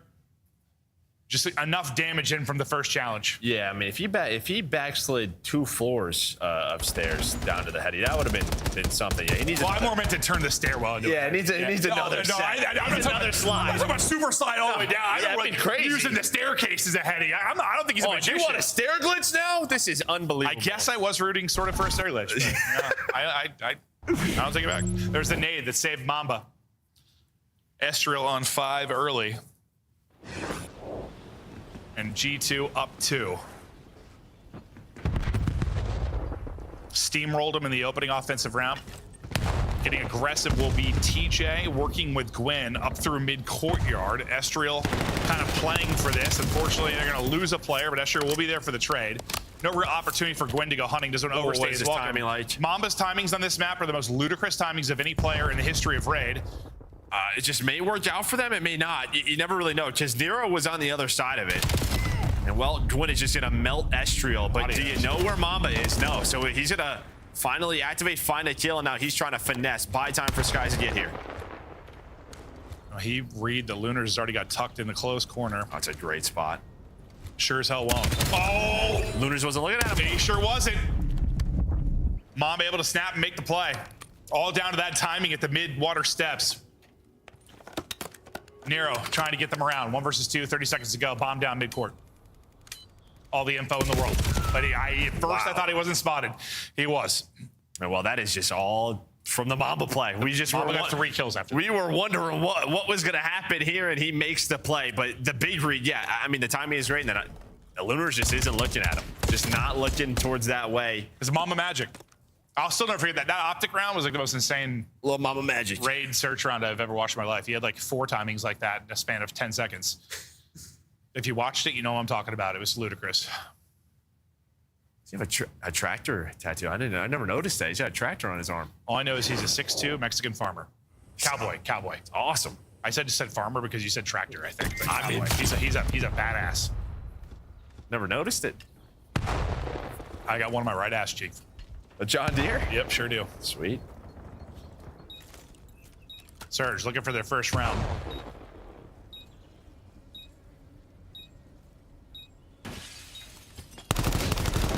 TJ sees a gun. Lunars, though, gets the pick. They know there's one more there, and, well, Lunars is getting both. So TJ, maybe some support via the stun, but that's about it. Mamba trying to bring him back, though, as he gets out to 4 straight. Trying to pull off the 2v4. Suddenly it's a 2v2. Only 20 seconds to go, though. They got to fly. TJ finally able to get involved. All on Estriel now to clutch up. Not going to happen. Best of luck in that gunfight. Surge get around. Yeah, I mean, you get the bomb down. It's planted for pillars, but also just sort of like G2, they were just so split into their early round setup. You had 1 laundry, 2 middle of the map, in one pool side. So you were just kind of waiting for each other or waiting for a play to develop. The problem is Lunars cut it down right away to their mid-map setup. Yeah, it's funny. We were like watching TJ and that whole thing, and you just saw he was like chomping at the bit to like activate, but you know, waiting to see if Lunars gets good damage in. They hit a stun, he flies, but Lunars like, I got this. Just mows down 2. Wonderfully done there, and now Lunars, I mean, he's 5-3. He takes 3 straight into this. Estro didn't get a blood from this position, their previous offense, but did get a trade, and well, it sets up Gwyn to get forward. Gwyn will get damage in, and they just mow through them. What'd you see there? Yeah, I mean, so last time through, right, Gwyn wanted to follow up TJ through the middle of the map, but this time he just finds a timing through Art. So I think on the last time, that last defensive round through Zeke, he just couldn't help TJ or didn't want to fly through and trade and just die. Okay, I think TJ didn't get damage into Estriel or whatever. Yeah, so that time, Gwyn just goes through Art, able to catch the timing, takes the risk, and then as soon as he goes, TJ's like, I'm right behind you, brother. I'll never forget the day he, I think he like set the record for most kills in a 5-game series back at MW3, and I asked him what he ate for breakfast that day, and he said he put a couple pieces of bacon in a piece of bread. I was like, all right. Star player nutrition right there. I was like, okay. Guess I'm doing that every day. It killed me though. I was like, oh, all right. Maybe some eggs and some cheese, bacon and cheese. Nope, it was just a piece of bread and some bacon. All right.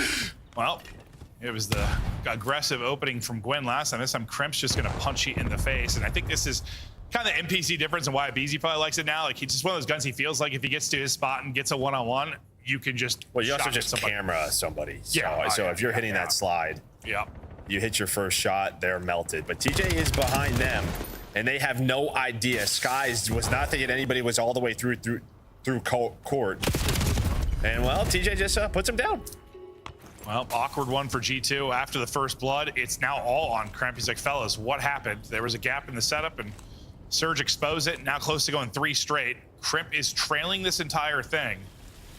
If he can get 1 for free, he's got... I thought he was going to slide back and chow the guy on like the back. I think he's hoping they're like both laundry or one's at the van. He's not thinking one's sliding to that heady. Yeah.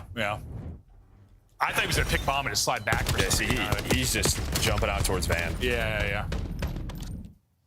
He chows narrow. He might be winning that. But yeah, it's just, he's guessing. Come from behind round there for Surge, and 3 straight rounds for Surge. They've done it with the first blood or without. But yeah, you've been kind of talking about the defensive setup for them and what Tej and Gwyn have tried to do. Let's see what the play is this time. Is Gwyn 5-4? He's on 4 in a row. Well, Crimp went from a chance to clutch to just buried in the opener. Lunars, as his second first blood, lined it up through mid-map a couple rounds ago. This time gets it done with the nade. And once again, look, TJ and Gwyn just want to take mid-map and they want to hunt through Zig. That seems to be their call. Yeah, well, then the timing isn't going to work out for them. And go. Yeah, Skies, he's going to get flanked again. Nero's going to find that. And this is what I mean sometimes with G2. Sometimes when they just start to bleed, like, there's just not a play to stop it. It just feels like it's worse and worse. And you blink and you're like, that series is over? It just feels like they're just leaving stuff wide open. I mean, Surge are taking whatever they want on both ends of it. Right? No, I mean, they are. Yeah, they're just taking the risk. They're playing with no fear. Well, there's a little teardrop. Hold that. Is that a base shot? A little bounce. And Crimp is gone. And obviously, you know, more room for openings once you lose a player that early, but...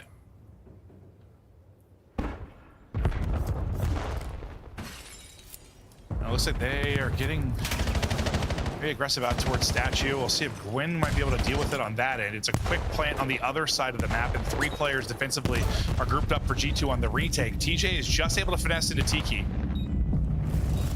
Well, you're setting up Gwyn here again. You'd see Estrel, he's starting to look towards pillars, and well, timings just have not worked out for them. Outside of the Mamba round, outside of that round.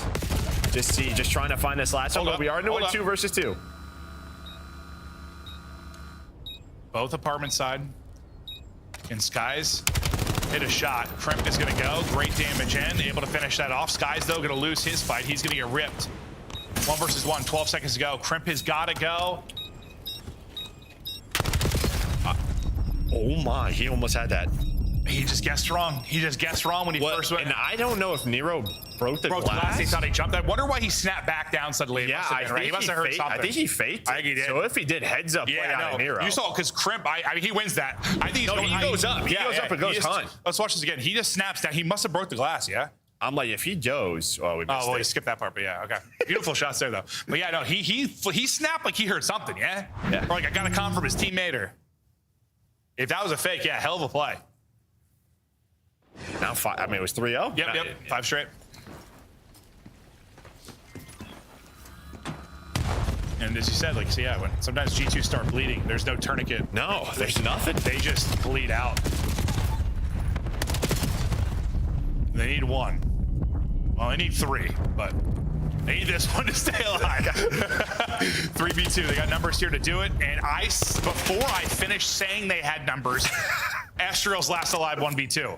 Yeah, maybe Raid, they might have to move on from this one. It just might be time.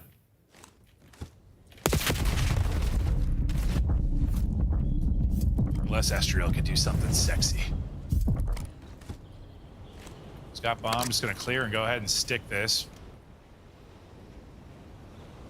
Plant this out towards apartment side, try to get in there. And I mean, there's a lot of finesse options for him once he gets here. Yeah, you see Lunars and Nero, they're just sort of watching timings with these crosses. So they're watching mid steps. Now they're like, you know, wrap through money. They are pretty split, but you're so patient, Nero. He's just jumping. Yeah, no, I thought he's just holding it. If he just holds that, he was just checking out the map. I don't know what he's jumping over. I don't either. He saw a spider. 1 versus 1 now. Astrial, Lunars. Astrial comes away with the clutch. 1 versus 2. It could have been a spider. I just thought Nero would sit in the corner with an AR and watch all the crosses. Because if he does that, he's just waiting for his teammate instead. Yeah, actually looking at. Genuinely, what was it? He hit the wall jump. I don't know what he was jumping into. I don't know. Well, you just guessed the wrong corner if you are Lunars, but you stay alive if you're Astrial. Here we go. Some Astrial magic. Nero's like, my bad. I don't know. What do I? They must have had a comm. I don't know. Yeah, no. Yeah, we might be faded. We have to watch it back. It looked insane, though. It looked insane. Skies. While he's hit a lot of opening nades, it's 1 here. Numbers. So G2 and a chance to get this to around 11. And that's bombed down. Nero will scoop that back and maybe just start wall bouncing. I thought Trump was going to go. I thought he was following Lunars, but he just backs up, play safe. They have numbers advantage, and you're just trying to stay alive inside a courtyard, but you have no help. Where's the help on Astrial? Someone look over me. No, nobody's here. I think it's because the Water Steps player got fried. Like, that's the first one that went put damage into. Nobody else helped, right? Yeah, that's the player back down first, right? Yeah, and Skies and Kremp, they're just sort of split. So now it's a 3 versus 3. Bomb planted, and you flip the script if you are Surge. Wow. Okay. Now Mamba and Skies got to walk away with this. 2 versus 3. Need to work the defuse. Mamba tagged up at 40 HP and in trouble. Sky's going to try and take a gander. Best of luck with that. Not going to find anything. Oh, Mamba. And he is dead. Surge close it out. After G2 try to make it interesting, but really it's just a 5-round stretch where they seem to have no answer for Gwen and Tej.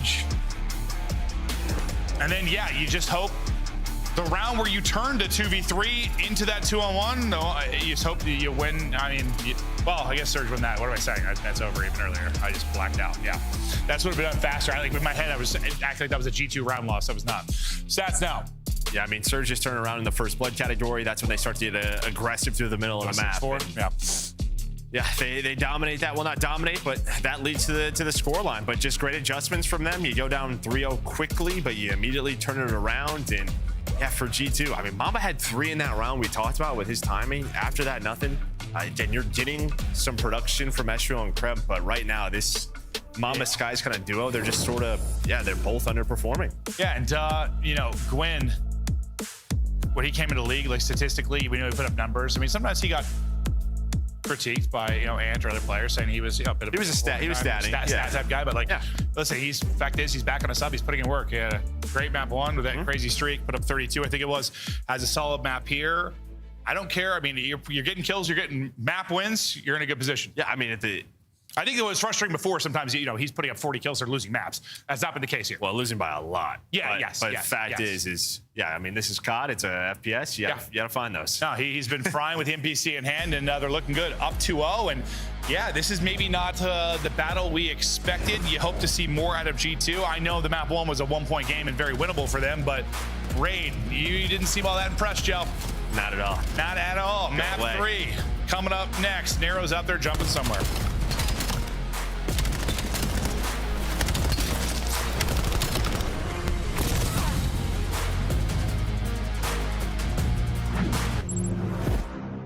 Monster Energy, the official energy drink of the CDL. COD Champs tickets are on sale now. Come see the best teams lock in for this season's grand finale in fabulous Las Vegas. All 4-day passes come with early venue access. Head to FazeVegas.com or scan the QR code to get your tickets now. Look like the pros to play like the pros. The CDL team skins are available now. Scan the QR code or check out the in-game store now. Brought to you by America's Navy and the special operators who work in the shadows.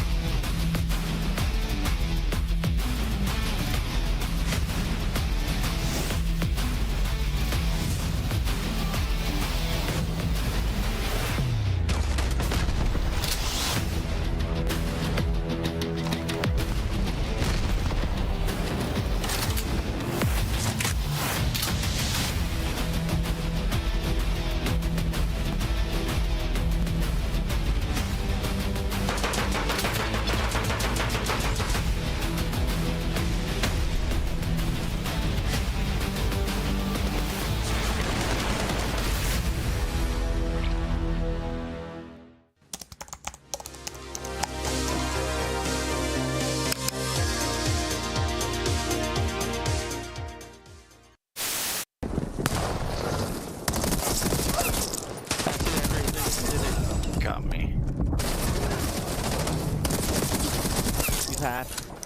We have the overload device.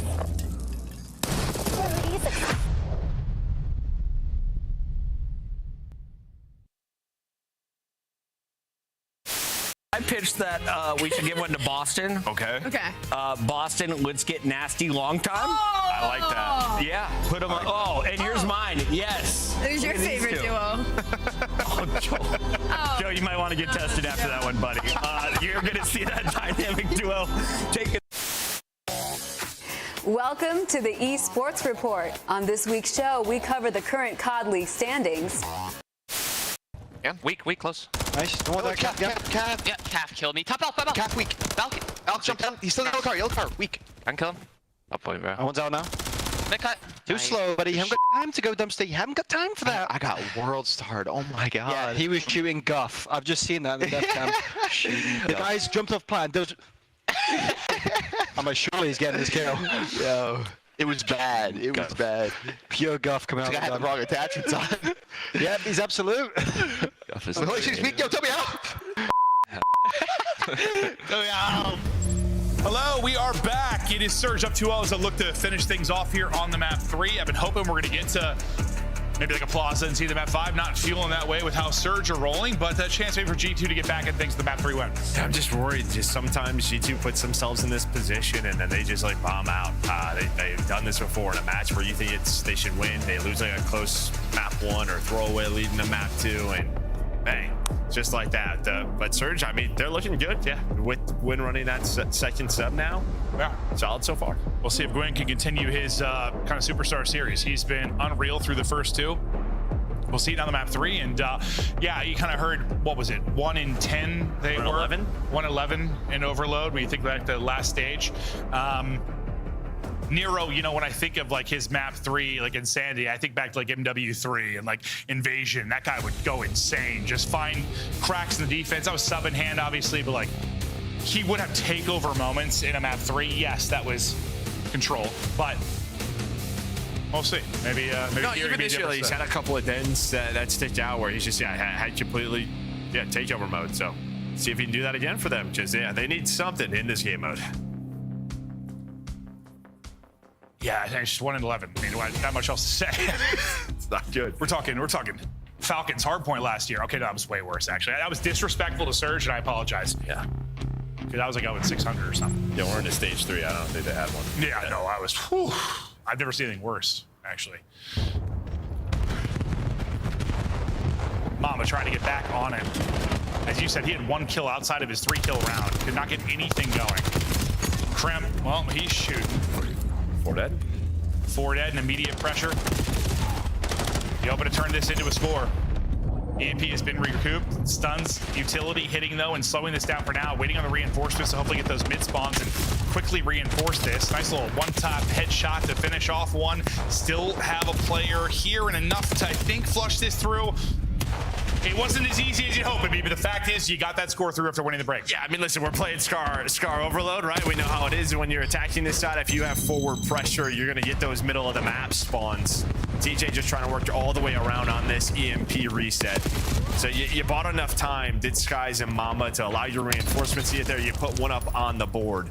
Now Sky's just trying to live, but is taken down. You've got 2 players there, and you're hoping, maybe not to rally, but at least retain control. You do not think TJ is in your back line at all. And yes, he's dealt with now, but yeah, your forward pressure dies there. Yeah, maybe you hoping you had another scoring opportunity, but you allow Surge now to start to work the middle of the map. Oh, Nero wins 1. Oh, there's the duo and TJ and Gwen. Suddenly, it's all on Mamba, and he is cut to pieces. That's 4 dead. Yeah, blocked, right? So, I mean, this should just be a score. Yeah, you're spawning P2. Best of luck with this. G2, not able to deal with it. Surge are on the board in transition. We hop to the comms with Vancouver Surge. Last guy's on hold. Yeah, spawn deep. Might be 2 here, Bear. I'm gonna spawn 2. One could have spawned close. You should 2 are front blue. Yeah, front blue, top blue. 1 shot, Mamba. Dead. Where they spawn? Did they spawn? Deep left. Top green. In the hut. Because 1 shot, peon. Missing one. He could be red. These are deep, dead. Nice. Grab left still. I hear you. Mamba, no, there's 2 back left. They're gonna be there. There's 2 back left. Yeah, there's 2 back left. I have no tags. I have a shriek. I'm top green, just 1 shot back left. I got naded. 1 shot. Use your streak though. I'm shaking. I hear you. What'd you push it? No. They're an 8. Be top green on me. Absolutely. Tell me top red. Dead. Top green. Bus dead. Nice. Top green. Interbus top green. Top green. I got it. Nice. 2 back green. Top green. Nice. No one top green. Getting a trophy on back left. Mamba top green. Back research. I'm holding right. Top green really weak. Right now. 2 back left. Right on me then. Go 18 boys. Low green was top green. Caesar top green. I'm getting your shot. Could hit left. Yeah, I'm trying to get left. I have left for now. Caesar was top green. Yeah, top green on me. Top green on me. Here, I'm on left. Have your shot on me. Yo, top green. Very weak top green. Top green. I hear you. Nice shit up. Try to cut this for you. I hear him. 1 shot. Block the right spawn if you can. Back into the action, and Surge is up 3-1. I mean, G2 have been in hell for the last 2 minutes. But this all right before we jumped to the listening, right, we saw that they all spawned motel. You had the all 4 were playing side. If you were Surge, they were gonna put that in 2 rat back. You know EMP is gonna spawn motel. That should be an instant counter for G2. Instead, they 2-2 split, and then since then you've been spawn trapped. Like, it has to be better. Is that if you're where G2? You need a vocal leader, someone to make a comm there to like, hey, just give it up. We're 4 dead. It's spawning motel. Well, it's just clearly not on the same page. No, not at all. Right, we go to the list. I see Joe go. Joe goes, "What the hell?" I'm like, "What's up?" And he goes, "Why would you split there?" Like, yeah, they just split, and then when you split like that, your 2 players forward, I mean, they have to wrap back. They have to give up all map positioning. They end up getting caught, and at least you're able to bring another one back down the board. Despite that, I mean, the fact is, at least you won the break and you got a score. You get another one here. So, yeah. Despite that ugly stretch of a couple of minutes here, yeah, very much in this game. And it's like the. I know Looney's just gonna be freaking out because, yeah, if we're doing something, let's do it together. Yeah, it'd be one thing if it was like spawning topside or something. I don't know. Estriel wins his 1. Bottom spawn for EMP. Both teams still fighting for it, and that'll be 3 dead. G2 control Gwen, the last up to deal with it. He kills Gwen. Gets Gravy to slow down this push. Can't walk away with the second one. Maybe buys his team a bit of time, but you never got EMP if you were G2, really, or never got it forward. TJ off spawn got in position. Now TJ is just picking you apart, making sure you can't make a play with it. Crimp still tucked away back here, so he'll cut him up on one side of it. TJ trying to push out on the other.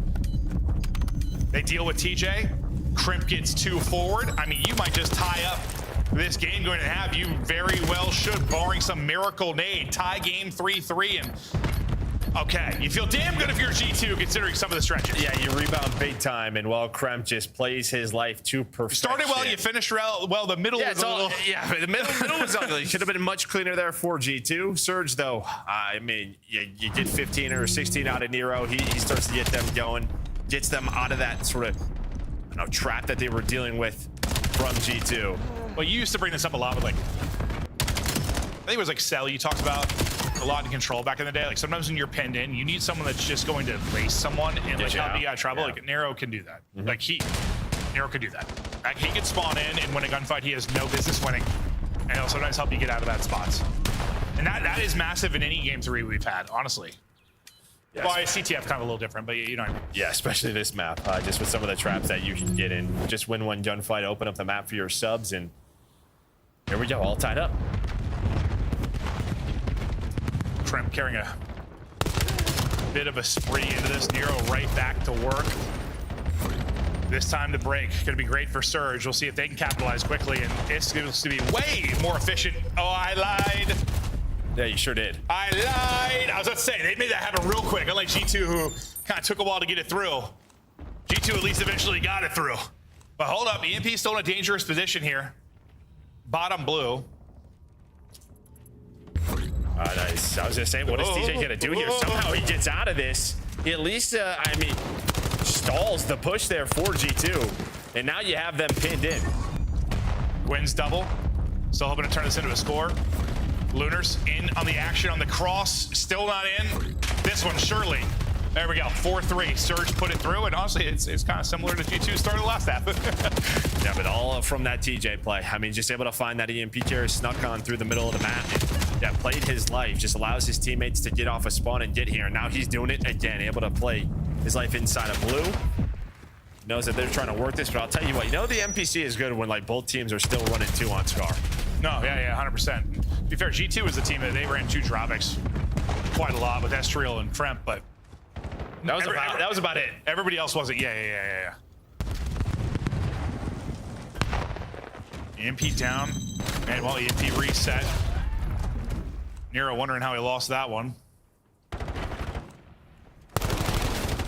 TJ kind of left alone and a lot of work to do. Able to get one. Here comes the EMP now flying forward. He's going to be in the backline support, and that'll be pressure to Lunars. He hasn't had to do a whole lot. He's 8 and 12, but you hope. Put damage in, hopefully? Yeah, get some damage in or walk away with some clutch defensive kills. Mamba zap, Nero top. Yeah, I mean, he's had a slow series, but stepping it up here in this game number 3. But they still have to get on the board. Still down 1, and, well, they're going to go 3 dead, make it all 4. Dwin's already pushed up towards blue. And okay, well, at least that was a team nade, because that was looking, well, it's still a pretty ugly kill feed here for Minnesota. Yeah, no, they're still in trouble. They are still in trouble. TJ, I thought he was somehow going to slip away from that one. Finally drops. Lunar on the backside, able to get 1. Pressure. Just relentless right now from Surge. Hasn't turned into a score, but... No, it does. Lunar's put that away. Oh, I didn't realize that went through. Yeah, no, he puts that away. He just goes right under him. I didn't realize that got through. Okay, it goes right under him. So, yeah, now you have that 5-3 lead. So, yeah, he was up top, but he just drops down low, able to take that timing. No idea where he is. And as soon as TJ has been inside of blue, he has been a problem. I was like you, like a couple weeks back when you're like, I didn't realize that went through. I didn't realize it went through. They're going to put in another one. This one I saw. 6-3. G2 at risk of being 3-0. They've won the possession game marginally, but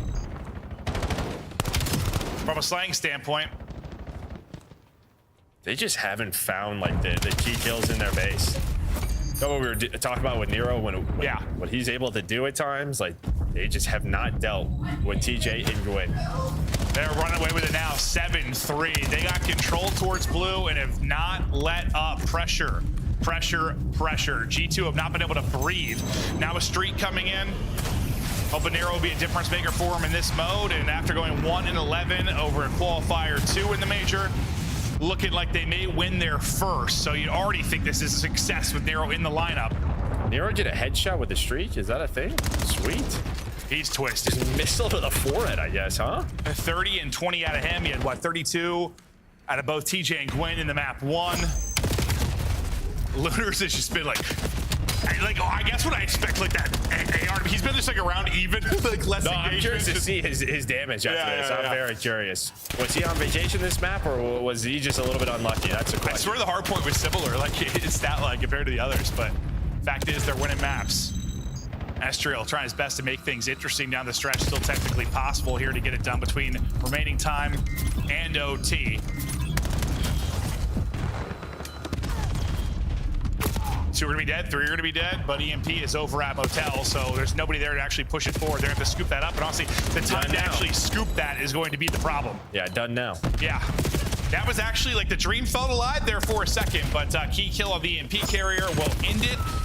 I don't think many saw Surge walking in with a 3L, but Surge are able to get it done. Debut for Nero on this lineup and a monster map 3 out of him, but I still think, I mean, for him, or for me, it's still TJ and Gwen back in subs together, and they were melting. No, I mean, that's just it. The FBCs looked great in their hands. They looked comfortable on the map. They played very well together. You look back to the Search and Destroy, just their 1-2 punch and what they were doing. Map 1, obviously, it was sort of their effort that got them that map 1, 250 to 249. And now this is like scary for G2. Well, that's what I was gonna say. Yeah. There's sort of a, you know, there's been discussion about roster changes. Should they do it? Should they not do it? I mean, listen, we've seen it in the past where now you're going to a minor and you're not like there is time now. Like you have about another 2 weeks before you get back to sort of major minors next week. Yeah. Okay. So like there is, if you're gonna do it, now's probably the time. And Lunars, no, not any kind of crazy damage. He was just chilling. Oh, he was just chilling. He was just chilling. But the rest of the boys, frying. Nero puts up 4,000 damage, leads the way. And yeah, I mean, it might be, listen, it's not that they've been a great hardpoint team or a great search team. They've just been so bad at overload, they haven't had a chance in some series. If they find a significant improvement there with Nero in the lineup, like, I'm not saying this is a team that's going to make crazy runs, but they have a chance to beat teams. Like, they have a chance to upset teams way more if they have a decent game 3. Yeah, I mean, fighting for that 8 seed, right? That's going to be the big thing for them, and they can get some momentum going into the tournament next weekend. Great momentum to start things off. Honestly, impressed out of what we saw. We'll see if we see more of it, but it's early. Listen, we have a different weapon meta. We have new maps in the rotation. We're expecting to see some upsets, some surprises. It's going to be if they can get consistent results like this. But to close us out after a great day 1 for Qualifier 3, Anthony Wheeler. Thank you.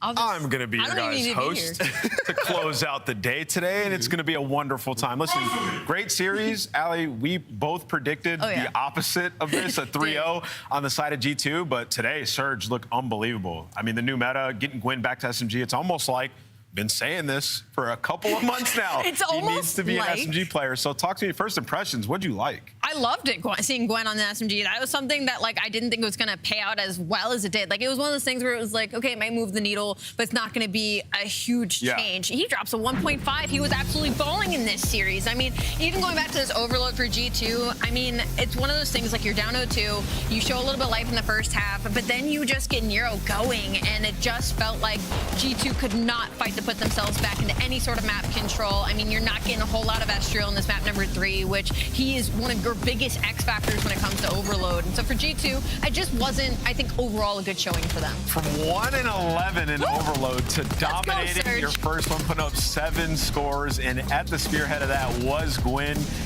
I mean, listen, this guy with the SMG in his hand, he can just take over. And, you know, with him and Tej, you know, you heard Clint and Joe talk about it before the series. Like, they've had success together running those SMGs. So they're starting to win overloads. This is a team that can sneakily upset some squads. And when you bring in a guy like Nero, who does have the takeover ability in a game mode like this, and then even in the Search and Destroy, just the ability to, like, take the space we saw mid, get the huge kill on the Estriel, buy him something, get out with his life, it just gives them, like, an element I guess they didn't have before. So the thing about them, though, is going to be about replicating this. But before we dive a little or deeper into it, let's talk to the man himself. We got Gwen on the line for the Monster Energy Spotlight. Let's talk to Gwen if you're there. Yeah, tell me how it feels to be back on the SMG, back on the MPC. It looks like you're feeling comfortable, man. I mean, yeah, it feels good. I mean, I was confident even with the AR, but just what came down to the roster changes. We needed me on a sub, so I was down for whatever. But NPC is great. Having a lot of fun, me and Terry. Absolutely. Give us a sub to blow someone away. I see you giggling, man. You guys are running around taking over, but what's the difference in bringing in Nero? I mean, he comes in, obviously has a great map 3 there, but how's practice been with him, and what were you guys looking for in picking him up? With Dill, we just wanted more like takeover and kills. Like I just felt like we played the game decently good. We just needed more kills, and I mean he's definitely proved it in that last map. We needed that. Yeah. Absolutely. Honestly, you saying that and being like, we just needed more kills, and then in this series, you were the one that really put up the more kills. It's just unironic in its own sense, but obviously the change seems like it's worked out so far. Gwen, I want to ask you, in the spot that Surge is in right now, you know, it's a new meta, there's new maps, there's so much growing room across everywhere in the league right now, especially with the way all season has gone. Where do you find where to focus? Like, how do you pick a certain thing, like an identity for a team like this? I mean, there's still a lot of COD play. We have the minors and the next 2 majors. Like, we don't think it's over. Like, we're going hard still. Like, there's no giving up. Like, we just want to like make champs. That's all like that really matters. So we're going really hard trying to make it and get better. Gwen, tell me, was that a statement game? Are you about to have a good split? Are you fully back? Be honest with us. I mean, I never felt like I wasn't back. I mean, I don't know. I guess like I felt like with a sub, I can get more loose and kind of influence the game a little bit more. So like maybe I'm back in that sense, but like I don't know. At the end of the day, people are always gonna say I'm Killhorn or something, but like, hey man, work today, I guess. Hey, work today. You were playing well. Congrats on the win, and go celebrate with the team. Appreciate it.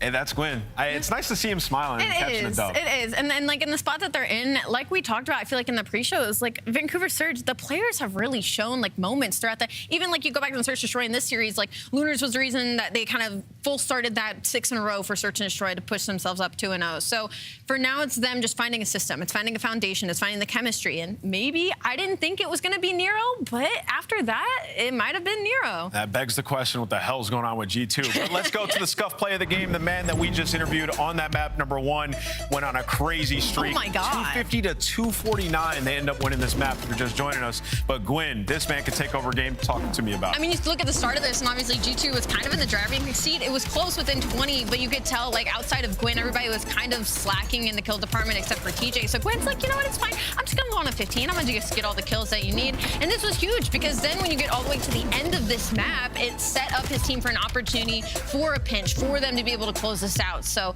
really big stuff out of Gwen. I can see why it was play of the game. Yeah, they need that momentum. And now here are your season standings. You can see a desperately needed win out of the Vancouver Surge. Listen, they're on the outside looking in, but if they have a good stage here, a good minor, it's definitely possible. But what we're looking at, teams like the Riyadh Falcons sitting at 140 and Koi on the bubble. Both of them going to be needing wins throughout this split.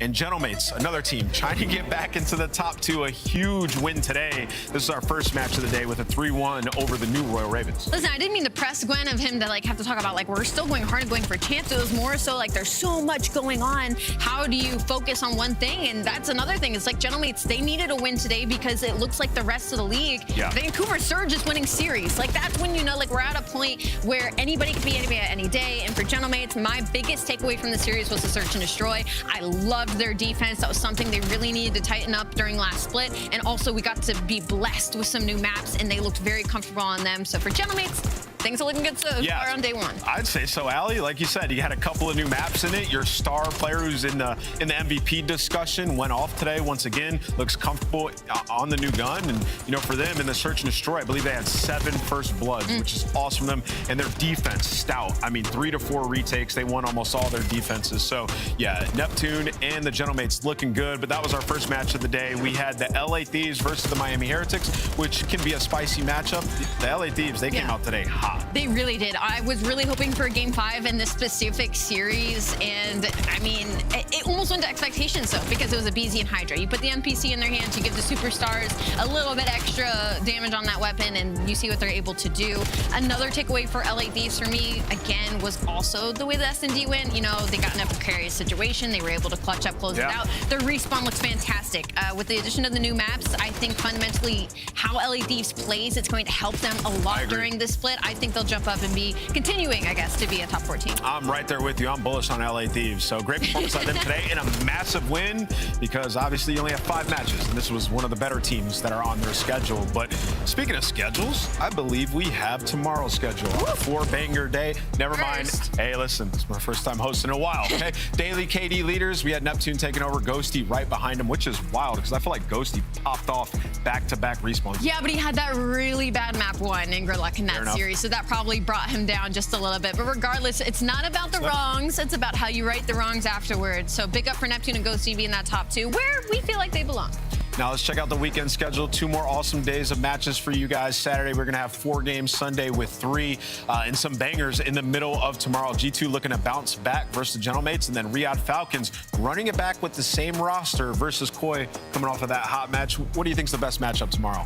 Best matchup tomorrow, I wanted to say G2 and Gentlemates, but after that G2 performance, I'm going to move to the Falcons series. I think that one's going to be a banger. And also, we get to watch, I think this whole split, I'm just going to focus on Boston and how awful their schedule is. Like, they're taking on Koi and FaZe this weekend, and they made a change. I can't wait to see that. Early awards for best roster move? For the best roster move? Yeah, just prediction. We haven't seen Boston yet. I have to say Neuron. It just, Surge just I just wanted to hear you say it. Surge just won. I have to say it's Neuron. All right, well, that'll do it for us today. We had a lot of fun here in Columbus, Ohio. Thank you guys for joining us and supporting the COD League, watching some Black Ops 7. The new meta was awesome. Hopefully we get to see some Plaza in the matches tomorrow.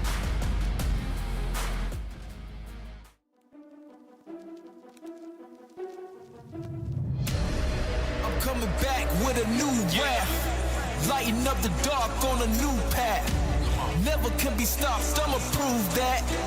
Tough as a rock, I'm a shock, I'm a champion. Brighten up the night like a full moon. Ready for the challenge, overcoming too. Never can be stopped, yeah, the chains loose.